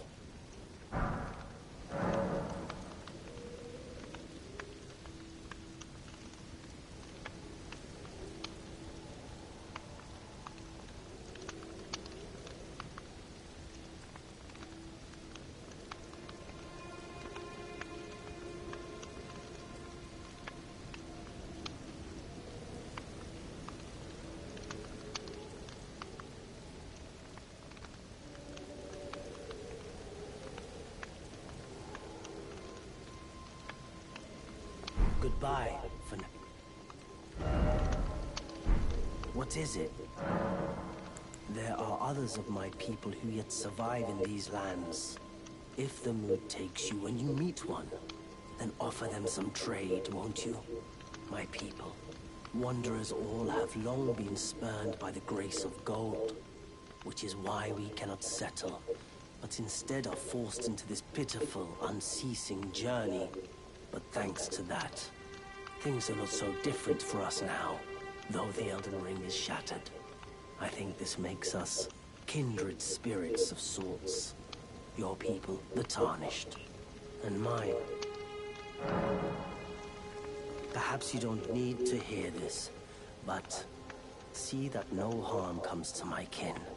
We have a saying, we wanderers, lament not your solitude. Expect no sympathy, no regard, nothing. But if anyone dares harm us, show them no mercy. That is our code, so to speak. Just the way we are, deeply unforgiving.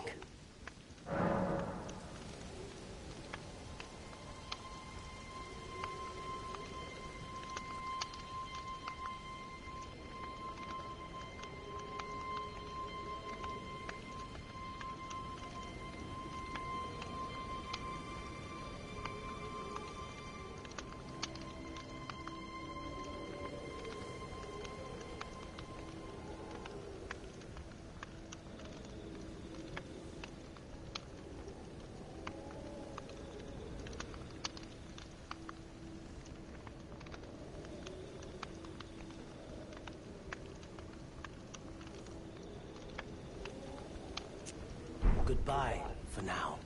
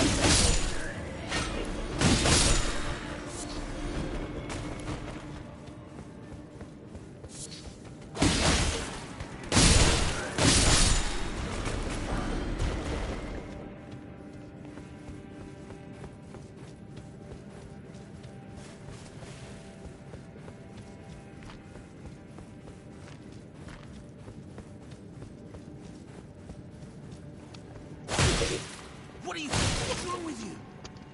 Hard of hearing, are we? Fine, have it your way. You'll get what's coming. Don't go thinking I'm a soft touch. Last chance to say it. I'm moving, and I'll forgive you.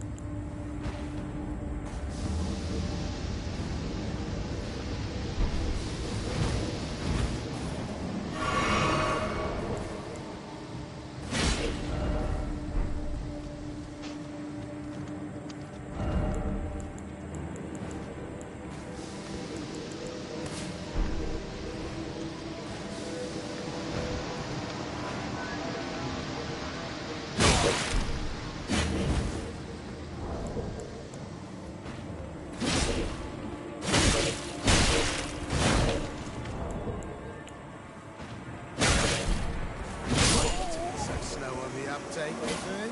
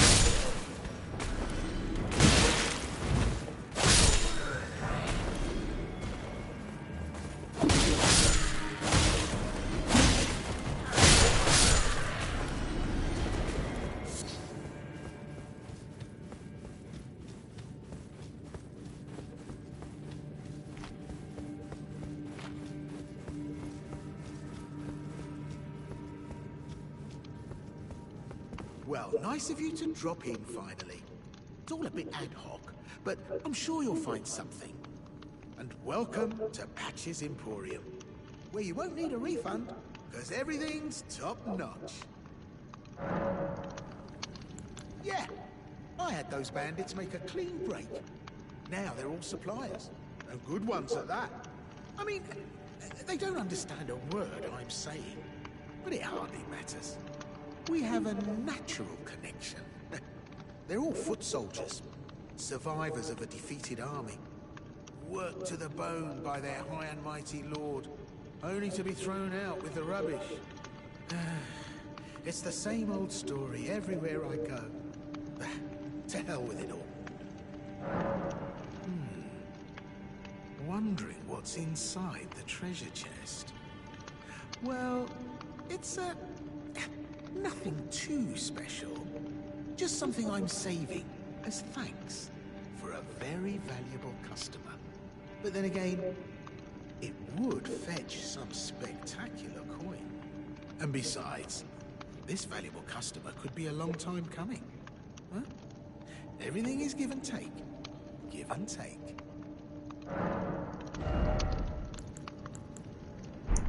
Cheers for that.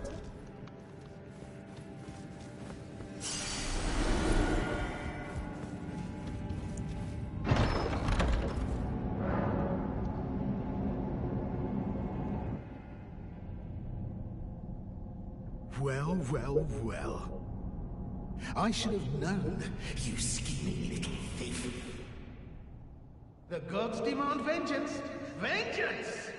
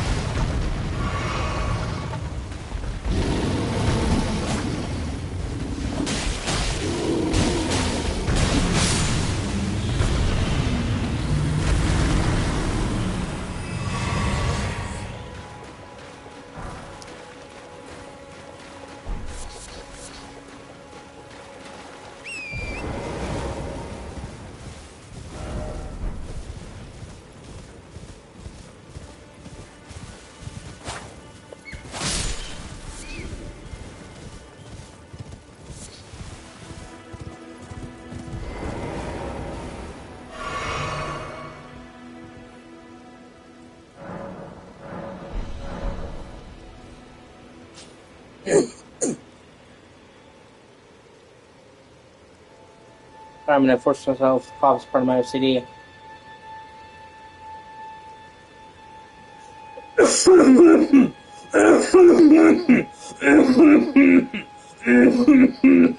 OCD thing, sorry.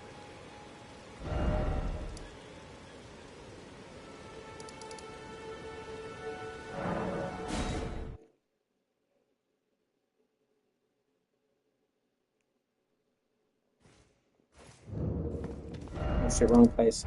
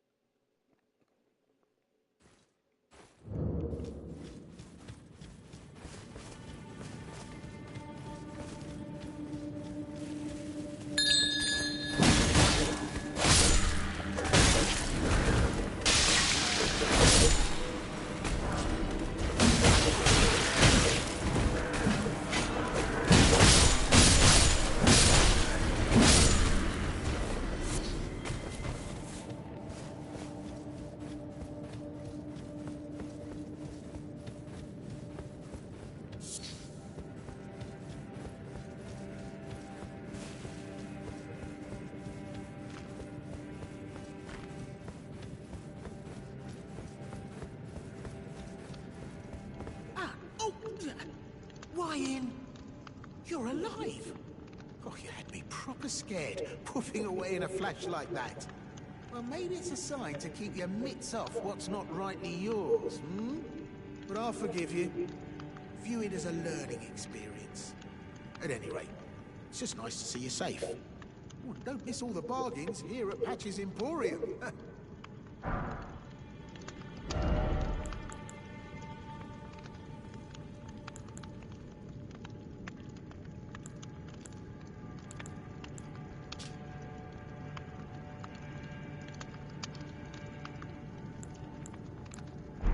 Cheers for that.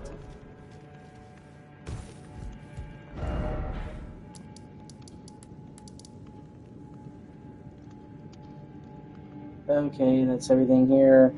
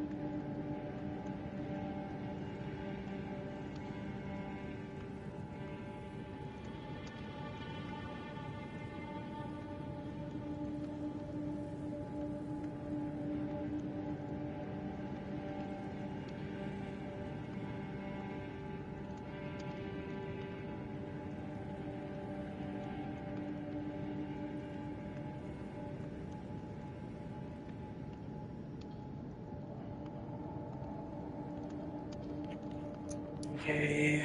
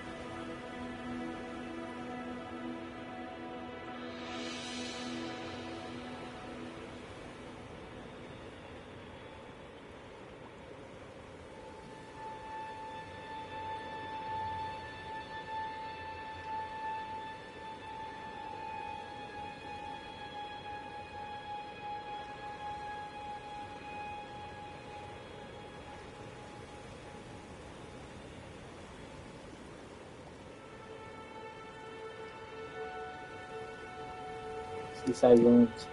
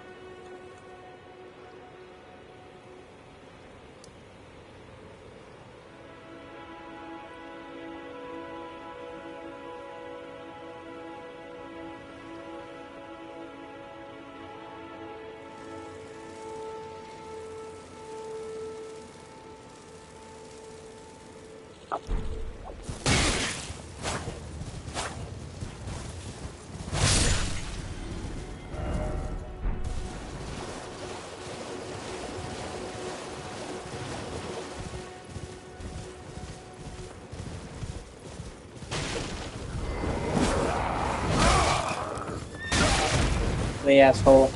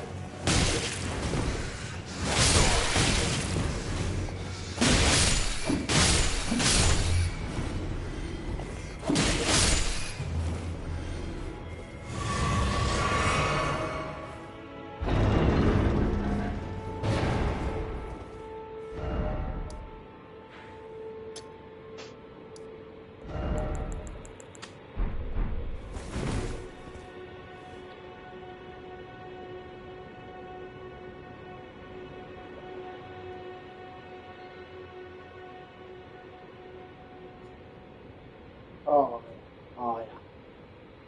Ah ha ha. Ah.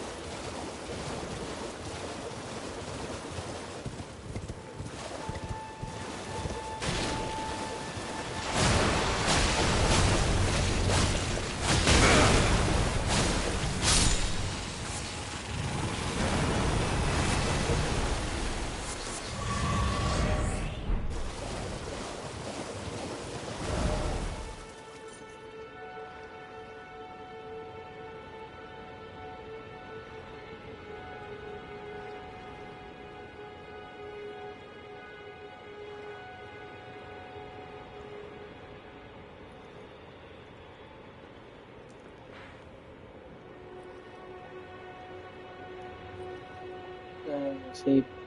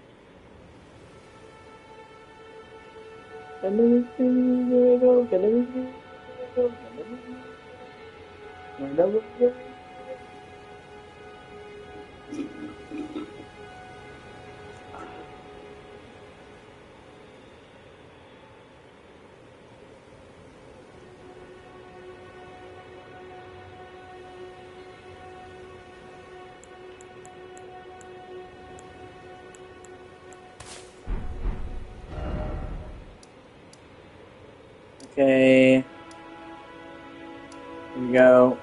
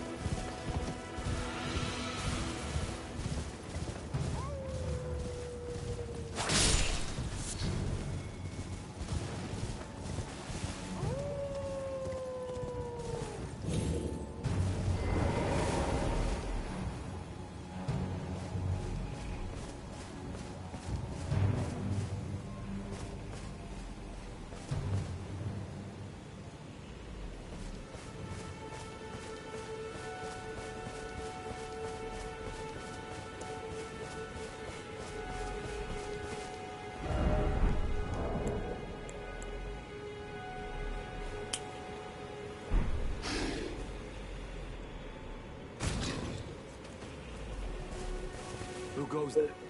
Carly sent you, did he? Ever the bloody busybody. Maybe to him you don't seem so strange. The name's Blythe. I'm looking for a man who goes by Darrow. He fled somewhere nearby. Or so I've heard. Come and tell me if you find him before I do. I can offer you ample reward. Darrowell is nothing but a traitor, and in need of a fitting end to his tale. Darrowell is in need of a... Up there's the Hound. And not only do you get a great weapon from killing that guy, but it's part of Blood's questline. So now that I've done that, I can get his help.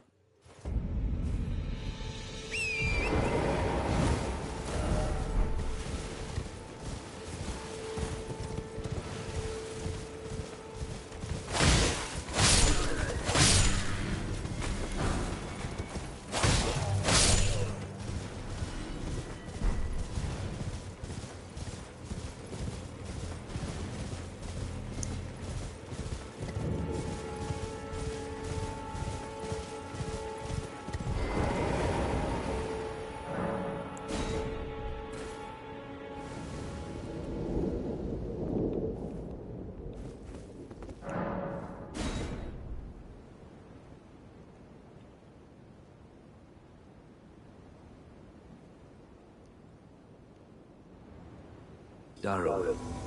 Rotting in a cell is no true justice. No. This is where it ends for you.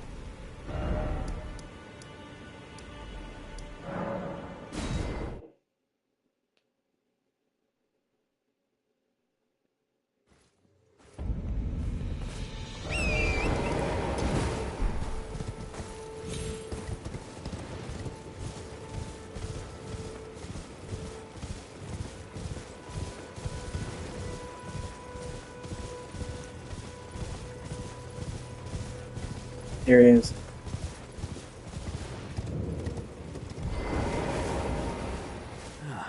Right. There you are. Had to work for it, but it's done. Don't say I'm not a man of my word. Here's your prize. Oh yes. I should say, if you venture north to Raya Lucaria, and come across a venerable blacksmith who's a little on the large side, tell him I sent you, and he'll be sure to treat you right. I owe you one, I reckon. That's enough chit-chat for now. It's time we parted ways. That's enough. It's time we part.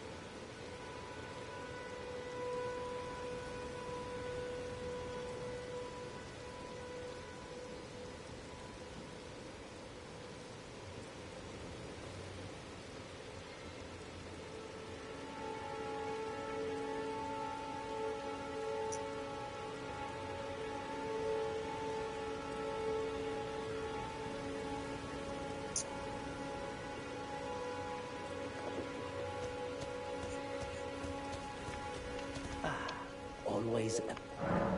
Ah, then you met Blythe, did you? Wonderful.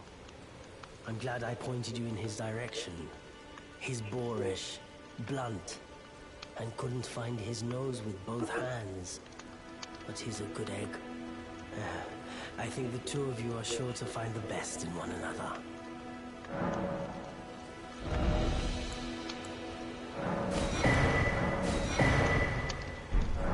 Goodbye.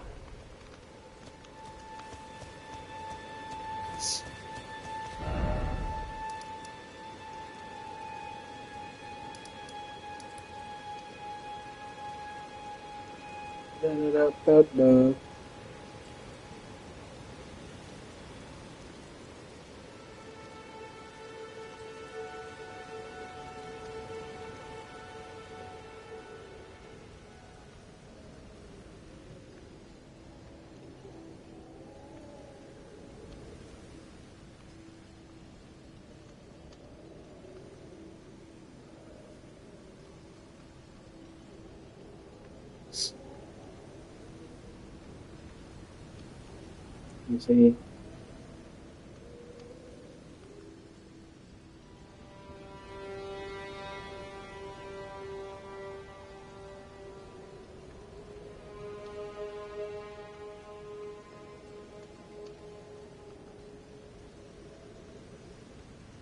I'll take a break.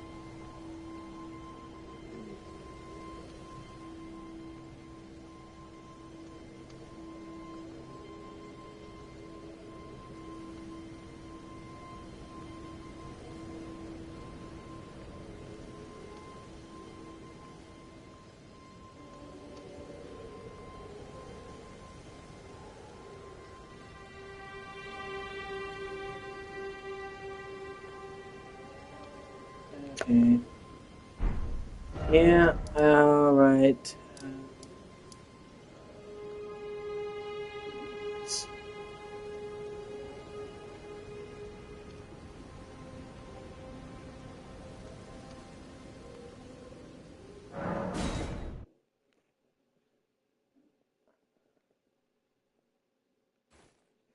Okay, I have to be missing something if I didn't.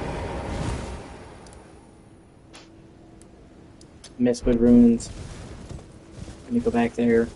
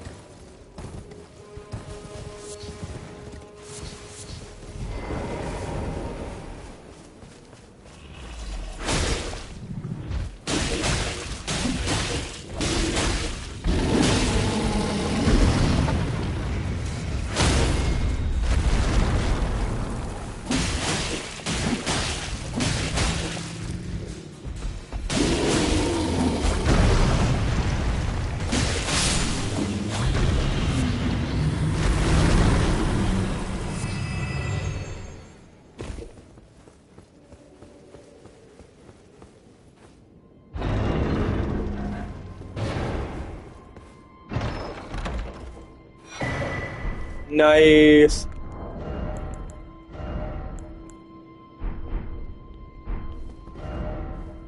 Yeah, now I can clear this off.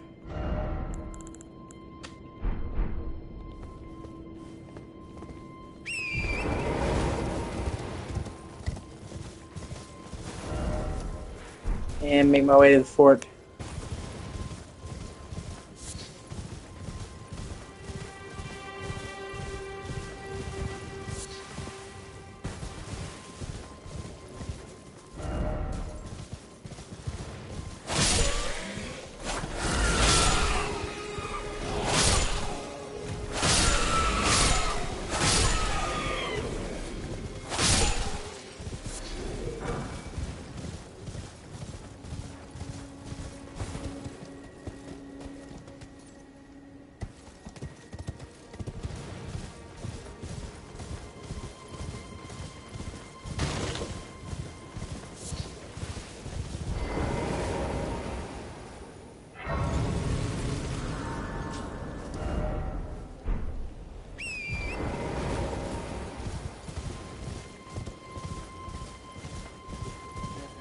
First, let me go to third trade. There's usually an item around there.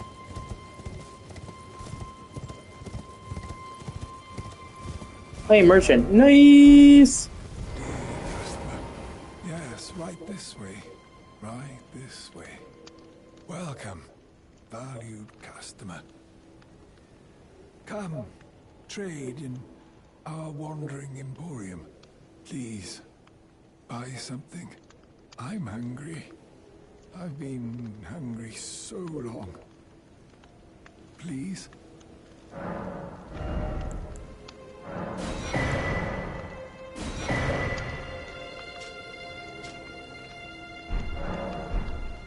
Ah, how nice of you to stop by again, please.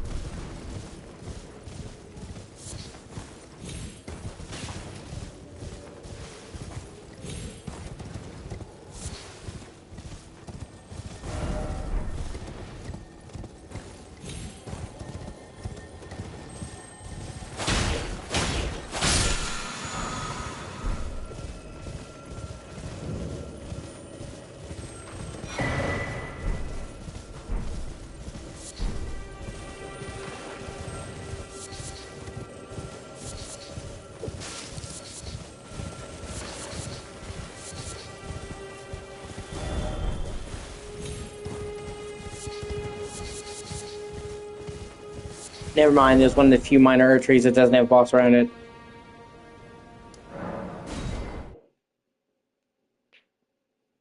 Most of them have a tree spirit that you kill and it gives you a reward.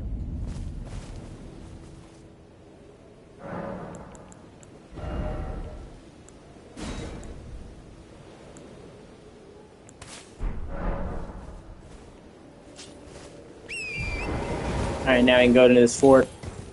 Well, bass!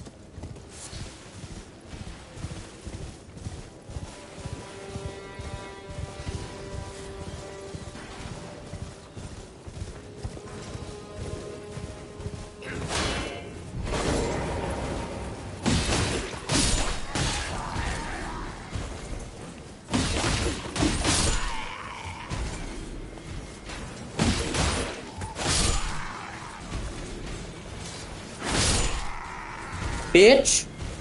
Oh, wait, is that a golden seed? Fuck yeah!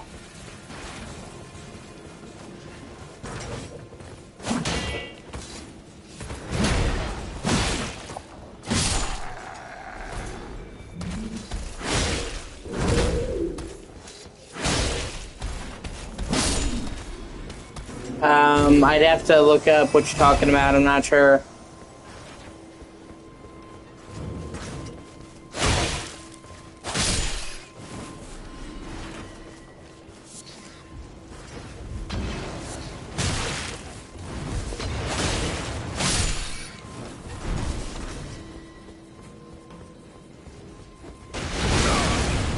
Oh, fuck. Well, at least it didn't kill me.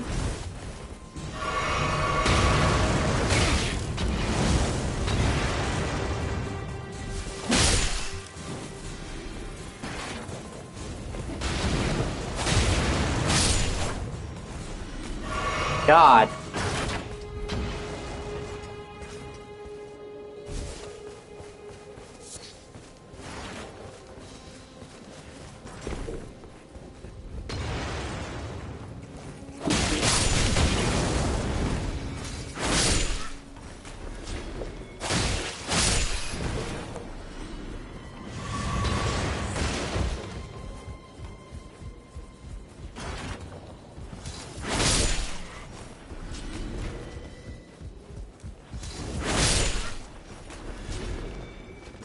Ah, fuck, here we go.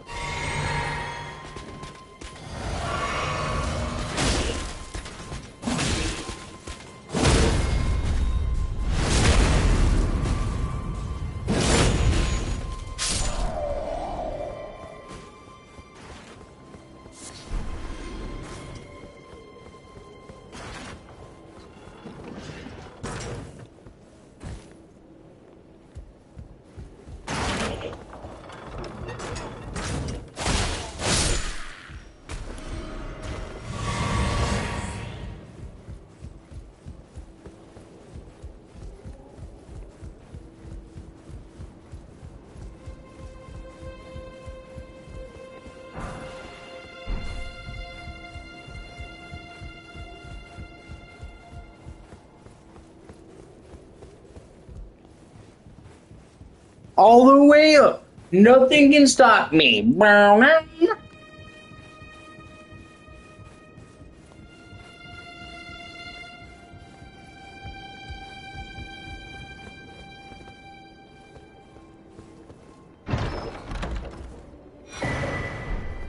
That's what we call view right there, baby.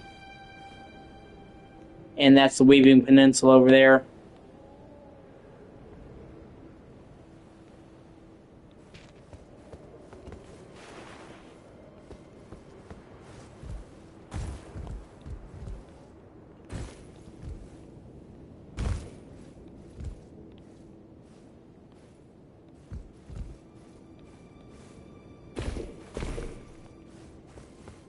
Let me make sure I got everything done here.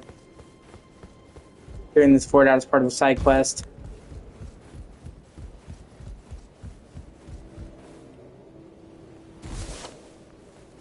Oh shit, wait, I think I missed some.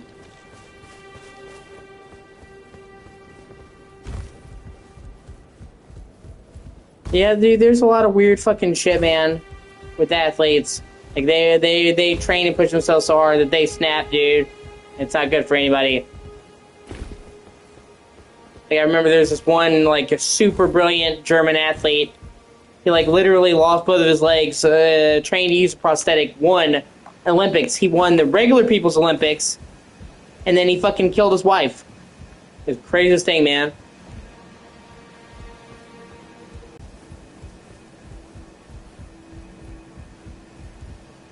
You have somebody with intense physical strength who pushes themselves to the brink. When they snap, you want to get away.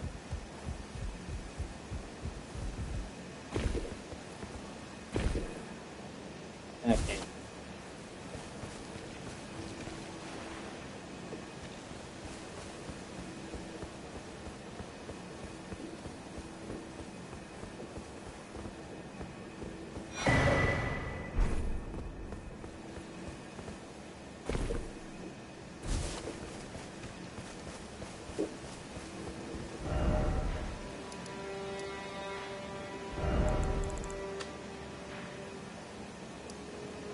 Okay, now I can go back and talk to Kenneth Hawk.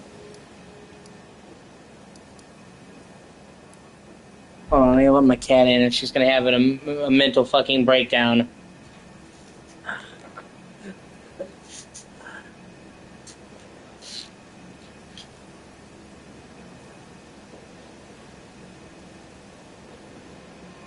She really doesn't like it.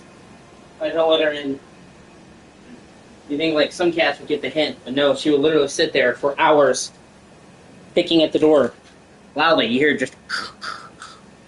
Let me in, fucker! Let me in!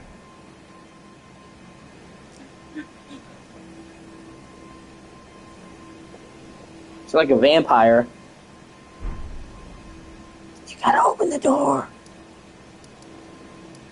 There he is. Okay.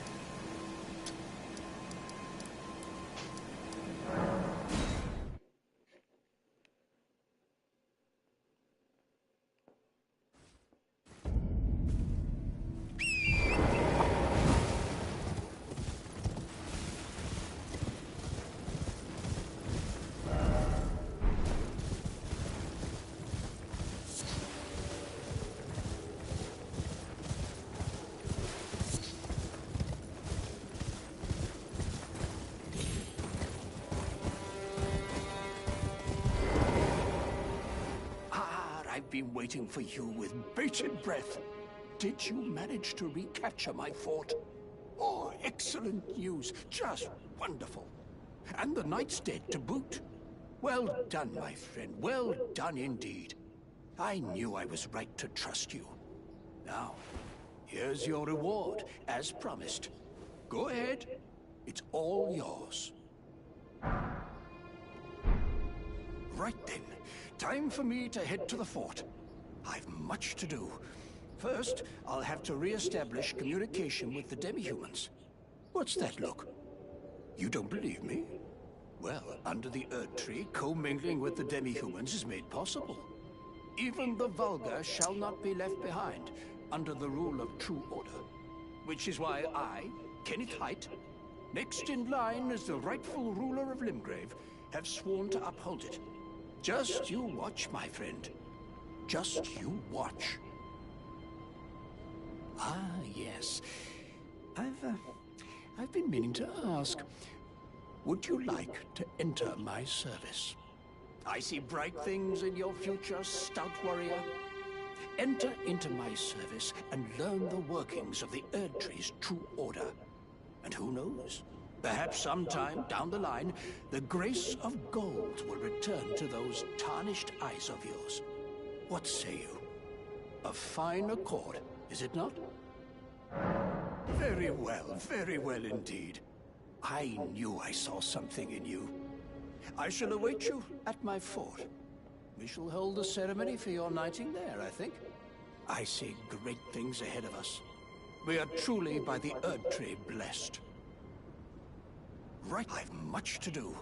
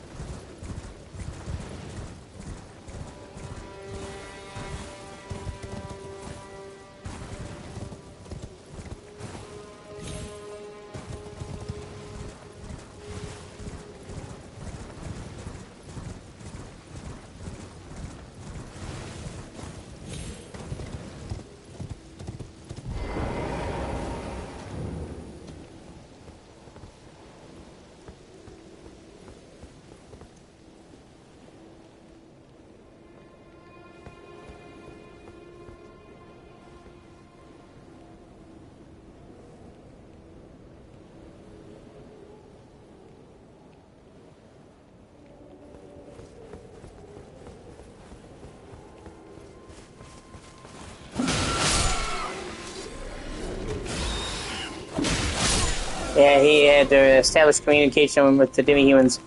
And more like they took over. Great job, bro.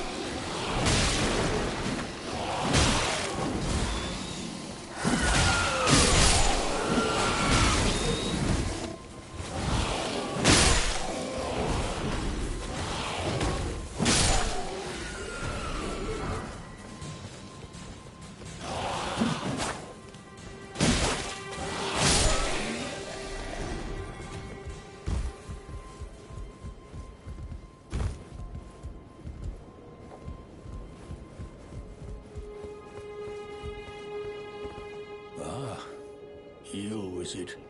I suppose you must have seen it by now, yes. The sorry state of my fort. Oh, indeed, it is a foul fate for a land to be without a ruler.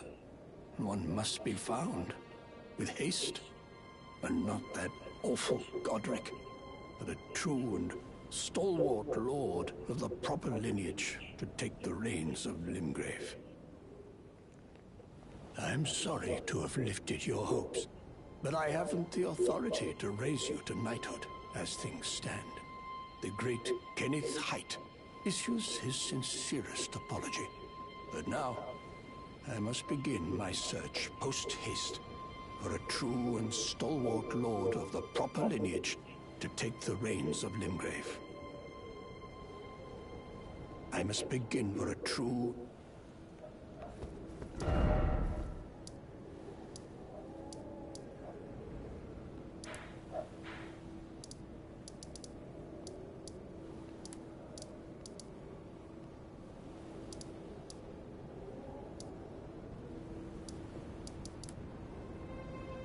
Do do do do do.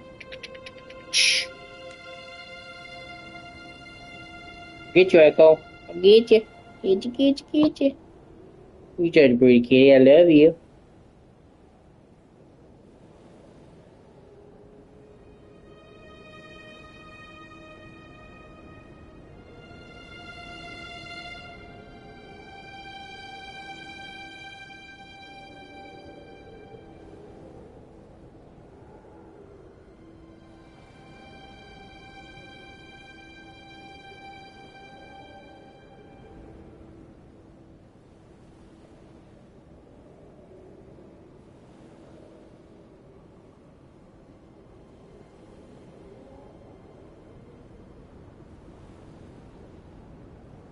And now it's time for me to go to the Weeping Peninsula.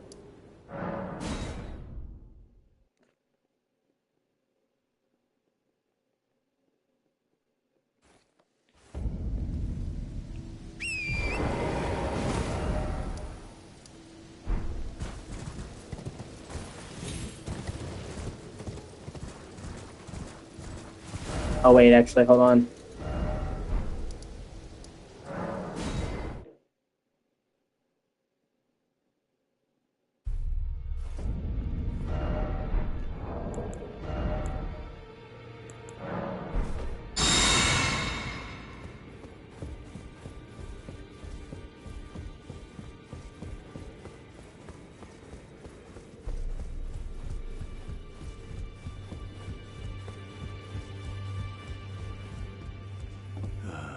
What do you need?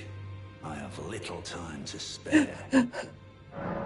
Oh, are you aggrieved at the notion you are but a visitant here?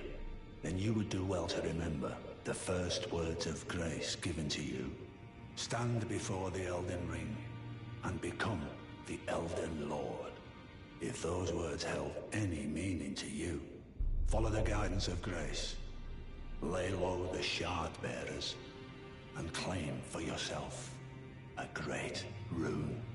Do so, and the doors to the Round Table's inner chamber will open, and you will receive the wisdom of the Two Fingers. Once the wisdom of the Two Fingers becomes your own, I'll impart to you a proper welcome. As a true member of the Round Table, I have high hopes for you. I'm sick and tired of them. These namby-pamby tarnished think us no more than a shelter from the rain. We've spoken long enough. I have matters to attend to.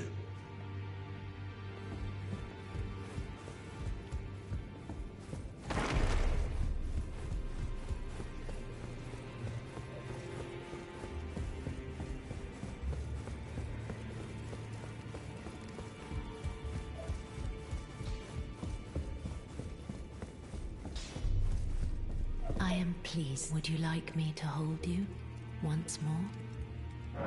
Now, come closer.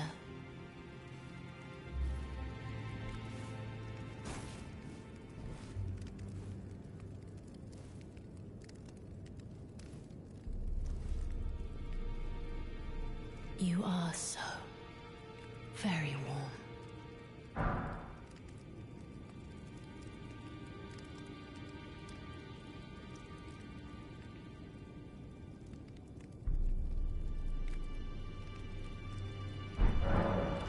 I was known as a deathbed companion. Where I come from, after I received the warmth and lively vigor from a number of champions, I lay with the remains of an exalted noble.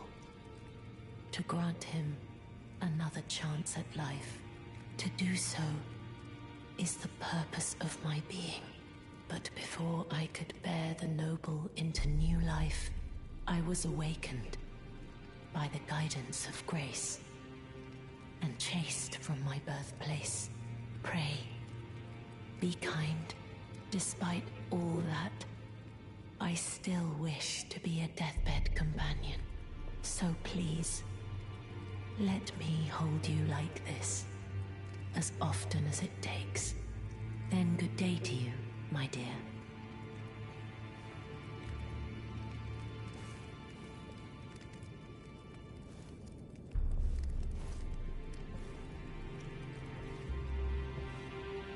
I am pleased. Would you like me? The blessing is still. Would you like to? Now. Make sure I got all the dialogue.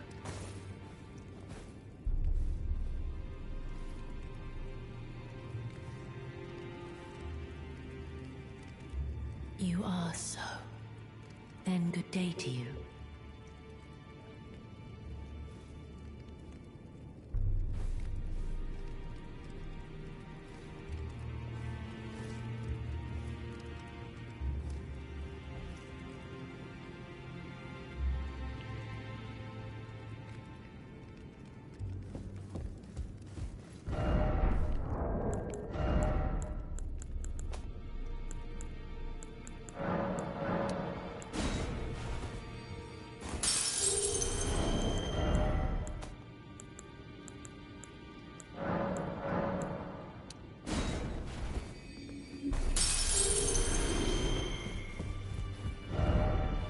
Okay, now I can go into the Weaving Peninsula. I just had to get some of that dialogue.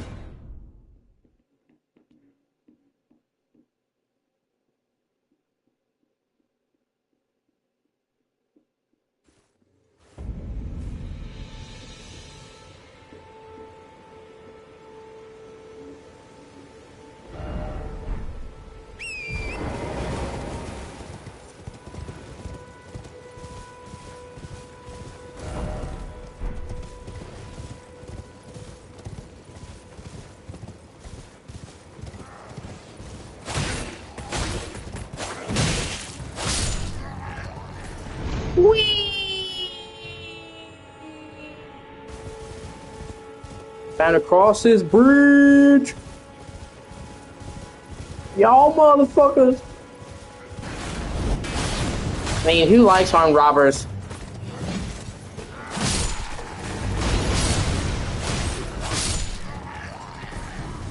I mean, the only way to make a robber worse is to give him a gun.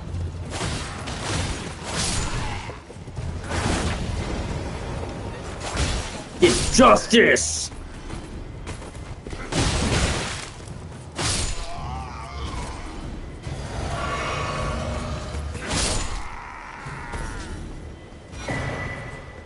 Oh, sweet.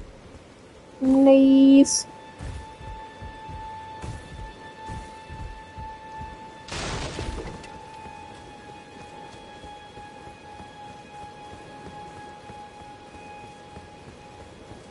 It's like, you know what, man? I think I'm pretty hungry. For justice?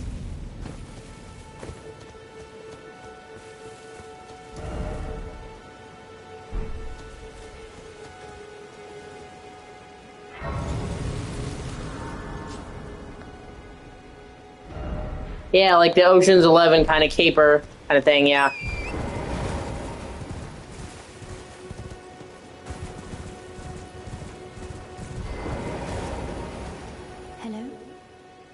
Is somebody there? I'm gonna go into 7-Eleven with a gun. Wish me luck.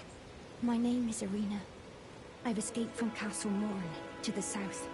The servants there have rebelled. I can't be sure what it is. My eyesight's been weak since birth, you see. But I swear I heard frightful howling from all over. My good father secreted me out the castle, but decided himself to stay. He says it's his duty. As commander, I fear for father's life. The servants are full wrath, filled with hatred for every one of us. They've since come for every one of the companions I escaped with. They haven't spared a soul. I fear it's no different at Castle Morn. Please, I implore you, would you mind taking a letter to my father? At the castle, my soul wishes that he escape, even if his honor should be the price. Please. I just want him to be safe. Thank you. Dearly. Then please, take this. Deliver it to my father, who remains in the castle, if you please. Please, if you can be stubborn. But I'm sure he'll come around.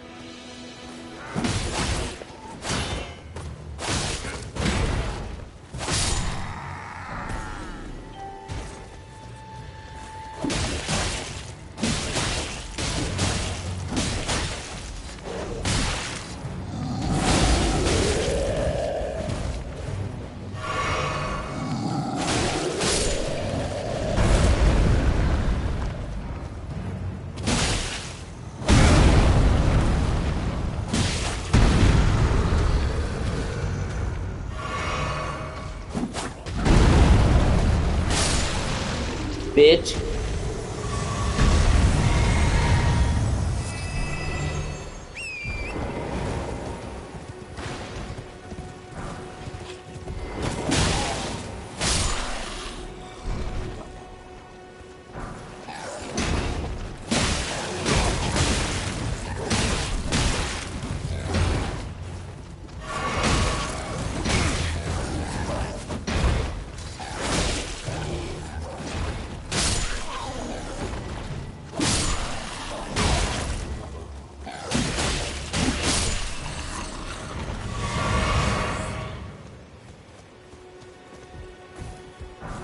Nice. Yeah, I'm headed to there are several huge major dungeons in this game, like really, really big dungeons. Like Stormvale Castle. But then there's a bunch of side dungeons, and that's what I'm going to. And in this game, the main, you have the open world, and then you have the legacy dungeons, which are enclosed areas that are more like a classic Souls level. So, like, people were afraid that when they went open world that they were going to lose some of that classic level design that they're known for, and they're not, because you have these, like, 6 huge legacy dungeons that are like a traditional Souls level. They're big enough to be their own game. So there's plenty of indoor exploration and classic level design, so the open world didn't come at the expense of what they already did. It was on top of, which is great. But a lot of people think, oh, I should just go to the legacy dungeon, the main dungeon right away. No, you're not. You start out the game at like level 4, level 5. You're not really supposed to do the first dungeon until you're like 40. And I guess they did that because they want you to explore the open world. And they thought that most people would just make a beeline straight for the main dungeon and ignore exploring. I'm gonna get you. I'm gonna get you. I'm gonna get you. So, you know, they tell you, oh, go to this castle, and you go to your castle, and there's a huge fucking boss right outside that won't even let you enter the dungeon that will wreck you, and it's literally supposed to say, hey, you are not ready for this, come back. So, I'm doing side quests until I get the right level to properly do the first main dungeon. Plus, the side stuff in this game is worth doing. But it is definitely frustrating if you're one of those people who didn't want to do any exploration, didn't want to explore, just want to get straight to the main quest. This is not that type of game. There's lots of open world games where the open world is there and you can explore it, but it's optional. If you just want to skip right to the next main beat, you can. This is not one of those games. They expect you to be exploring and leveling up between each major beat of the main story. And then, you know, like, you're like, oh, I beat the first dungeon, I can go right to the second dungeon. Wrong, there's like a 20-level gap.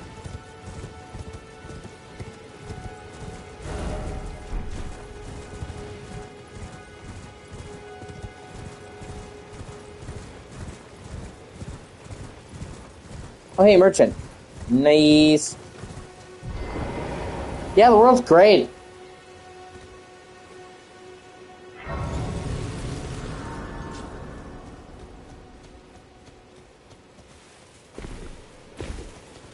But that's the thing. This is like this game, and to be fair, pretty much all of FromSoft's games, but this one to the extreme, are not handholdy at all. They give you a little bit of guidance, like, you should go here. But I'm gonna say for like 90% of this game, you are not given shit. They drop you in the world and, figure it out. And like I said, the little bit of guidance they do give you, hey, go to this big castle. If you immediately go to that big castle, you will be fucking massacred. Like I said, most people are like, oh, let's go in the castle. And then you get their boss right outside you have to beat. And that boss is like level 30. And you start out at level 5. So, you know, okay, after I've explored, I should go to that castle. But that's what I'm saying. So, the world in this game is great. It's incredibly atmospheric, it's well built, well put together. There's stuff around every corner. I'm still finding new stuff in this game, and this is like my 5th time playing it. But hundreds of hours in this game, and I'm still seeing everything there's to see. Because there's so many nooks and crannies in this world, and stuff you can miss. But the thing is some people don't want to be forced to do that. They just want to be able to do the main quest. Some people just want to finish the main quest, or they just want to be told, here's where you need to go. And, you know, you have games that are extremely handholdy, where it's like, you know, the whole yellow paint debate. This is the opposite of that. Where it's like, literally, we're going to drop you in, and you're going to try to figure out where you're supposed to go. And if you go someplace that's higher level than you, you're going to get gangbanged. You just got to figure it out. I love you, Echo, but you said so much, man. No, you.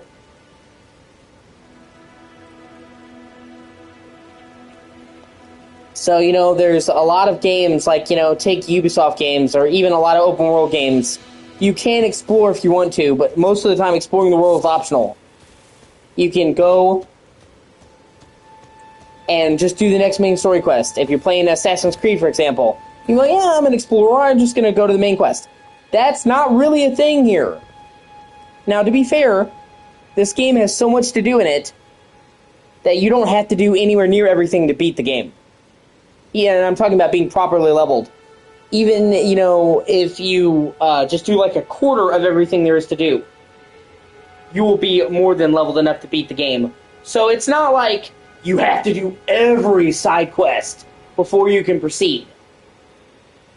You do have freedom. You can be like, I don't want to do this quest, this playthrough. I would like to do this playthrough. You can ignore massive regions.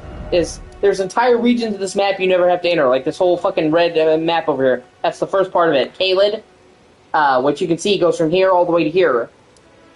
Never have to enter that region, ever. There's a whole underground map. Never have to enter the underground. There's, like, cities underground.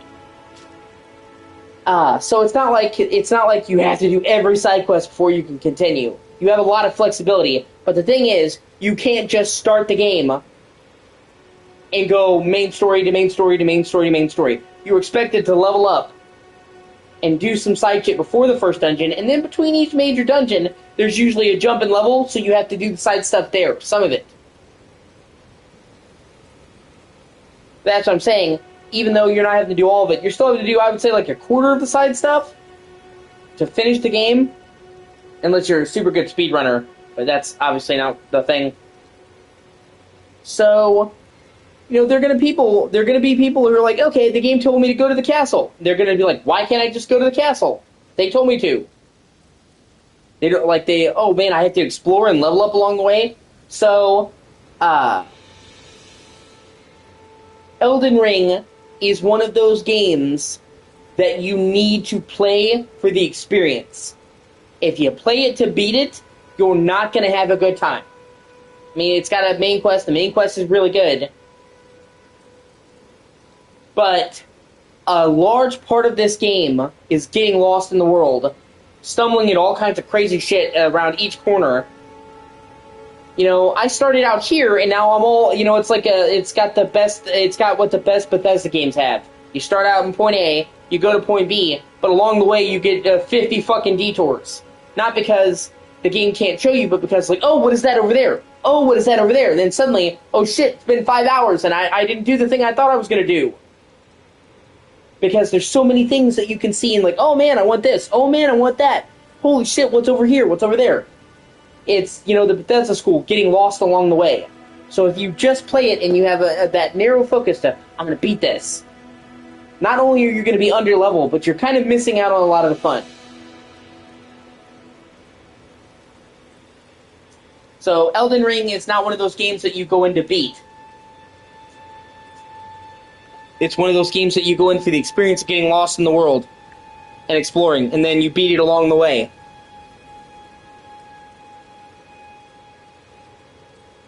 And like I said, there's a lot of people who the game won't be for them just for that reason alone.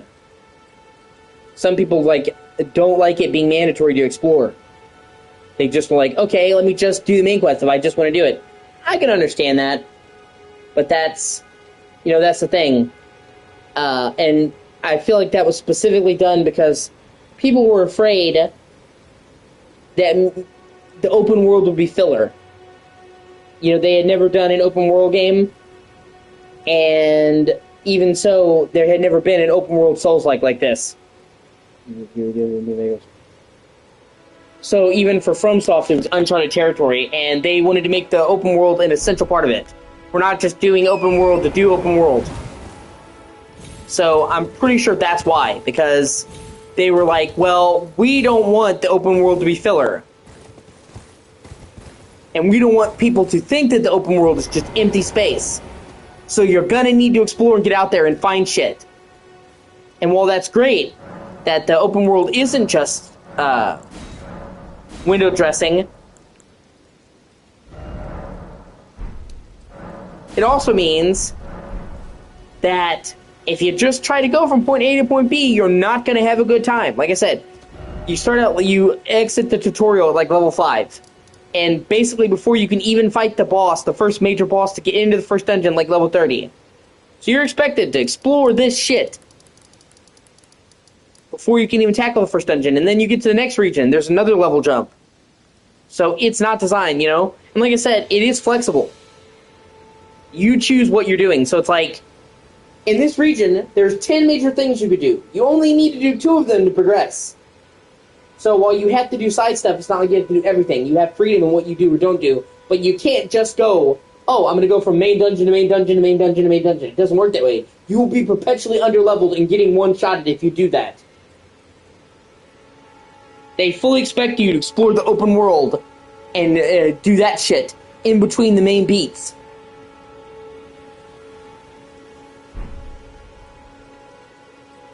And like I said, if you go into it that feeling of, I'm going to get into this world, and I'm going to get lost in this world, it's great. But if you go into it with, I need to finish this game, you're not going to have a good time. That's what I'm saying. That is like Bethesda. Skyrim, you know, the main quest in the Elder Scrolls games is a small part of those games. And if you just play Skyrim and you just do the main quest, you're missing most of the game. Like, you technically can just do the main quest and fuck off, call it a day. but you're really missing out on so much of what makes the game good. And it's the same thing with Elden Ring. So you have to play with the right mindset.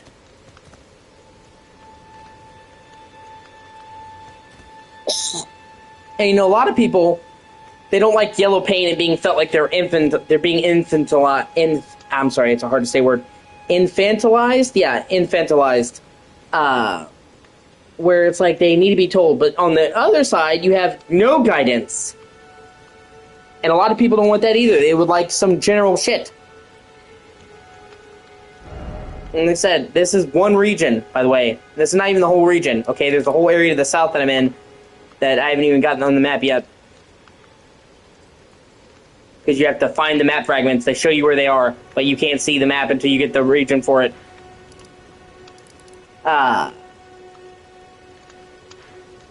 But they basically just drop you in this whole region. It's like, hey, just do whatever.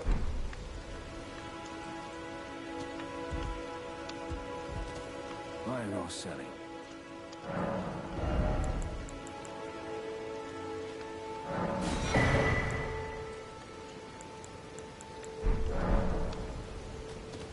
I'm finished yet.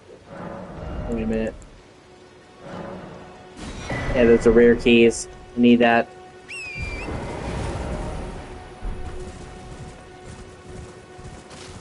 See, that is what they call a mini dungeon. The actual main dungeons are like 3 times that size. They're fucking huge. So there is actually plenty of classic Souls levels in this. It's separated by the open world. See, I found the map fragment.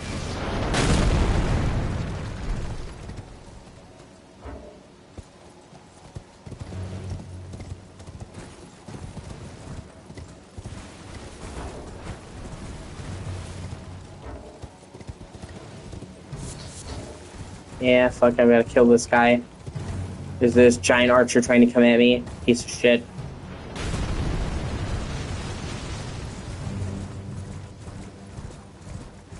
Oh, hey. And there's also a lot of variety in the world. And I would actually say this is the most boring part of the game world. Not that this is boring, but the whole point of this area, Limgrave, is it's supposed to be the starter region. The most, like, traditional medieval fantasy. Each one of the regions after this gets progressively weirder and not more out there. That's the whole point. This area is supposed to be the traditional medieval fantasy region. So it's going to give you that feeling comfortable, like this is what you're expecting, and then they depart from that. And the other regions get a lot more interesting and a lot weirder.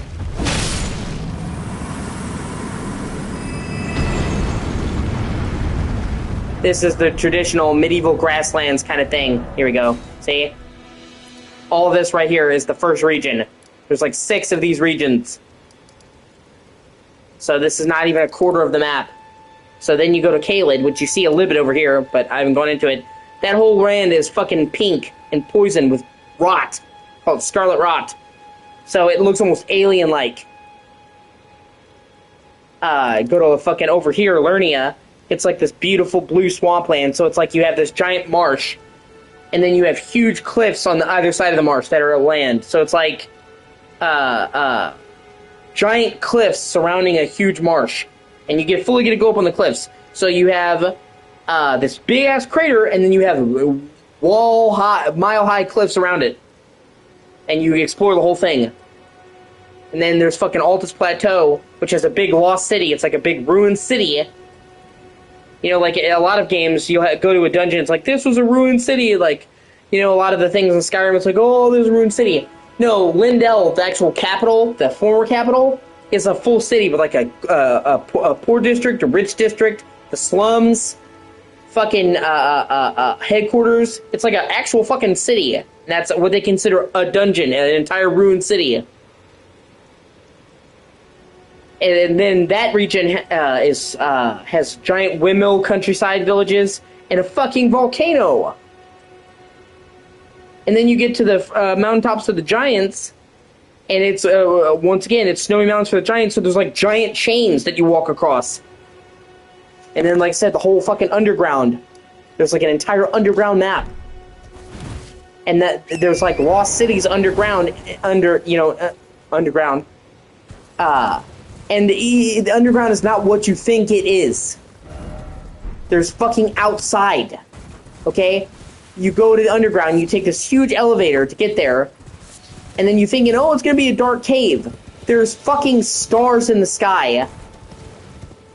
They're like purple and glittery, and they're not actual stars, but they look like stars. And there's trees and shit, and you can ride your horse around. It's like there's another map underneath.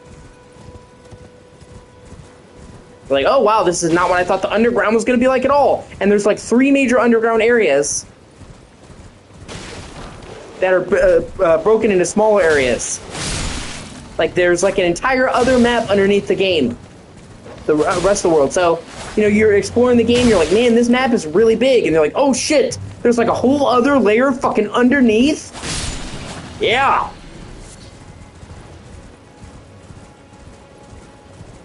And that's what I'm saying. You know, FromSoft was always known for their immaculate world building.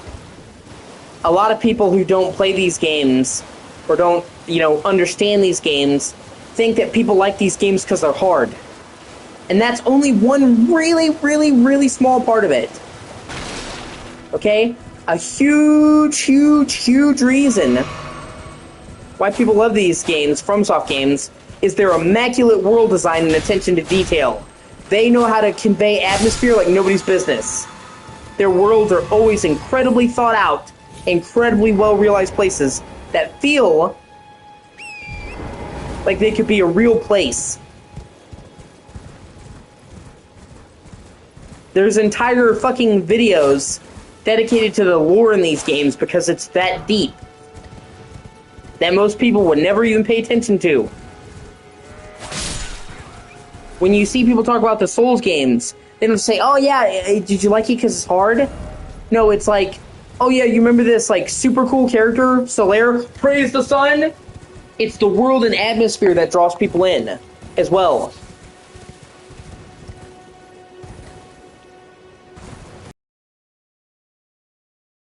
And people don't understand it's the way that it's hard that makes it.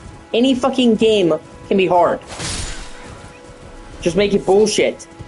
Okay, but the thing about FromSoft games is they're super hard, but they're almost always fair.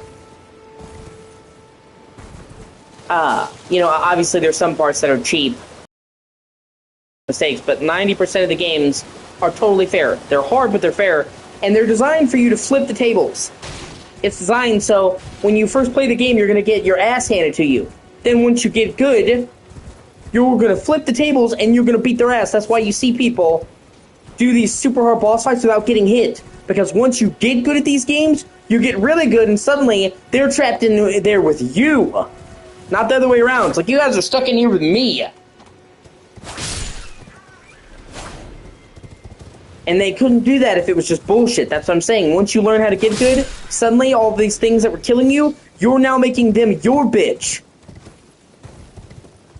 And it's also, it's part of the world design. The whole point of these games is they're dark adventure games. They're dark, treacherous worlds where everyone is out to get you.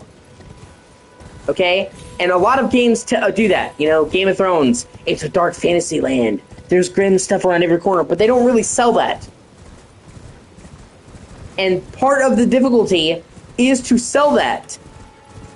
You're in a dark, gritty fucking world, which means it's very dangerous, and most things are gonna want to kill you.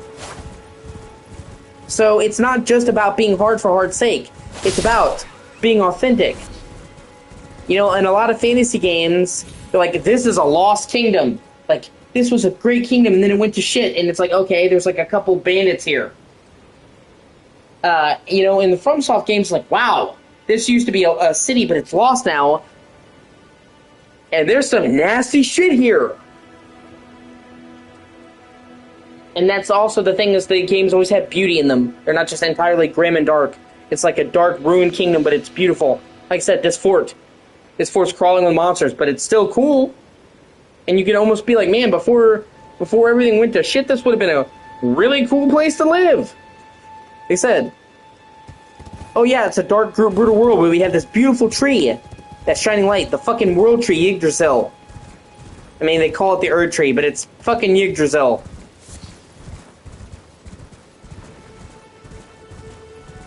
And that's one of the things that upsets me so much, because people who see these games, who don't really play them, who take a look at them, then think that the only reason people like them is because they're hard. Not why they're hard. And a lot of Souls-likes that have attempted to do this formula, because this game was wildly successful. I think this game has sold like 30 million copies. This was like the best-selling game of 2022. And took the world by fucking storm. Like, the Souls games were always popular, but they were never mass popular. This game was fucking everywhere.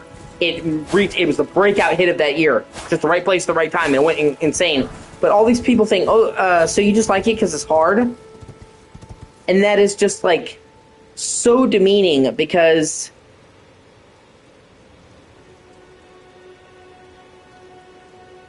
yeah, I bought it at launch.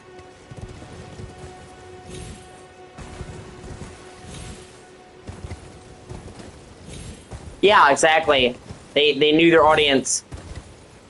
And it also proved that you can do your thing and not sell out. Because people said for years, well, these games will never be mainstream. They're too tough. If they want to be mainstream, yeah, I mean, it is somewhat like Skyrim. But people were just like, these games are too challenging. They're never going to be mainstream. If you want people to play your game, add an easy mode. And with Elden Ring, they could have tried to compromise. They're like, no, fuck you. And yet, despite this game being unapologetically difficult, in spite of this game being anti most modern trends, doesn't hold your hand at all. In an age of yellow paint, they just drop you and say, figure it the fuck out. This game was a colossal success. And it proved them wrong, that you can be mainstream and you can appeal to a large group of people and not sell out your identity. And there was a lot of people that thought the only way that FromSoft could make a mass successful game would be to water it the fuck down. And they proved you don't have to water down your vision to reach a mass audience. This game was fucking colossal.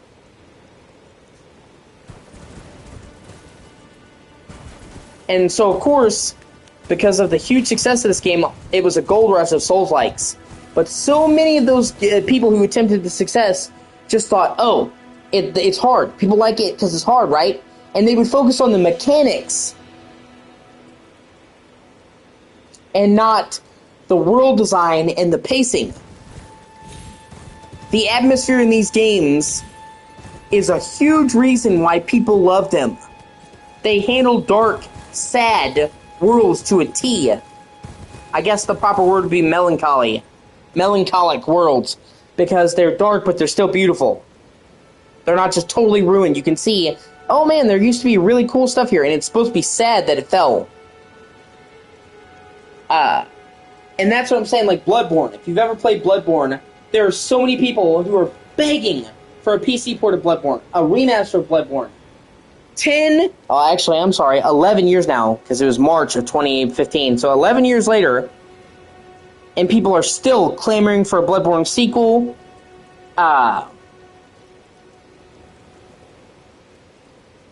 Bloodborne remaster, and the reason why isn't because it was a hard game. It was because the game had an incredible Victorian Gothic atmosphere that no game has had kind of before or since. It was this awesome mixture of fucking Victorian era, blood, guts, gore, werewolves, and fucking H.P. Lovecraft. So it's like, we're gonna take the plague and dark, spooky werewolves, we're gonna throw it in Victorian London, a world inspired by Victorian London. It's Yarnum, but it's very clearly inspired by London. And then we're gonna throw in fucking Cthulhu and H.P. Lovecraft in there. The old ones. And it had a one-of-a-kind atmosphere. You'll never play another game like Bloodborne. So, if Bloodborne was just a hard game and that's all that it had to offer, there wouldn't be people begging Sony to do something with it fucking 11 years later. It was the unique atmosphere, that unique blend of Victorian and werewolves and eldritch horror that people loved. There's no other game like it. It's timeless. Same with Elden Ring. the Souls games were traditionally medieval, which, I mean, they did it really well, but they were standard, ye olde knights. They did a whole Norse thing with Elden Ring that none of the Souls games did. So even among their other games, Elden Ring stands out. Or Sekiro. Sekiro's fucking awesome. That's Japan. It has a whole, Shingoku fucking period going on. So FromSoft very rarely repeats the same kind of game twice. It makes all their games stand out because, a lot of the time when you do a sequel, it's more of the same, but it's better. Usually, hopefully it's better if you didn't fuck up. Some sequels are awful, but generally speaking, the sequel, you take what was working, you improve it. But it kind of makes the earlier games obsolete, because it's like, why would I want to play the first game when it's just the same game at worse? Of course, I'm one of those people who needs to play the original games regardless. I hate skipping games. But for most people, but with the Souls games, it's not like that, because even in the Dark Souls games, if you look at the Dark Souls 1, Dark Souls 2, Dark Souls 3, Demon Souls, the atmosphere is completely different for each game. They never redid the same thing, ever. Each FromSoft game is unique, and that's why you have people endlessly debating, no, this is the best FromSoft game. This is the best FromSoft game, because there's no game like it. They did Bloodborne, and then they never did another game like Bloodborne ever again. And, like I said, it's currently rumored that the next fucking game they're doing is probably going to be a pirate game, or pirate themed. It's like not going to be sailing, but it's rumored it's going to be called Cerulean Onslaught. And it's going to have the same open world principle with sailing. And that will be like Buccaneer themed, I'm assuming. So it'll be their dark, creepy take on pirates. So Elden Ring did incredibly well. It's the best-selling game they've ever had. Because their games did popular, but like up until now, their best-selling game was Dark Souls 3, and that took them 10 years to sell 10 million copies. So Dark Souls 3 was not like it was a success, sold 10 million copies, but this game sold like 30 million copies in the first year. So this was like literally sold more than every other game they'd done prior. So a lot of people will be like, okay, now we need to just do 5 Elden Rings. And FromSoft is like, no, we're going to go radically different for our next game. And that's what I'm saying, and people don't understand. It's the different atmosphere, it's the world design, it's the characters, the incredible writing, the pace, the atmosphere, the showing and not telling that makes these games stick out. And they take that and they just say, oh, it's hard. And that is like the smallest fucking part. Even gameplay-wise, what is so great about these games, nobody is going to play these games the same way. There are so many fucking builds you can do in this game. Some games, a lot of games, you have one way to play it. And even then, even in other RPGs, there'll be a couple ways to play it, but there'll be a clear winner. In Elden Ring, and in most FromSoft games, there's a million fucking ways to play each one of these games. You could talk to 50 people that loved Elden Ring, that played the shit out of it, and they will have played it completely differently with entirely different weapons. Because there's so many different ways, and pretty much every build can be made to be broken. For me, I pretty much settled on dual katanas in this game. That's what worked for me. And then I had the great Bloodhound thing, so it's like I had the 2 quick swords, and then the 1 greatsword to fucking hit home runs.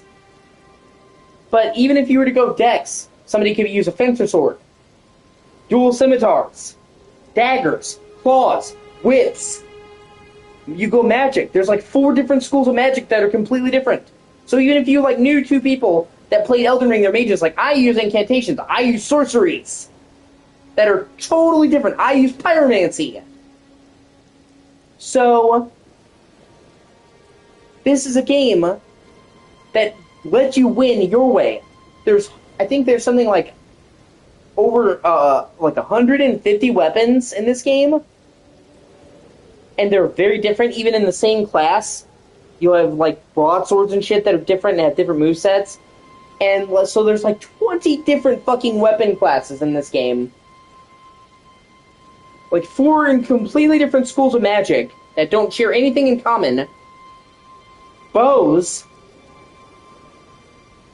And none of it is mandatory. You can look up any weapon and you'll see somebody breaking this fucking game with it and one-shotting bosses.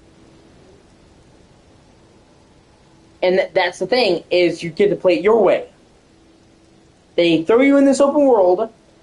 They give you this giant box of toys. Here's straight swords, broadswords, daggers, scimitars, katanas, great swords, whips, flails, shields, great shields, bows, magic, stealth, and just use whatever you want to. It's like giving you a giant toy box as a kid and letting you pick whatever you want to, and you can then break the game with it.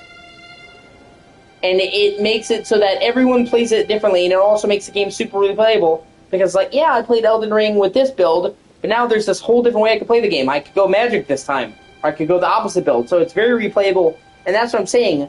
Not a lot of games have, like, this giant tool set where you can just do whatever you want to. I'm going to do this, or that, or this, or that, and I'm going to play it my way. And obviously Elden Ring has the most freedom, but pretty much all the FromSoft games are like that. They have a ton of different weapons, and it's like, you use whatever you like. And pretty much every single type of weapon is viable to beat the game with. Even fucking hand-to-hand. That's what I'm saying. So, and then Elden Ring took it a step further, because now you can imbue weapons with different arts of war. The moves. So, even if you had the same katana that I do, you might have different moves equipped to it. And they made it so, like, previously in Dark Souls 3, they introduced the weapon arts, which were really cool, because, like, special moves set every weapon. But then in Elden Ring, they're like, oh yeah, we're going to have that, but now you can take them out of one weapon and put it into another and swap that shit around. So you can get, like, an awesome dodge move from a dagger and put that shit on a fucking greatsword. There's, like, very little restrictions. Or, hey, I'm going to make this katana a fire katana, a dark katana, a lightning katana, an ice katana, and those change the ways that you use it. Because it does, like, if you use, like, a fire katana, it does double damage, because it does the regular damage and the fire damage, but it doesn't scale with your stats. So it's like, well, I'm doing double damage, but then I don't get the multiplier that stats do. Certain enemies are weak, but there's so many fucking different ways. So, like, even if you came across somebody who used the same weapon as you, they probably buffed it a different way and equipped something different. You could play this game 1,000 different times and literally not stumble upon all the different fucking combinations. So like I said, there's like over 150 weapons. And then you have like more than 150 moves that can swap about, and then buffing the weapons, and there's literally thousands of combinations. And that's why a lot of people like PvP. I'm not big on multiplayer, just in general. I play a little bit of multiplayer here and there, but I don't come to these for multiplayer. But people love the fucking multiplayer in these games because they can make their own build and then fuck people with it. Like, there are people who just play these games for the PvP. Because it allows you to build your own character and fight other people how you want to. And you can pretty much PvP in this whole open world. So it's just like a whole medieval playground for you to try to gank other people with. So there's so, like, it's hard, yeah, but it's the way that it's hard.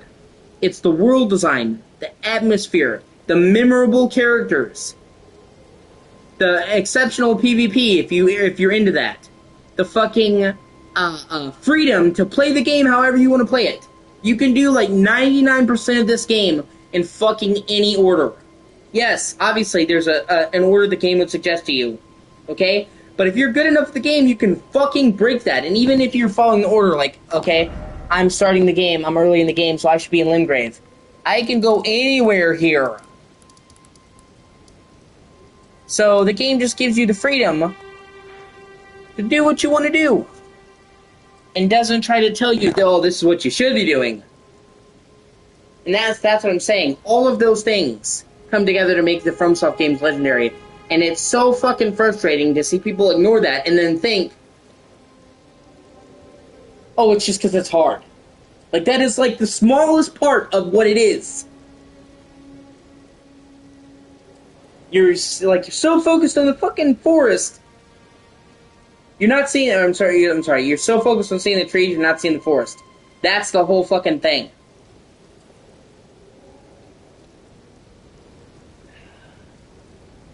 And it's frustrating because you see so many people trying to copy this game's formula, and they're like, okay, we made it hard, but it's like, did you do the freedom to play it your way? Did you do the incredibly memorable characters? The deeply tragic but still beautiful world? A huge toolkit to play it your way? No, we just did hard. Okay. Obviously, I'm saying not all of them. There's quite a few, like Liza P, that actually are just as good as FromSoft, but I'm saying a lot of these Souls-likes try to copy the games mechanically and the difficulty, but they don't see the other reasons why people like it. The memorable characters, the atmosphere, the freedom to play it your way. It's like,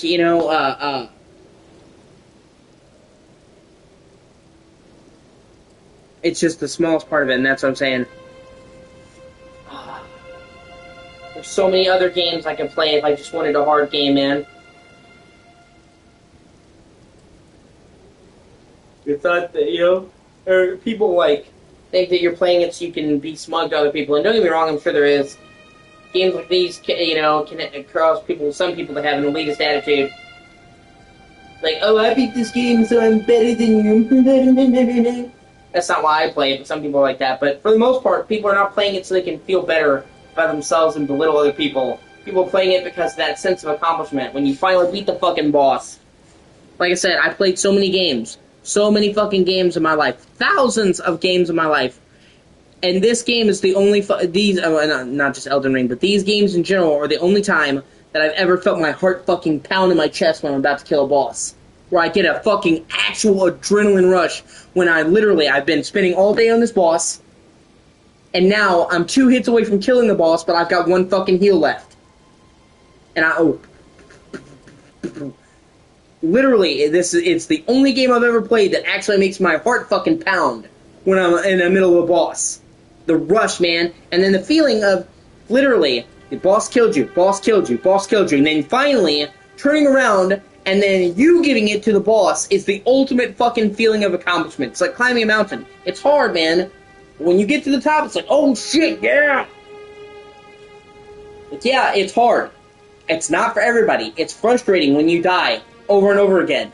But man, when you fucking push past it, and you commit, and then you finally beat that boss, you're on top of the fucking world in a way that you just wouldn't be otherwise.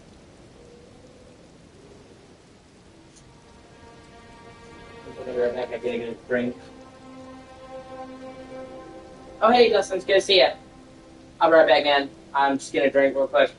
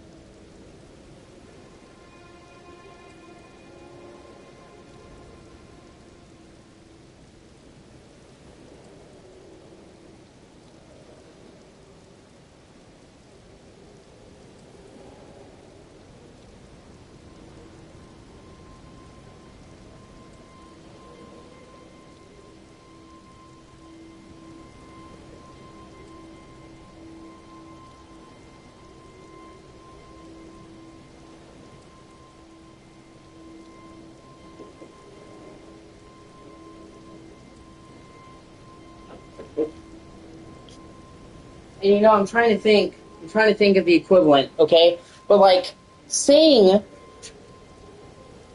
that people only like the FromSoft games because they're hard would be like saying people only like Casablanca or Gone with the Wind because they're black and white. Like, okay, you just totally missed the whole bulk of it. Like, people like fucking Gone with the Wind because it's a great movie that's incredibly well acted with a great scope. At the time, it was like the most expensive movie ever made. Like, the production quality in that movie was fucking staggering. Like, it was made in like 1930. It was like $30 million in that movie. Back before computer effects, when they had to do like Civil War scenes and had thousands of fucking dudes. That's what I'm saying. So it's like, it would be like saying, "Oh, hey, you just like you just like Spider-Man because the soundtrack."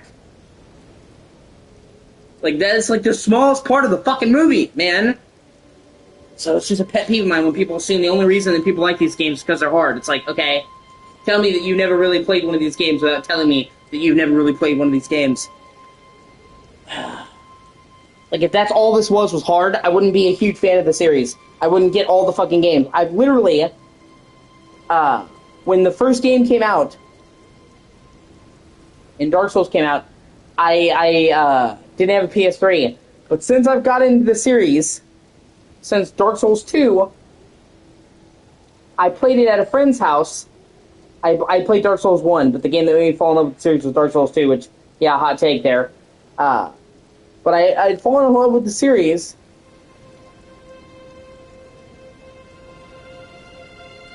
And since then, I've gotten every game at launch. Not Night Rain or whatever, but Dark Souls 3 got a PS4. I didn't have a PS4 at the time, but literally I bought a PS4 for Bloodborne. Demon Souls Remake, bought at launch. Sekiro, bought at launch. Elden Ring, bought at launch. Got Shadow of the Retreat at launch. I wouldn't be a diehard fan who would get these games at fucking midnight if they were just hard.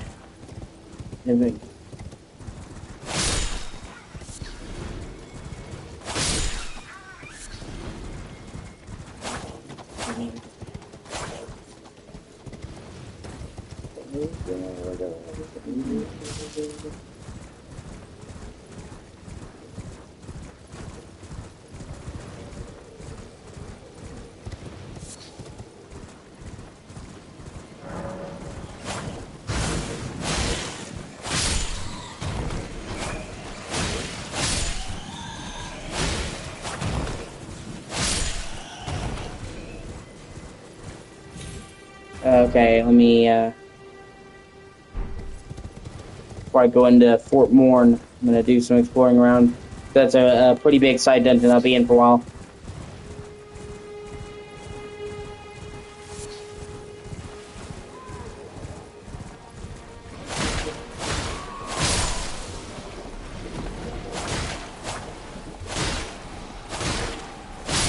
Like, oh, hey, look!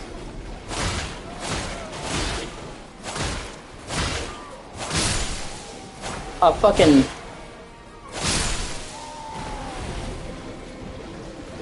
I beat all the games.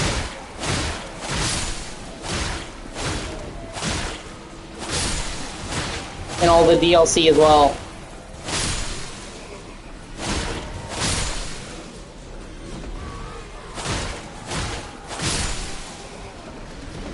Shit. It's like, wow, a poison swamp berry in a FromSoft game. Must be a day that ends in Y.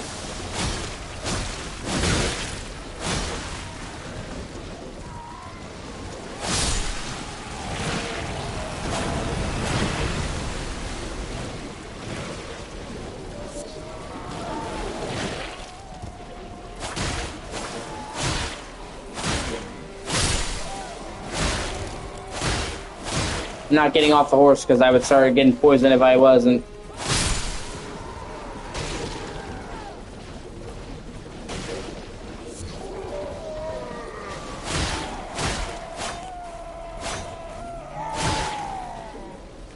I was actually one of the first people in the world to beat this.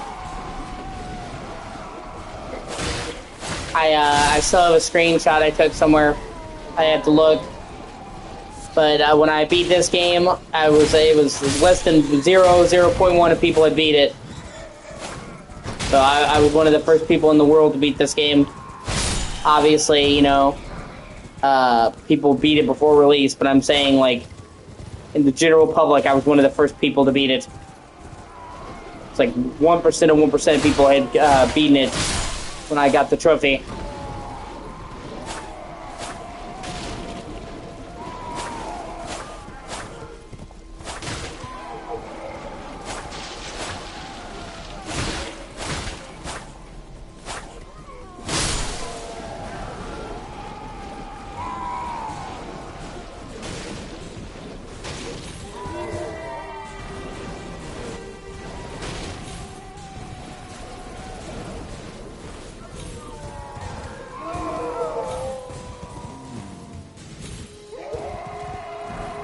Hey, shit.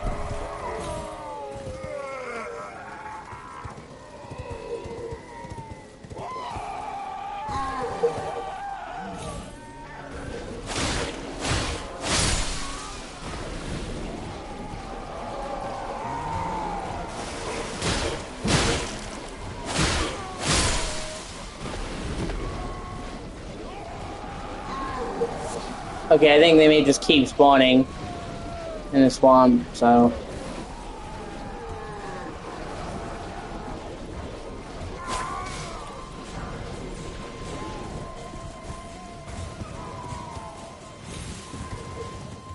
They keep screeching like assholes.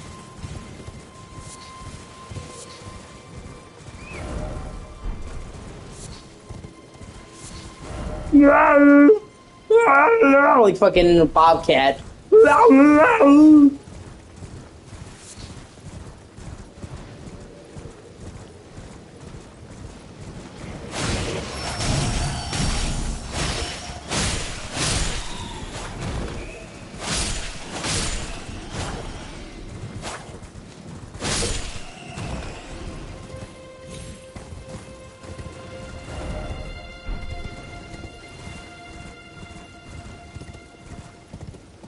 Oh, yeah, that's right.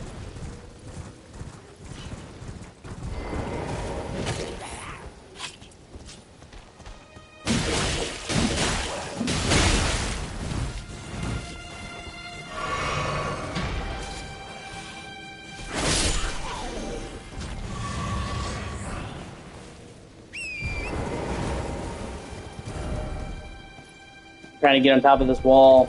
There's shit here.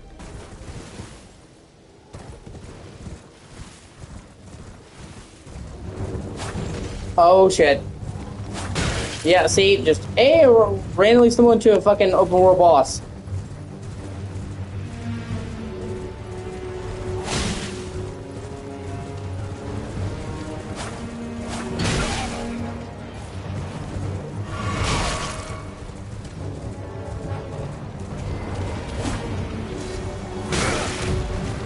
Ah, shit. No, no, no, no.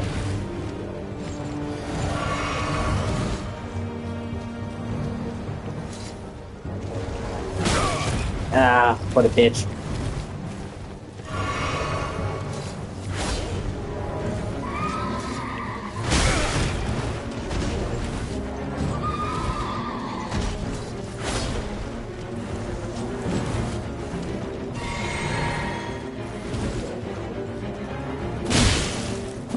Finally, like, I couldn't hit this fucker to save my life. Dude, like, give me a fucking break. Holy shit.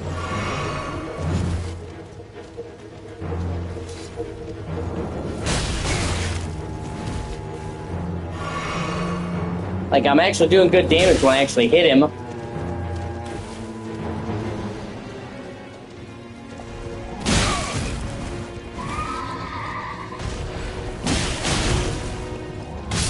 Ah, fuck, I'm right next to a checkpoint. It's fine.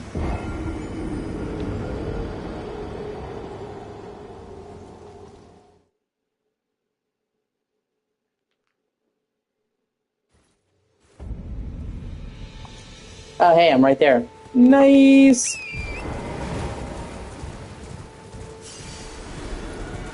Like, where are we, motherfucker? Huh. Hold on, let me Google. Does he only pop up at night? Because when I first came here, it was day and he wasn't here, and then he popped up at night. So it might be a night thing? I don't know, because I There's some bosses in this game I haven't even fought.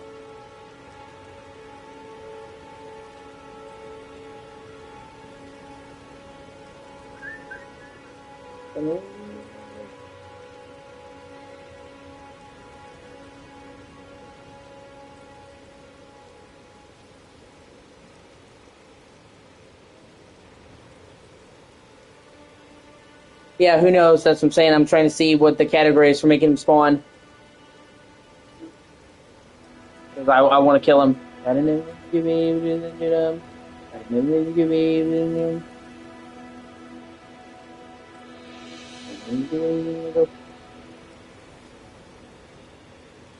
Okay, there's a series of these bosses. And they only pop up at night, so that's what it was. Okay. Well, now I know. And you know what G.I. Joe says? Knowing's half the battle. G.I. Joe! Okay, hold on a second. I gotta do part of my O.C.D. ritual. God in heaven, but what you mean? God in heaven, only God in heaven. Somebody else is God in heaven. Sorry. God in heaven. See, yeah, O.C.D. is a hell of a thing. And then when I get anxious, it gets worse. God in heaven, but what you mean? God in heaven, only God in heaven. I couldn't sing for anyone else. God in heaven, Jesus. 4 times the charm. Fuck me. God in heaven, but what you mean? God in heaven, only God in heaven. I couldn't sing for anyone else. Jesus, please listen to my words and intentions. And not myself, see the words. You know, the drink, but the reason the deals and it takes your drink again. You have to drink, don't drink.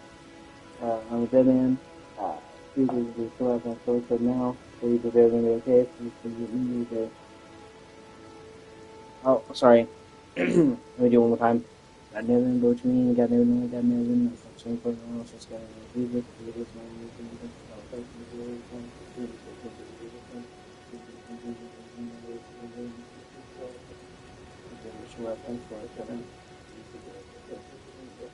Alright.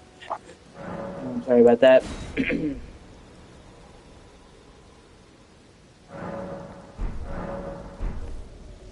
Alright, asshole.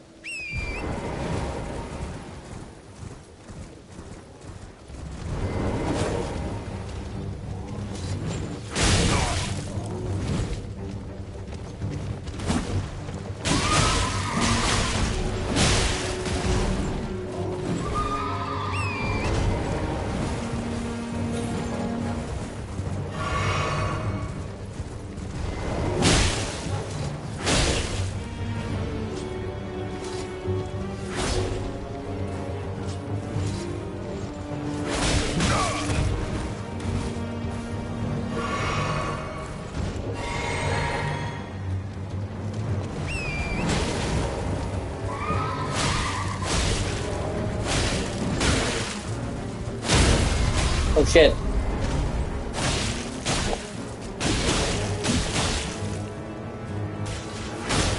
I didn't even know it was possible to get the guy off his horse. Well, how about that? Oh, no, come on, don't get greedy. Alright. Oh, he summoned another horse. Ah! Fuck you! Suck it! Hey, like me now, bitch! Okay, I'm gonna put skull here to symbolize I killed the boss. Help me keep track of what I haven't done.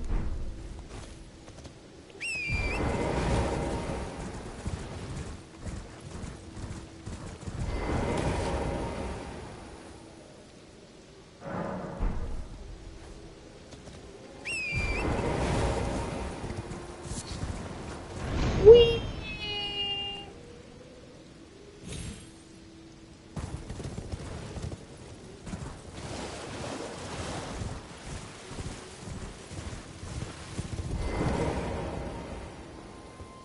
Yeah, you need a special dagger to activate this. Seek 3 rise beasts, yeah.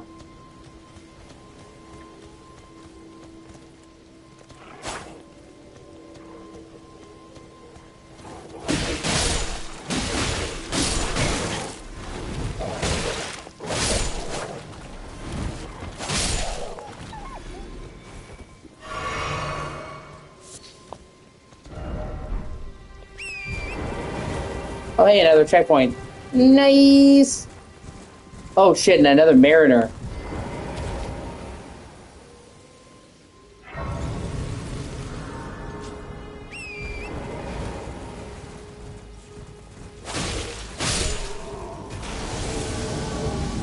Oh, there he is. I think. Oh, there's a meteor field. Okay, gotcha.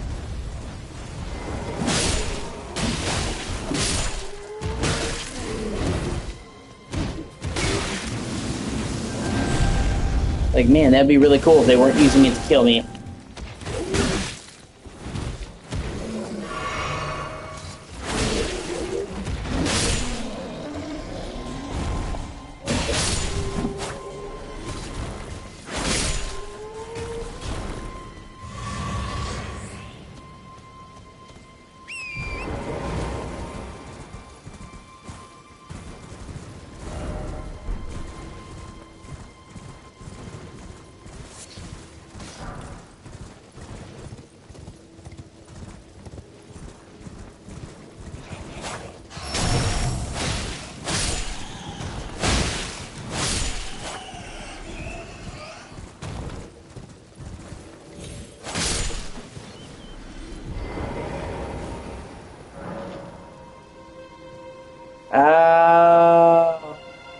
Okay, I think this is one of the 3 things they were talking about. Okay. Normally, each of those towers, the sorcerer towers, have a secret to getting into them. You gotta, like, figure it out. Oh, hey, a stone sword key. Fucking A. Oh, seeing that shit down there, too.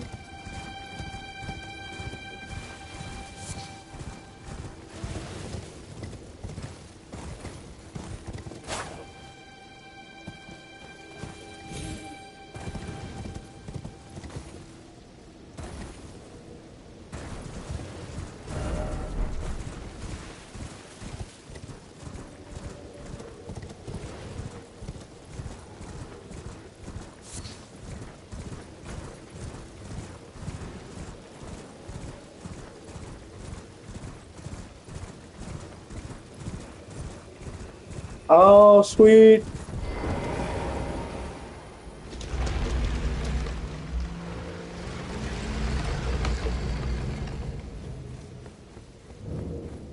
Impaler's Catacombs.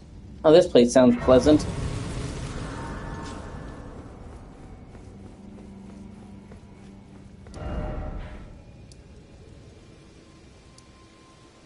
Come back to this. Actually, real quickly.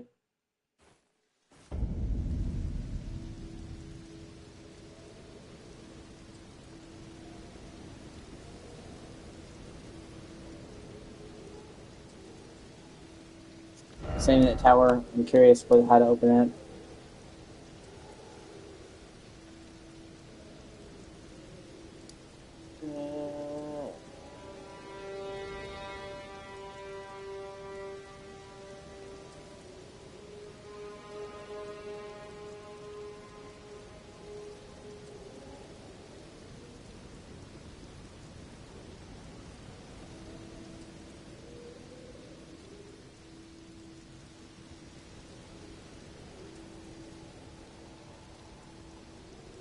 There's actually a lot of stuff I need to do here. It's a whole village. You can unlock that stuff here. Here's a ruin. Here's an Erd tree, fragment, church. I think there's actually another church here. A goal. Quite a bit here in the Weaving Peninsula.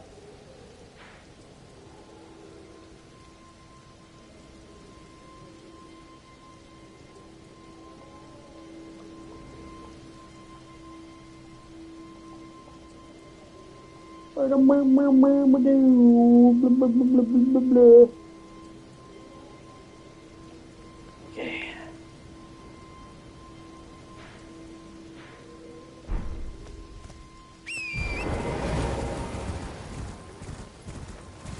Alright, now I'm going to go the other way because there's a lot more here we have to see.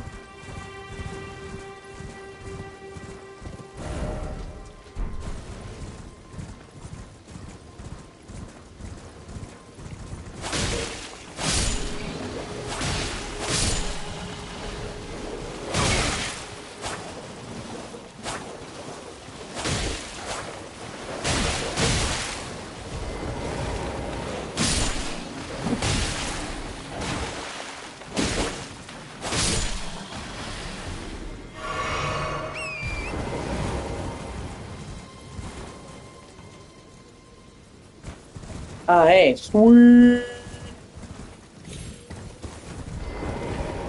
Let's see.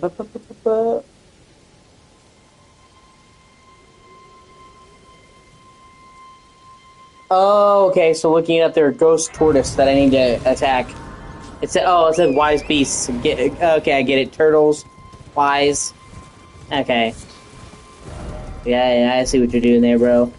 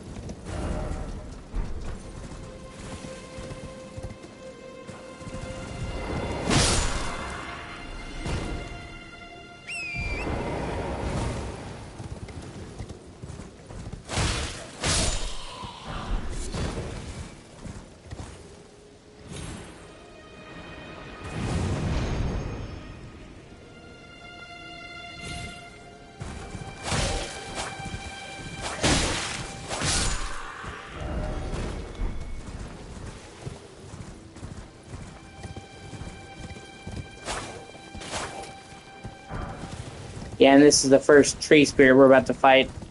I'm gonna go up here.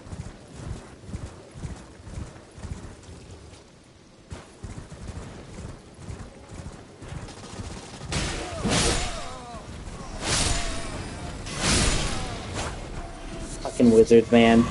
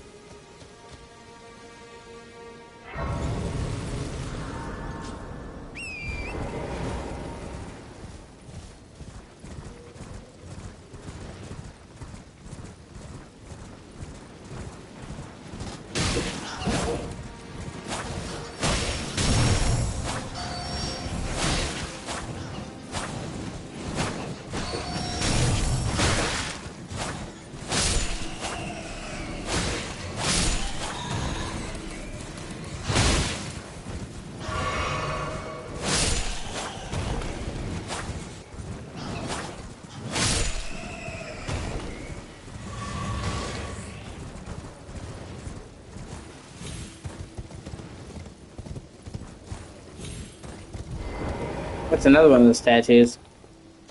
Well, if they're not connected to the tower, then what the fuck are they connected to? Oh, I guess there's no harm finding out.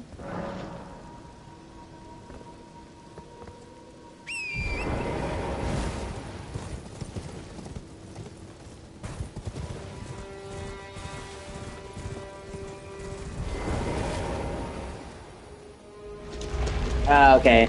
So I guess they lead me to catacombs. Well, that's nice to know.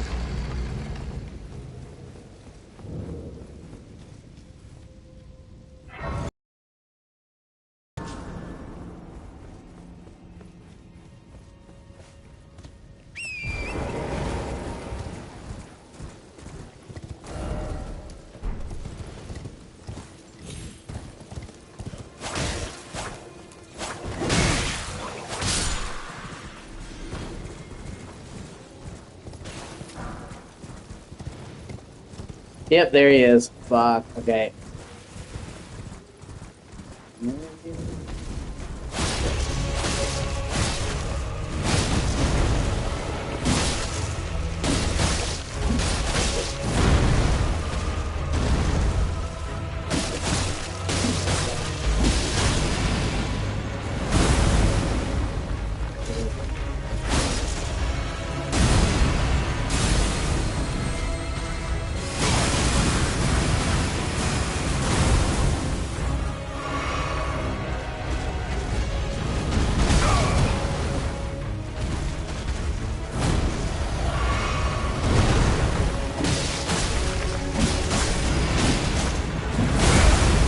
Yeah, that's on me.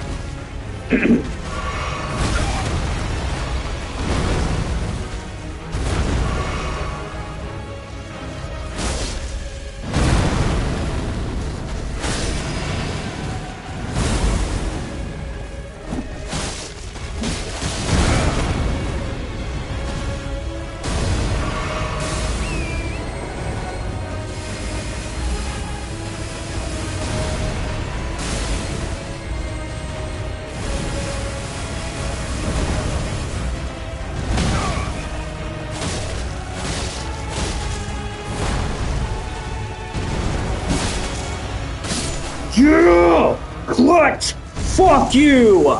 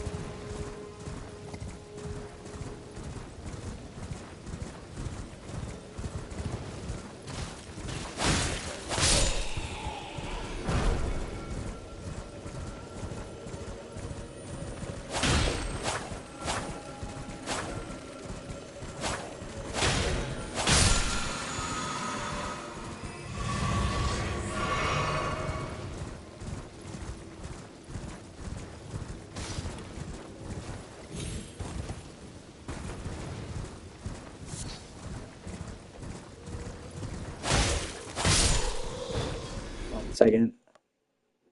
Sorry, just checking some real quick.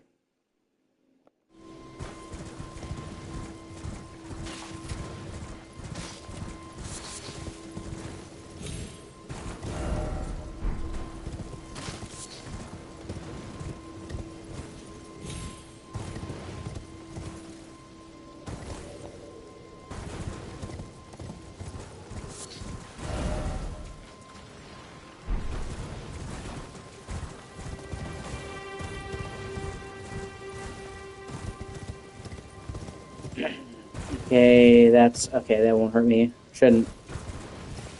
Yeah, and there's one of the Tomb Guardians.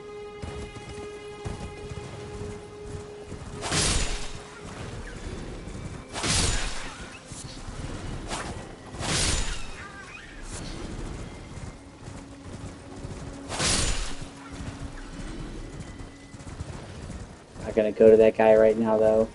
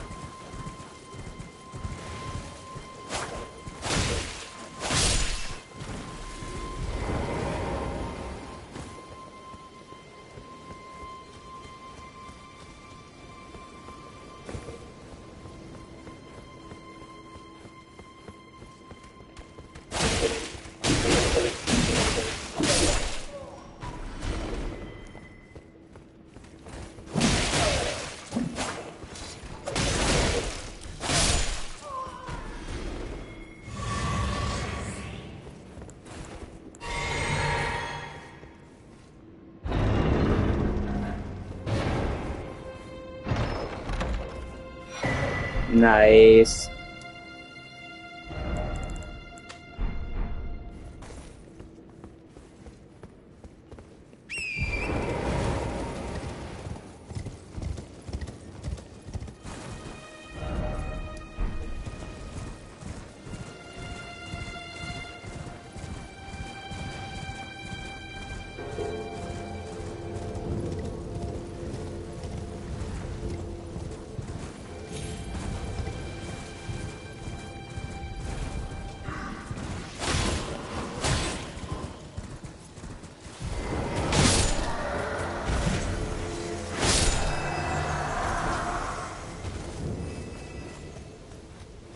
Fourth Church of America!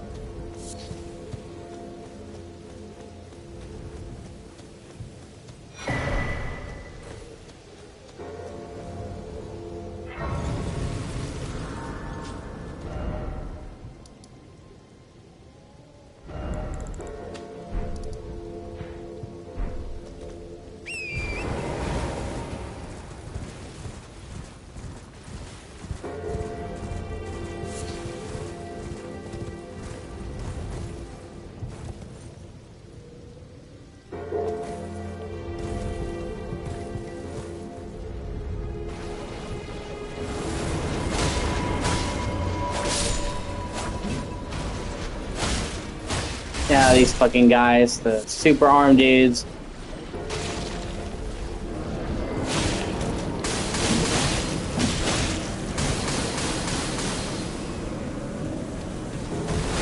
Fucking wizards, man.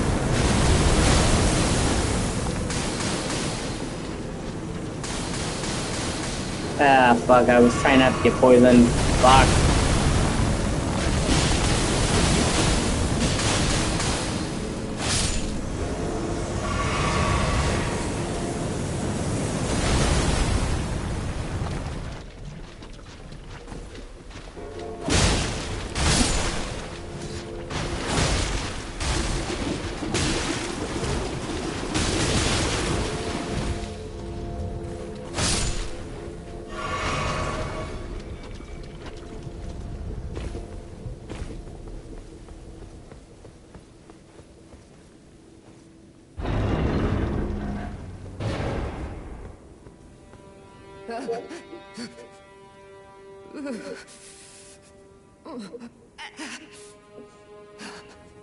It will do no good, I swear it. And yet you persist. You frothing degenerates!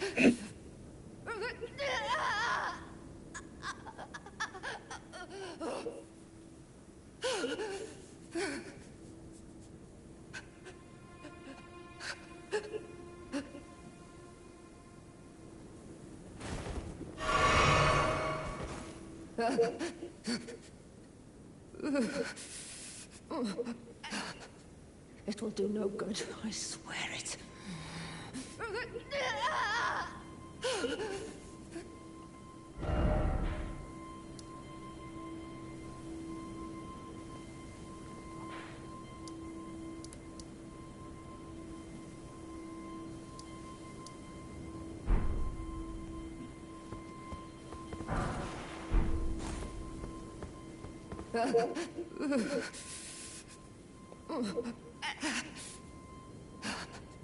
It will do no good, I swear it. And yet you persist. You frothing degenerates! Okay, I'm trying to help you, bitch.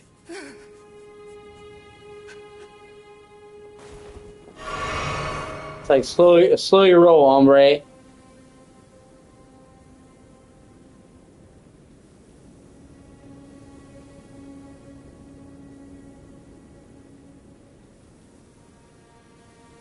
Ah, fucking poison.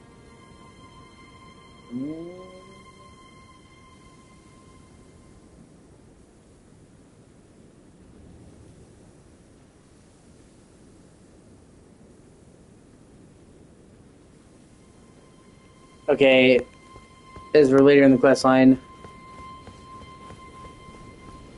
Oh, either way, I completed this area, so.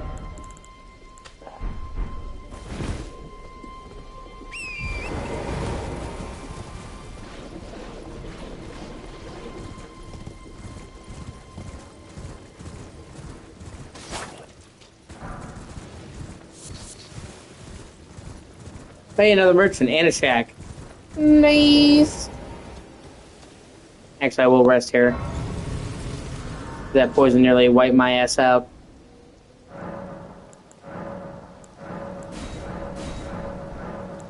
And that's sacred tears. Each one increases the amount you can refill with your tears. Well, it's been an age since I've seen a customer. How can I help here at the end of the earth?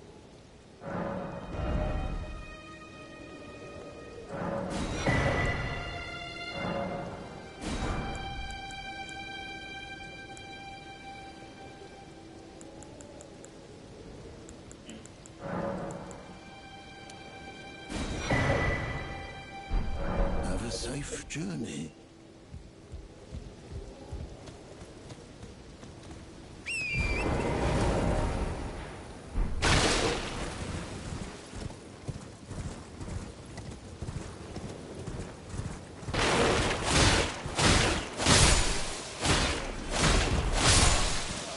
Okay, I'm not even sure why, but there's like a large amount of undead roaming the beach here.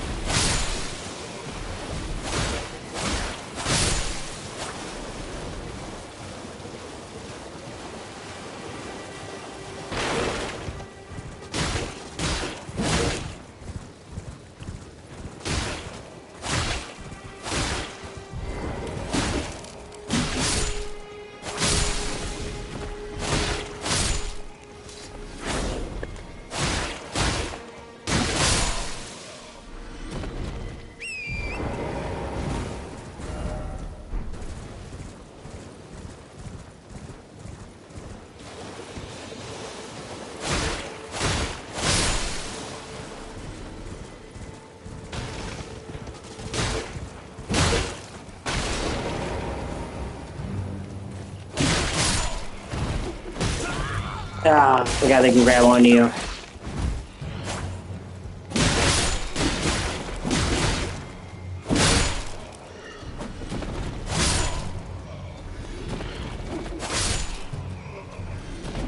Don't worry, there's enough for everybody. Bunch of bitches.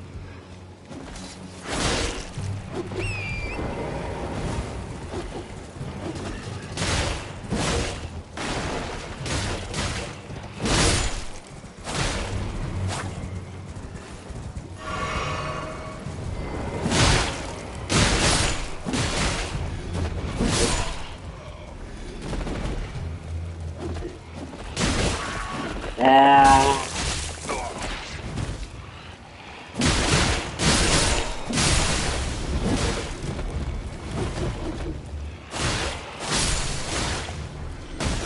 God damn it. It's like, get off me, bro.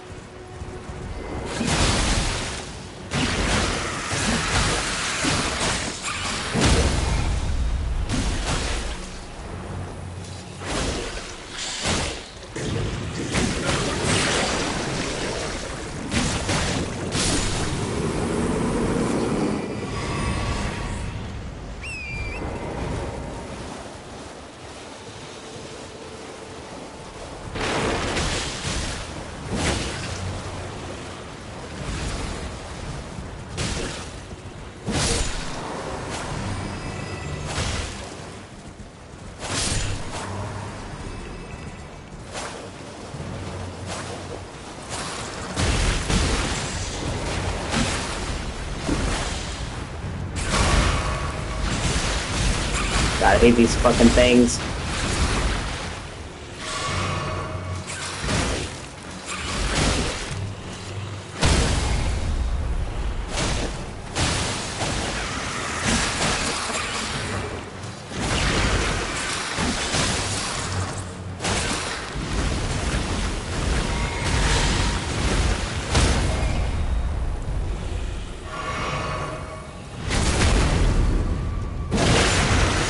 Get the fuck out of here.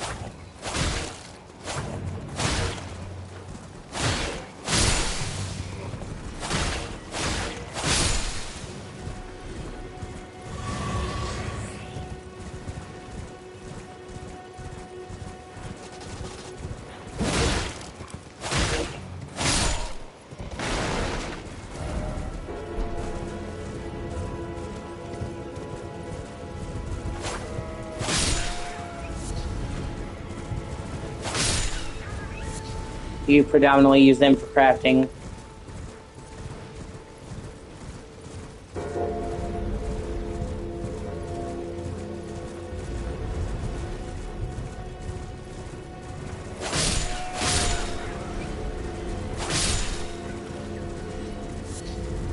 That's the main way you make bows. Bow arrows. So it's like, why are you killing them? That's why.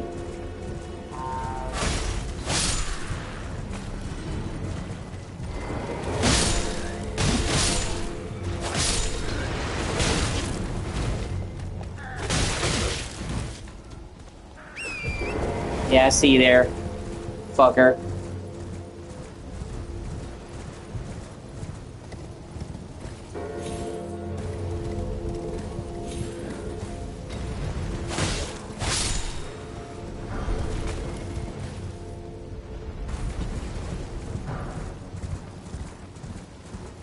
Oh shit, you too.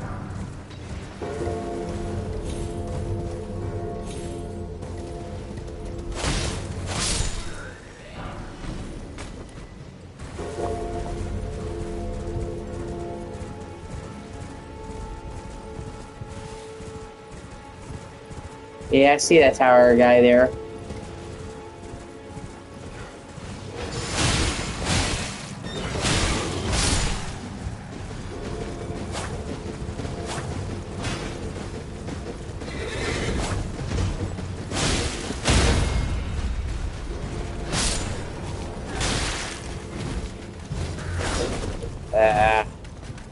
And of course, fucking buffed himself. And then I got shot by the arrow. Of course, then I did. Fuck me. Okay, I need to get closer. Ballista. Just wait till I get up there, asshole. Your days are fucking numbered.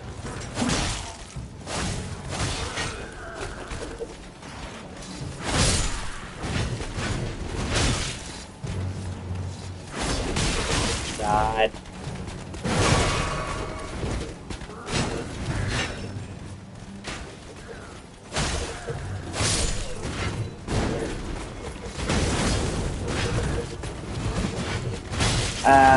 What an asshole.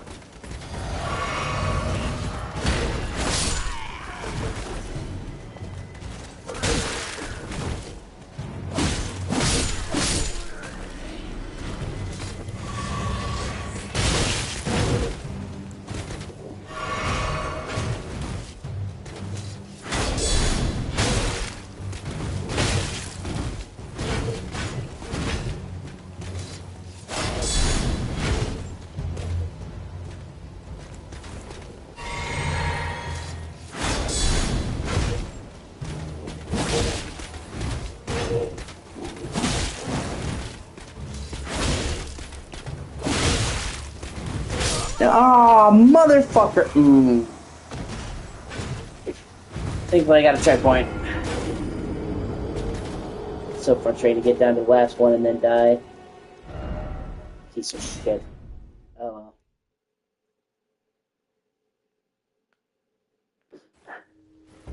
well. Alright.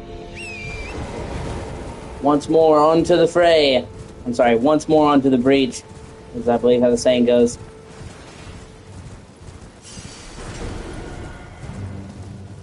Okay, this time I'm gonna take out the fucking guy up top first.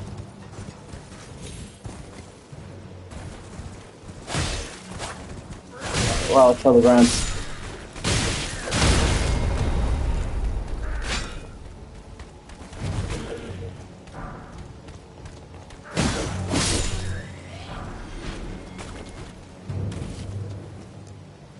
Yeah, okay, wait a minute. I remember this place. You can actually open a chest that teleports you into Lindell early. Well, a specific part of Lindell.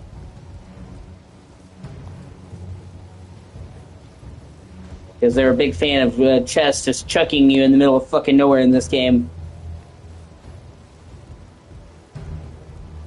Yeah! Remember when you thought you were safe up here pelting me? Fuck you!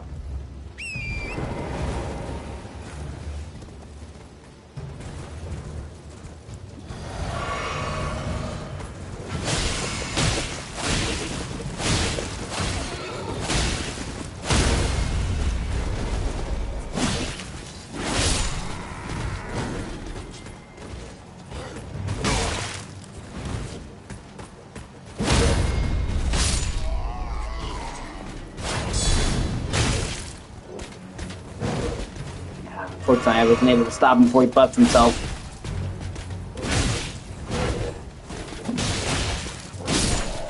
There we go. Suck a dick.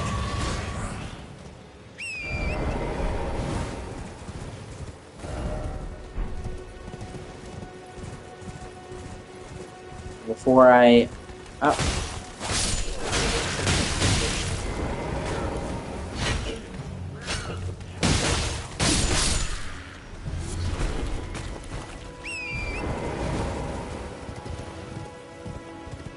I was trying to find a fast travel spot that was closer to the tower.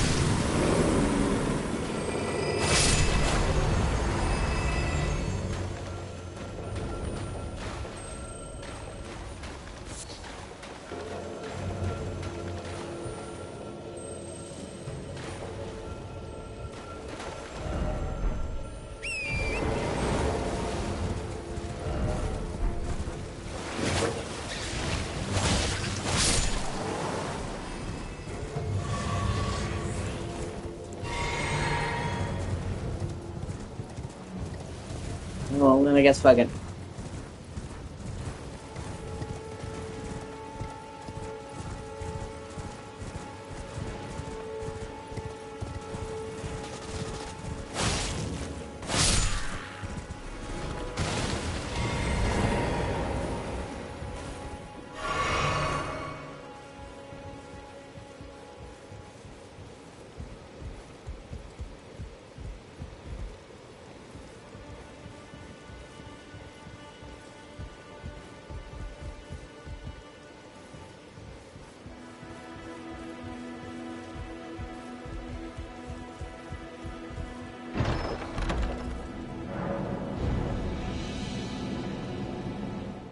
Going to the moon!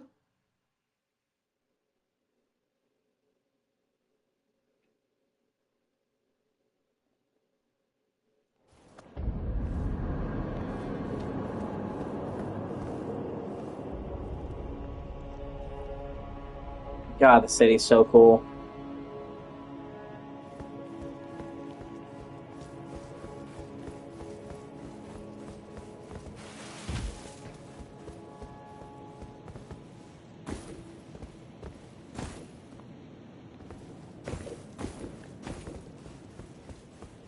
And technically, in the actual main game, I will be entering this place for some time. But there's a special segment you can enter early.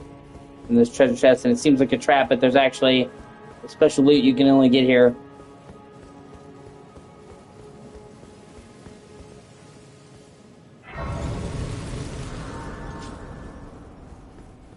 Although you gotta kill giant McFuck over here to get it.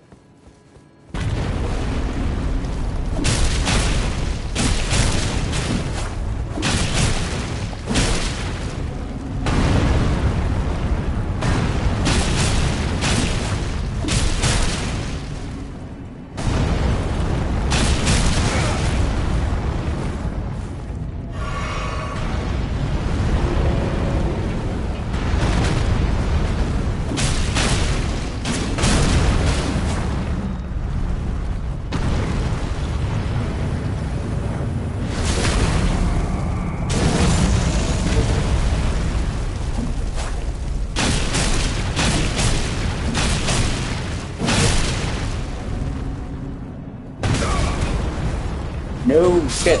Oh, fuck. Well, thankfully I have a site of grace right there. Bitch.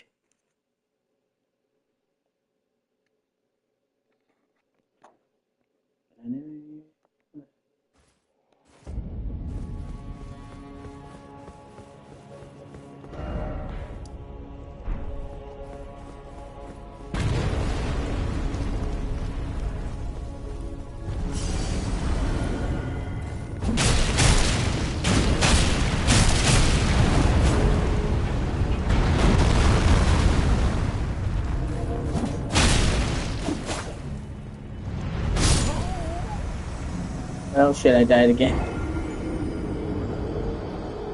But you son of a bitch! I kill you! I fucking kill you!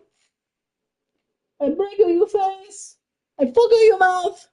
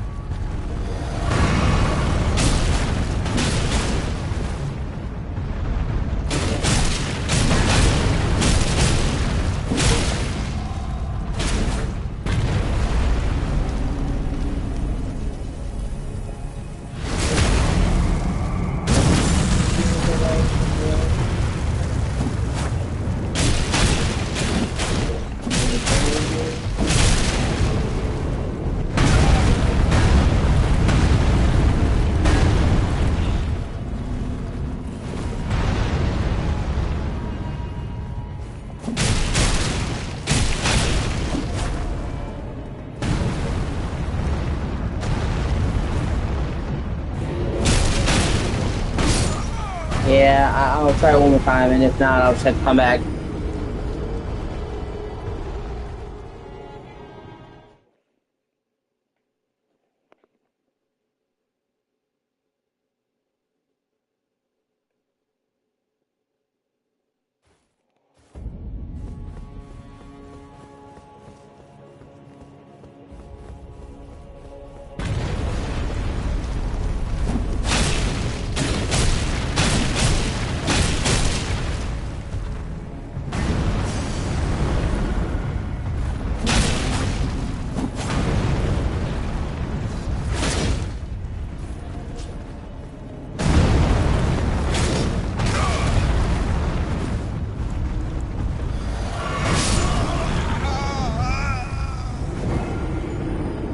Yeah, I'll just have to come back to that one.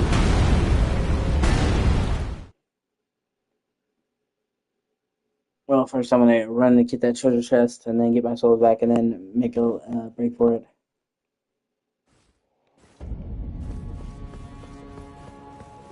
I'm getting the fuck out of here.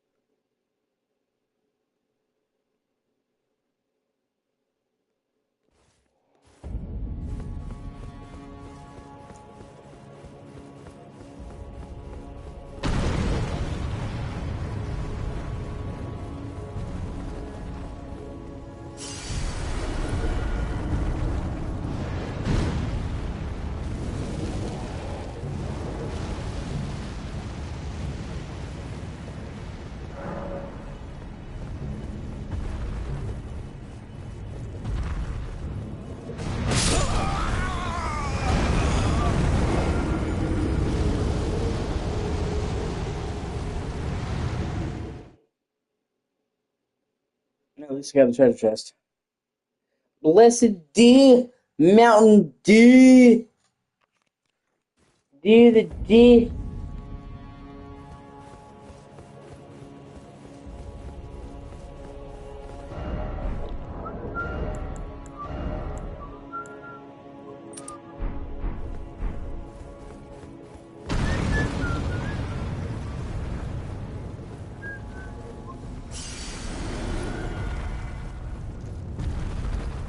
fuck it, I'll try it again.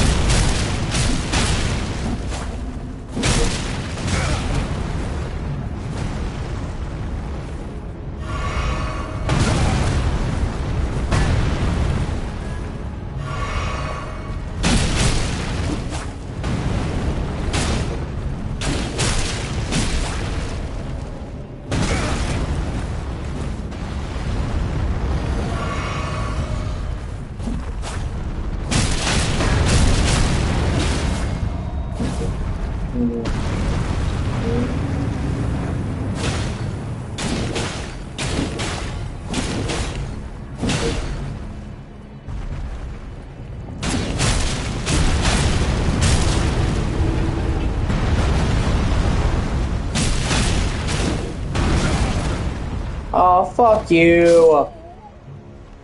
Yeah, he can't fall off the fucking ledge. His big fucking floppy ass, but yeah, fuck me. What a bitch.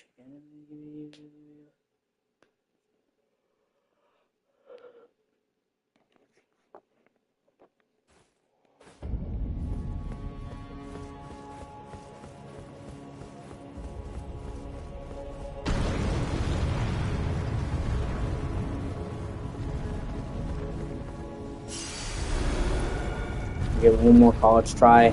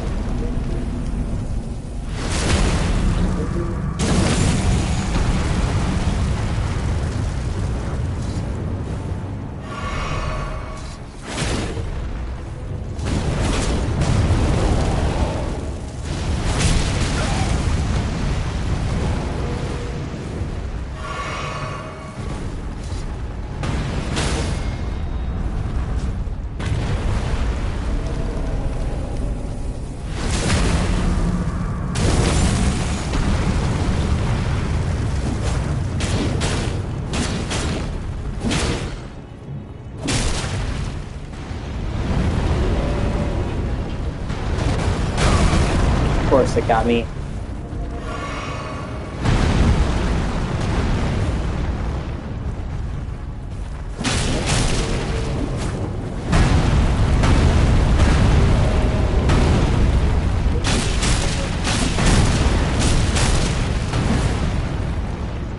Okay, I gotta do it.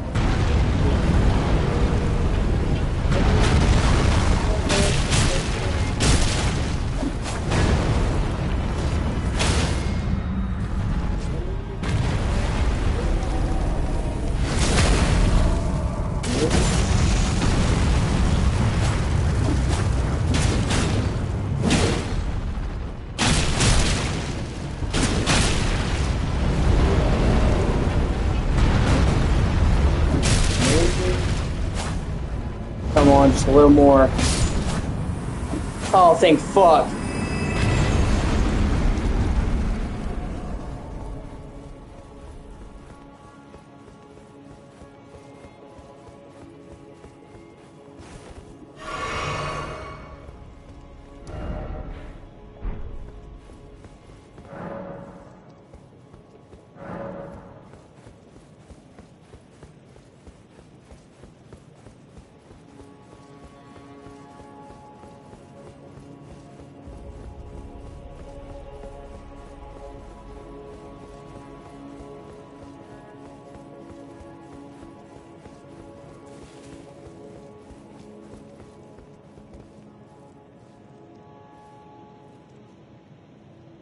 There's a way out of here.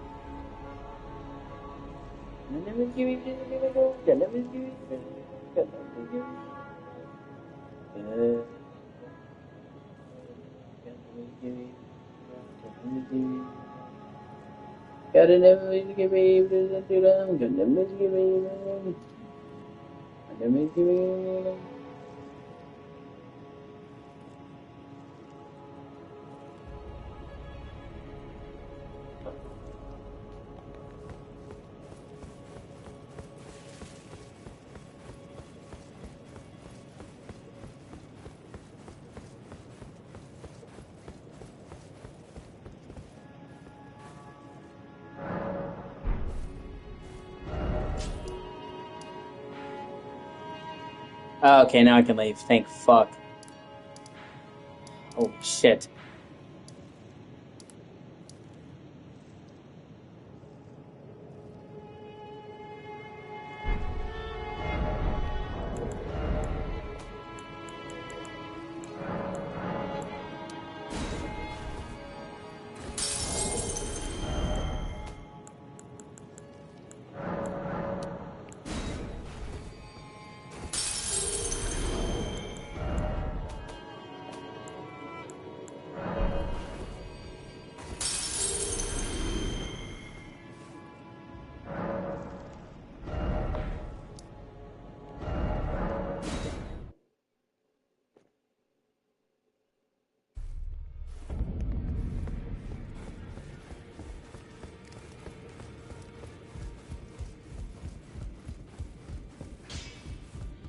Well, where have you been hiding?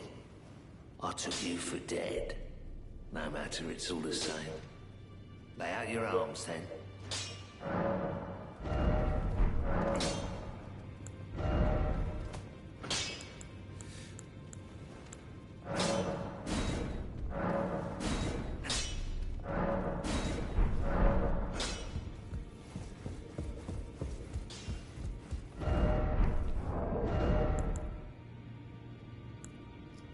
What are the stats required for Bloodhound Fang Blade? 18 strength, okay.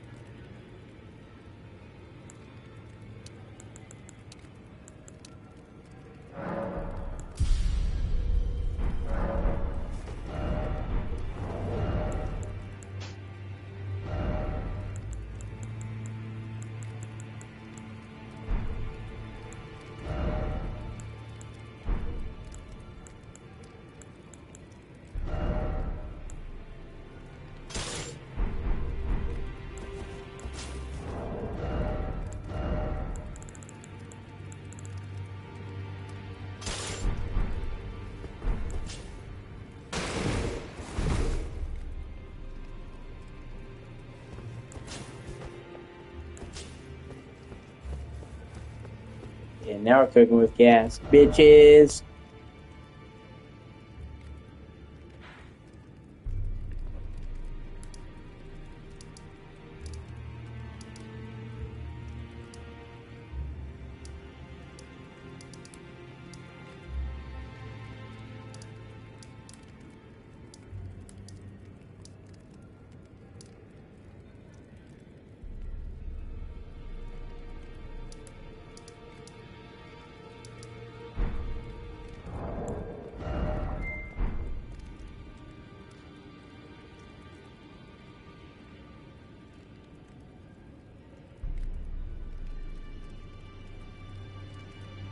Alright, I'm gonna take a break.